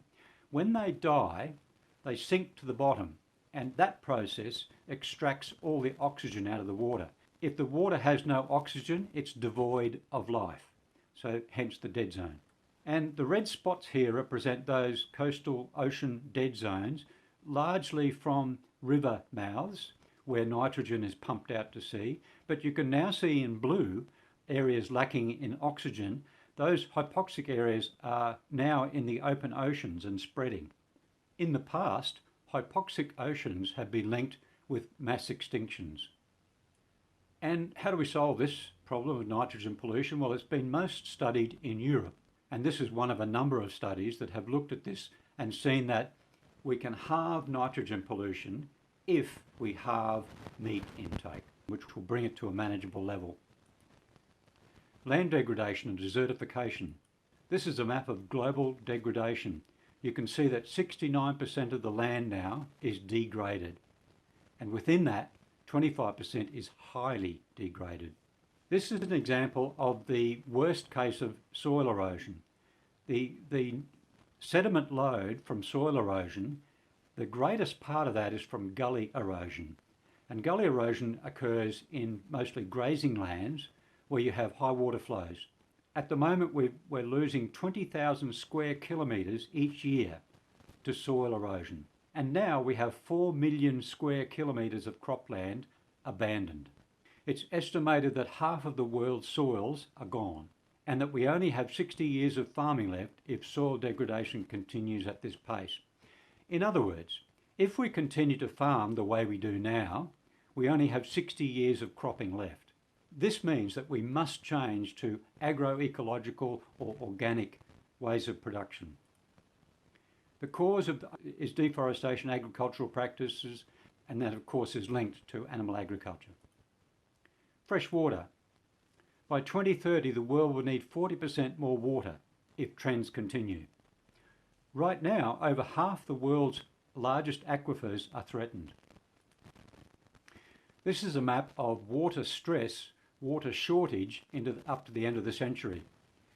And where does that water go? Well, 70% of it is for irrigation, and that's more, up to 90% in developing countries. But the impact of water shortages is seen in refugees. Those countries that don't have a strong support system for their farmers, if you have drought after drought after drought, as we're seeing now, those people who can't feed themselves or their families, what do? They get up and walk. On average, we have more than 20 million climate refugees per year since 2008. So what uses the water? You can see up the top here, a burger takes 2,400 litres to produce, whereas a potato at the bottom takes 25 litres to produce. On average, we need 6 times more water to grow a kilogram of protein from animal sources than we do plant sources. The Stockholm International Water Institute produced a report in 2012 that looked at this and said, how are we going to fare for water consumption by 2050? And we see that we can only produce enough food for the planet by 2050 if animal food consumption is reduced to 5% of total calories. That equals a 75% reduction of animal foods. Now that is a global average. So if you look at the meat consumption in those meat-heavy countries like North America and Australia, that means more than 90% reduction of animal foods is required. The oceans. Overfishing has wiped out 90% of big fish in the oceans. The fish we eat, we've wiped them out. And bottom trawling has ploughed the continental shelves. It's an ecosystem tragedy. Since 1950, the fishing fleet has increased 10 times and the catch has gone down by half. We now have 3 times more fishing capacity than we have fish to fish. And a lot of that fishing capacity was subsidised. Climate. We know now that half the major extreme weather events are climate boosted. We're reaching tipping points. Most of them are regional tipping points, but a tipping point is where we see abrupt, irreversible change. And we're reaching those points now. We spoke about this before. Refugees from climate is the big problem. This creates conflict between nations. The bottom left picture you see there is the border between India and Bangladesh. This is a particular flashpoint because of the droughts and floods in Bangladesh. They're being hit hard. Some of us haven't changed our way of life at all. Most in the Western nations haven't changed, except if you're in those areas that have burned or have drought. But it will be impacting us more and more in the future. The solution to climate change is that we can draw down nearly all the fossil fuels that we've released in the atmosphere if we turn that 44% of our planet that is now devoted to animal agriculture, if we turn that back to native vegetation, we can draw down 300 to 500 gigatons of carbon dioxide by 2050 if we change to a vegan diet, and that's where we can sequester.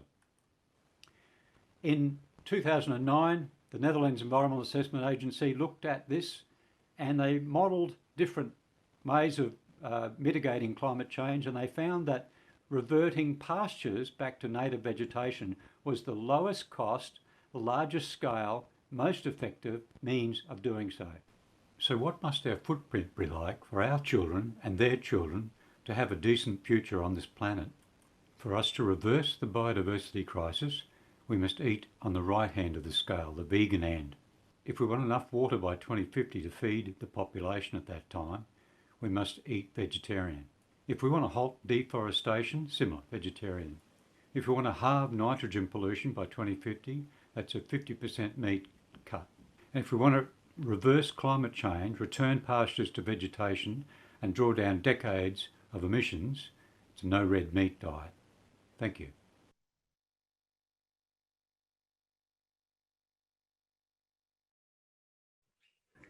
It's all so simple and so clear. Our last 3 experts have really focused our attention on what needs to be done. Give up disgusting food. Give up food that is immoral to eat. How do we get people to do that? Well, maybe we have to force them. I think that's within our reign, maybe from an economical point of view. If we keep increasing the animal food diet financially, the costs, then more people will learn about the economic conservative approach of eating a diet based around rice, corn, and potatoes. But you share a similar understanding and concern that I have. As we're getting our questions ready, Heather, the question I have for Dr. Bishop is, you presented some very powerful data, but I heard every one of your statements, some hope, some optimism.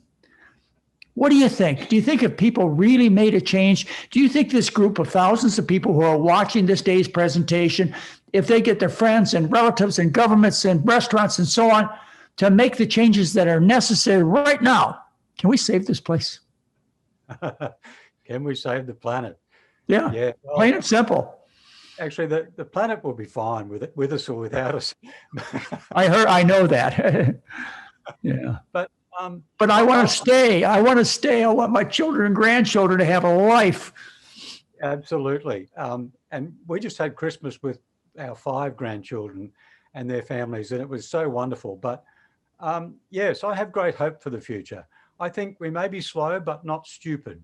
And it's becoming more and more obvious as our homes burn down, as our water dries up, as our floods and fires and so on. It's becoming more obvious that we can't sit back. We must fix this thing.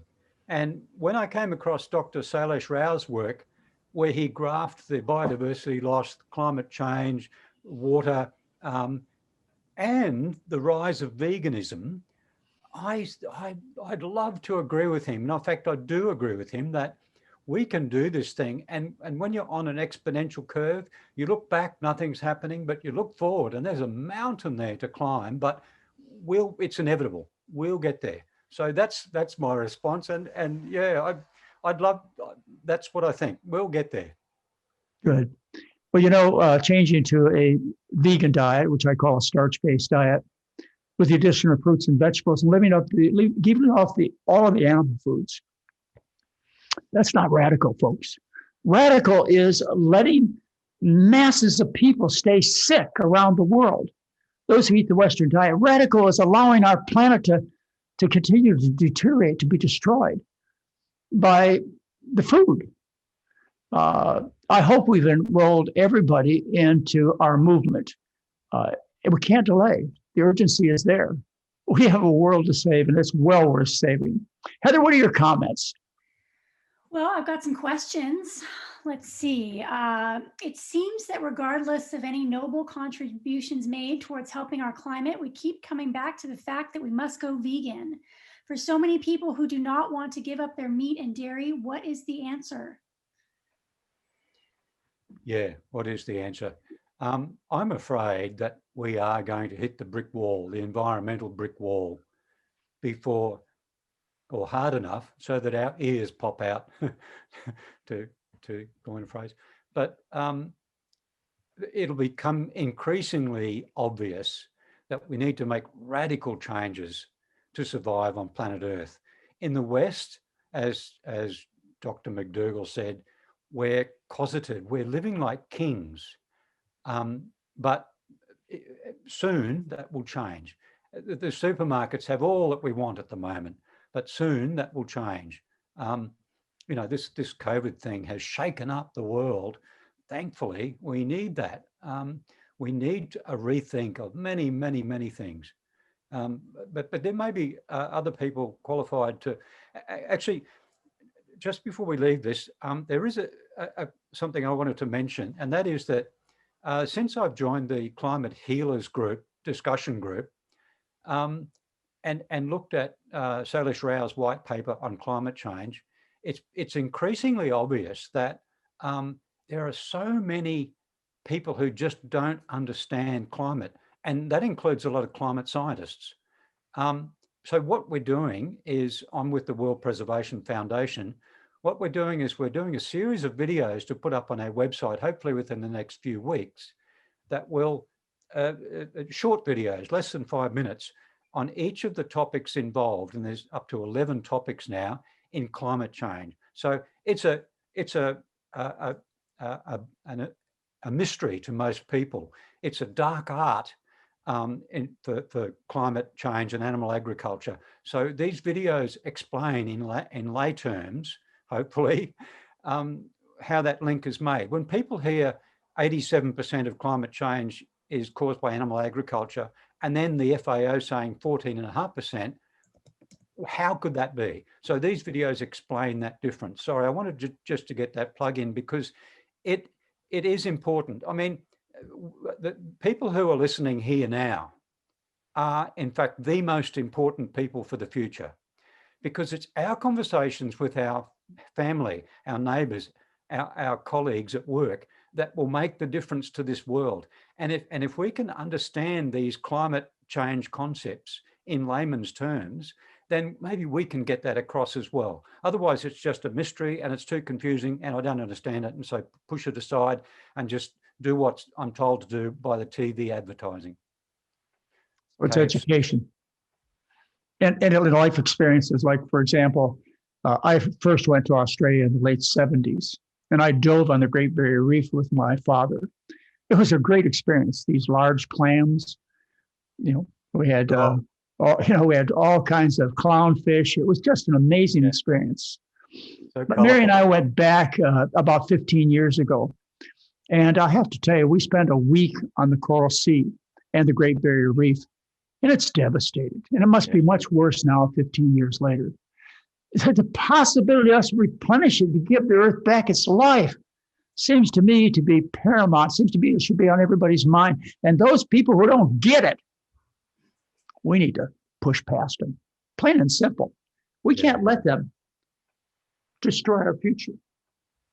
Let's have Keegan Kuhn and William Ripple join us. You got some good questions for our folks here. I have to say, this afternoon's set of presentations are as stimulating as this morning. And I'm sure most of you will want to share what we had to say over these 6 hours with friends and relatives, or challenge friends and relatives who don't believe. Tell them to look at what we had to say, the science, the practicality. Tell them to come to the right conclusion soon, because we can't delay. So anyway, what kind of thoughts do you have there, Heather, that the people would like to know a little bit more about? Well, I'm just hearing over and over again that people just think it's unrealistic to think that the entire world's going to become vegan. It's just like they can't see it. They just can't comprehend it. Is it really realistic to think humans will voluntarily reduce animal consumption to the levels we need? It sounds like a War Measures Act is required to ration animal products. Is this plausible? So people don't want to give up their meat and dairy. Well, too bad. Too bad. I've got 7 grandchildren. I think Dr. Ripple told us that he had 4 or 5 grandkids, and Dr. Bishop, he's got grandkids also. And to think about the fact that what we're talking about is ending their lives. They can't do this. Those who know have the ability to act, and it's our obligation to take action. So yeah, I'm going to move them out of the way the best I can. And if it requires drastic measures such as war, oh boy, I hate to talk in those terms. It shouldn't come to that. But considering what's at stake, and that's my family, I'm willing to do almost anything. So yeah, we're going to change. As I mentioned before, we're going to change whether we want to or not. And several of the speakers have addressed this fact too, is we're going to become vegans, whether we like it or not. We can either do it on our own terms or on the fact that we're going to not have any food available for people, and certainly no animal products to eat, which is a luxury. So changes are near. It's going to happen. As I explained to you, just in my lifetime, I have seen people change some very serious habits. Smoking went from half the population to fewer than 17% of the people worldwide smoke. Alcohol consumption, people don't go for a noontime luncheon meeting anymore and get drunk. It's a social disgrace. And we can likewise make the same type of association with the foods. Not only is it a social disgrace to eat these animal products, and it is disgusting. Any of you who have adopted a healthy diet yourself, you're looking over at people, and I'm sure the first thing you say is, I know why you're sick. I know why you're overweight.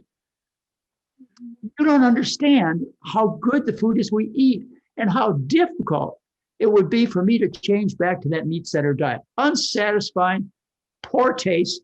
Remember that people get their taste from salt, sugar, and spice that you dump over the chicken or the pork or the beef, because it is so unappealing. We just have to make people aware. Any thoughts on that, gentlemen? Yeah, I'd love. Are we going to win? Yeah, I think just that you look at human history, throughout all human history, slavery existed.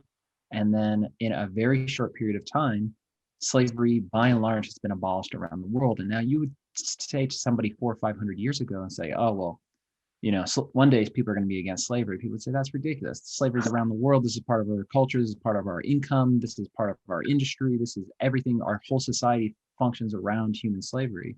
And yet we evolved as a global society.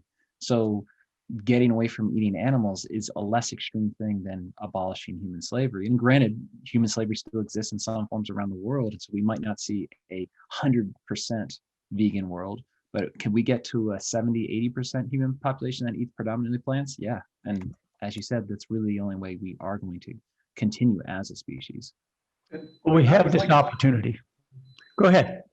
Yeah, let me follow up on Keegan. That it's a good point about the slavery. And I think for me, looking into the future, I have a similar view as you. And right now, look at society's view on white supremacy in general.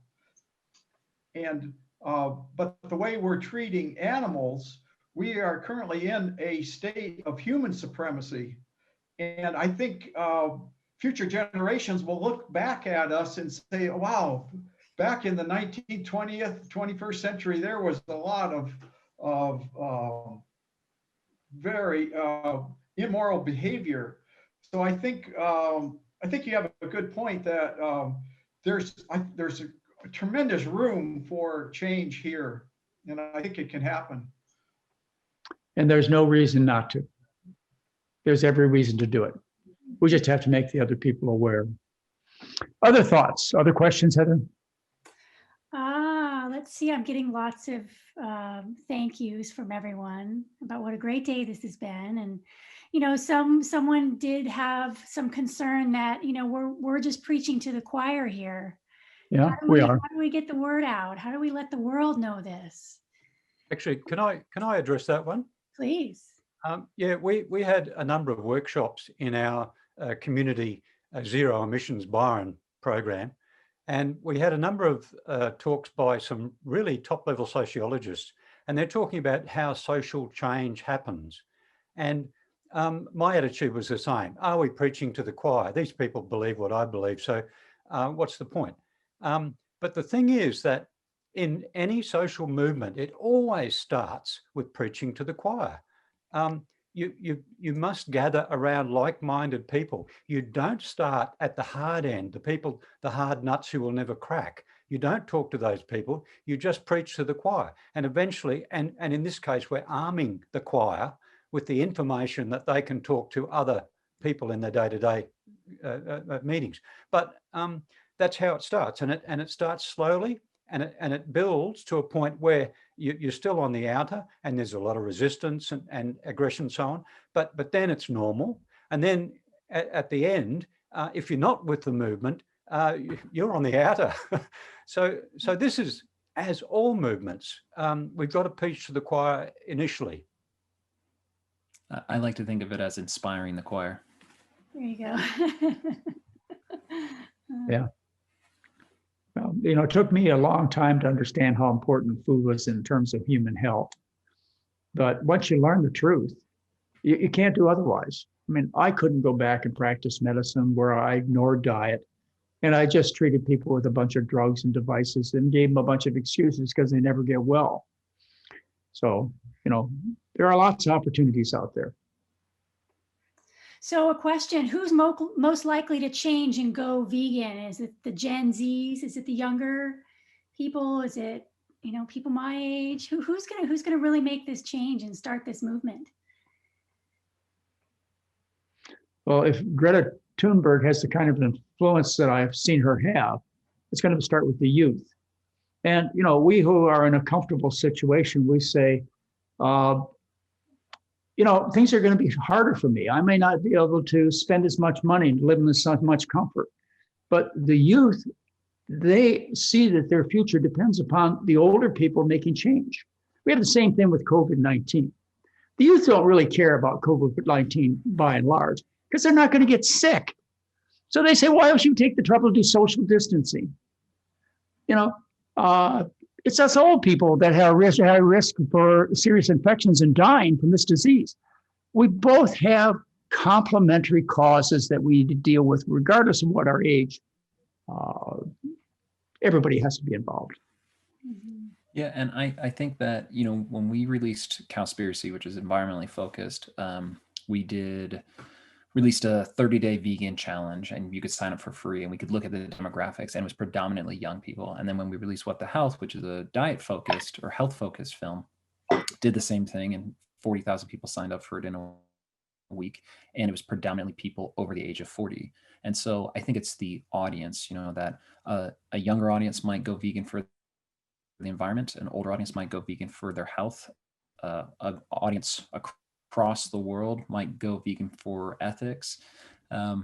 And so I think that's the beauty of this plant-based diet and this plant-based movement, is that it can appeal to whatever someone is into. I kind of feel like people are grouped into 5 things. You're either into animals, you're into human issues, you're into the environment, you're into health, or you're into spirituality. And veganism covers all of those. There is a logical argument to be made on behalf of all 5 of those things. And so it's just figuring out what audience is that you're speaking to. And the great and thing, speak up. it doesn't really matter why you're doing it, right? Just that you're doing it. It has the same end goal. Yeah. Yeah. So let's see. I've been vegan for 30 years, and the argument I hear most often from friends is they can't give up cheese. Any helps for helping people overcome their addiction to cheese? Well, I give a whole lecture on dairy products, which you're welcome to look at. I gave it the first time in 2003. I still give the same lecture. It's called Marketing Milk and Disease. If people look at the block of cheese on their plate as an infected piece of food, infected with leukemia viruses and other cancer-causing viruses, if they really seriously look at that cheese and they see the fact that you're eating something that 70% has no dietary fiber, is loaded with environmental pollutants, they're going to think twice about it. And when you realize that the reason people eat dairy products is because of the added sugar and salt. When I was a resident in my internal medicine residency in Honolulu, one of my jobs as a nephrology resident, taking care of kidney patients, was to convince my patients to eat saltless butter and saltless cheese. I'd come in the next day and they would say, "Doc, I can't do this. This tastes like a glob of grease." So we have to deal with real taste preferences and what the human being really enjoys. There's, I suppose, people like the salt. They like the simple sugars. But the animal products are what are killing us and the planet. Mm-hmm. And that's another question. What if we just stop eating cows, can we keep drinking milk? Is that not going to have as bad of an effect on the planet? But they're still farmed animals, right? Just as much waste, just as much deforestation. Right. So, lots of people say, well, I don't eat meat, so I'm making a difference. And they may be, but we're really talking about giving up all animal products. Yeah, that makes this simple. It's like black and white. When I get people to change habits, I'll have to tell you that the most effective means to change is have clear recommendations. I have never met a cigarette smoker who has quit smoking by cutting down, ever, in all my career. Same thing with an alcoholic. They don't stop falling down until they give up all the booze. Any of you who have problems with alcohol, you know what I'm saying. So it's much easier for people to make definitive changes. Green and red, yes and no. And then you can identify what you're supposed to be doing. Otherwise, you're getting confused. I look in the refrigerator and there's skinned chicken. This isn't my refrigerator, but it's just too tempting. So moderation is going to put unhealthy foods, unhealthy opportunities in your life. Just get them out of there. Again, a real addict understands that 100% do than 70%. In fact, moderation is impossible. It kills. And speaking of the addiction, that's often when people say I can't give up cheese, I bring up the casomorphine, the fact that eating cheese can actually stimulate the dopamine responses in the brain. And so it has an addictive response, like an opiate response. And so when I explain that people are literally addicted to cheese and that they're actually an addict, it changes their perspective on it. It's like, oh, I don't have a choice in this. Like, you've been captured by this addiction to cheese, but the reality is you don't like cheese. Your body doesn't like cheese. You have indigestion from cheese. You're lactose intolerant, but you're addicted to this opiate. And that a lot of times will get people to go, right, yeah, I don't want to be an addict. Who wants to give up control? But again, I think it's finding where people are at. What are they really excited about? Maybe they don't care about their health. They're young and they say, I don't care.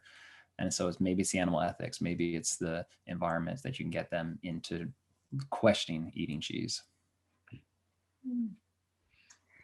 All right, let's see. I don't see any other questions All right. coming in, but lots of thank yous. Amazing event. Um, okay. Here we got one. Can we speak to socioeconomic issues? For example, food deserts and cheap animal products that take the dietary controls away from people. If I could jump in on this, I'm Yeah. directing and producing a film called They're Trying to Kill Us about that very issue, about the health disparities between Americans of color and European Americans, and because of food deserts and food policies, and that there's very much a food system in the United States in particular that was designed to prey on impoverished communities and predominantly communities of color. And so there are incredible people and incredible organizations that are doing things to solve those issues of food deserts, which is obviously a larger, bigger picture. But I think the first thing is getting people to understand that this is a system that has been designed. It's not just happenstance that people ended up living in communities that don't have grocery stores or aren't even allowed to have grocery stores.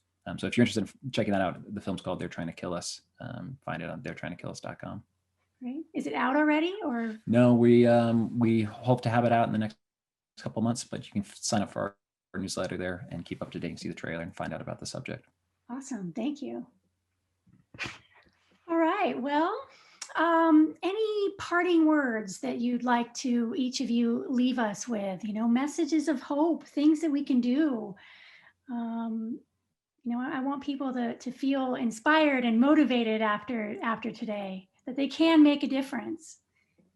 Yeah, I think today was excellent, and I would encourage everyone to talk to friends and family and acquaintances, and do it at the grassroots level, and also talk to politicians, because we're talking about putting a tax on carbon fees. Well, like I said in my presentation, it's time to be taxing meat and dairy products. And so we can talk to politicians, friends, family, and it can be a real positive thing, because we know all the co-benefits. We've repeated it over the course of the day. So I'm encouraged, and it's really great to see the McDougalls taking the lead here and bringing us all together today. I really thank you for your efforts. Well, we certainly need all of your help. This is not something that can be solved by one family or one person. But what I would like to say is that these are times of change. The world is changing drastically, in fact, almost at a scary rate. When we come out of our most terrible times, we want to have good leaders. And we have that opportunity to lead us into a better world. But we have to stand up. We have to make people aware that we are a power to reckon with. We know, and we have goals that everybody should agree with. Change is coming, folks. Let's lead people into the right direction. I like that. All right. Gerard and Keegan, I'd love to hear from you as well. Thank you so much for this afternoon. It's been very stimulating, and it's been great hearing the other speakers, Keegan and William. Brilliant stuff. I missed this morning. Unfortunately, it was middle of the night for me, but I'll catch up on video later, hopefully. But look, this is so, and it's so encouraging to talk. And I for one am coming out of the closet. I'm talking to a few politicians next month. They're environmental groups. But that's what we've all got to do. We all need to talk to whoever we bump into, that these things are happening and what's really causing it, and how we can help. So yeah, bravo everyone who's here, because particularly those people who do talk.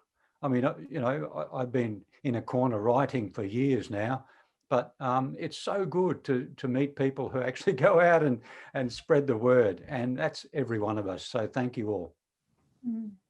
Yeah, I'd like to just say the same. I'm so honored to be invited to be part of this. I'm so grateful for all of you for the research and the work that you're doing, for McDougall family for using the platform that you have to talk about this broader issue of climate health. And again, just grateful for everybody who is using their voice and speaking up.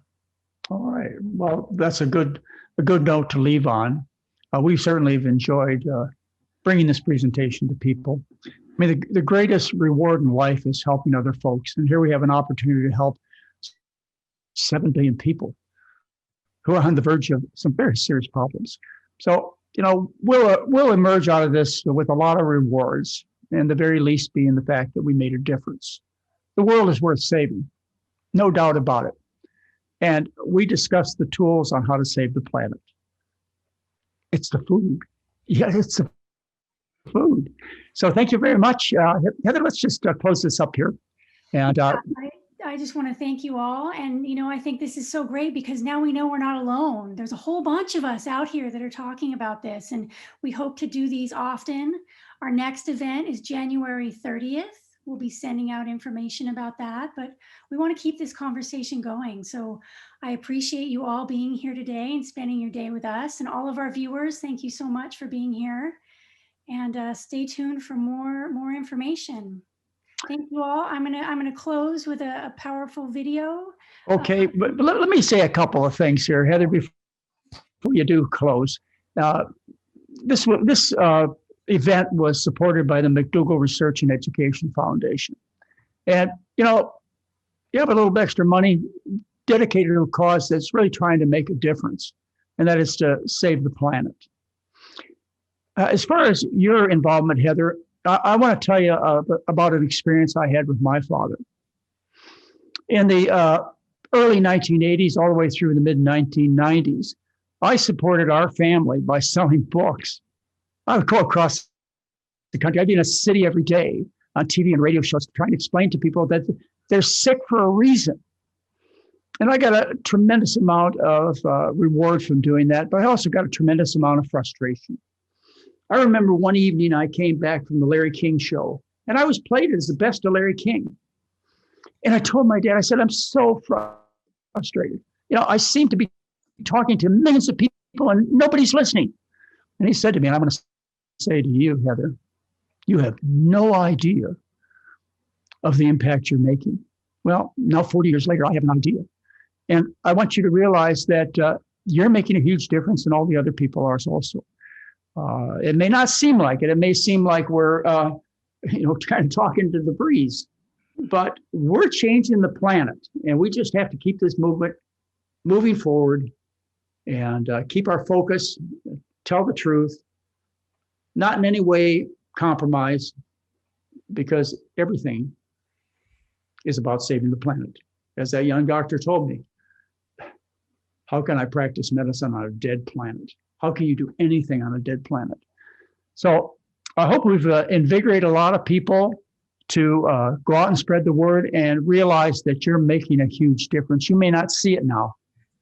And you did a nice job, Heather, I have to say. You're being an engineer and running this kind of program is a big deal. I know you took a lot of trouble to make sure everything went well, and it went wonderfully.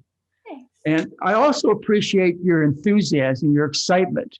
And I think that when we first started this project, you were a little bit concerned that you weren't going to really enjoy yourself, and it was going to be a lot of hard work and a lot of burden. But just the interaction that you and I've had, and the speakers have had with you, tells us that you're fully involved in this movement. We're going to take a leadership role about one thing, and that's diet. Food. It's the food. And we can save the planet. We can save the population. Play your video, Heather. Awesome. Thank you all. It's been a wonderful day. And we'll see you at the next event, January 30th. All right.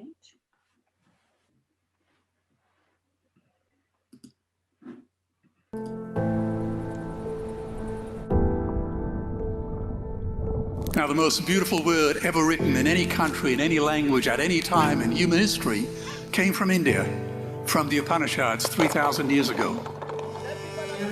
Ahimsa, non-violence to any living being.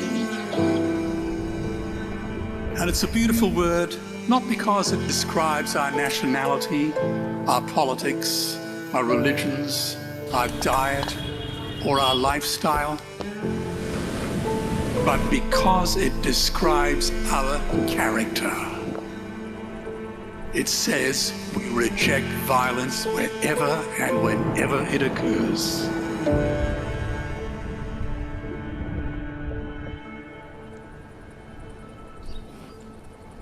It is a revolutionary event more powerful than the Industrial Revolution, the Reformation, the Hubble telescope, or anything ever conceived by Galileo, Copernicus, Einstein, Darwin, or Freud, because it protects the most precious of all things,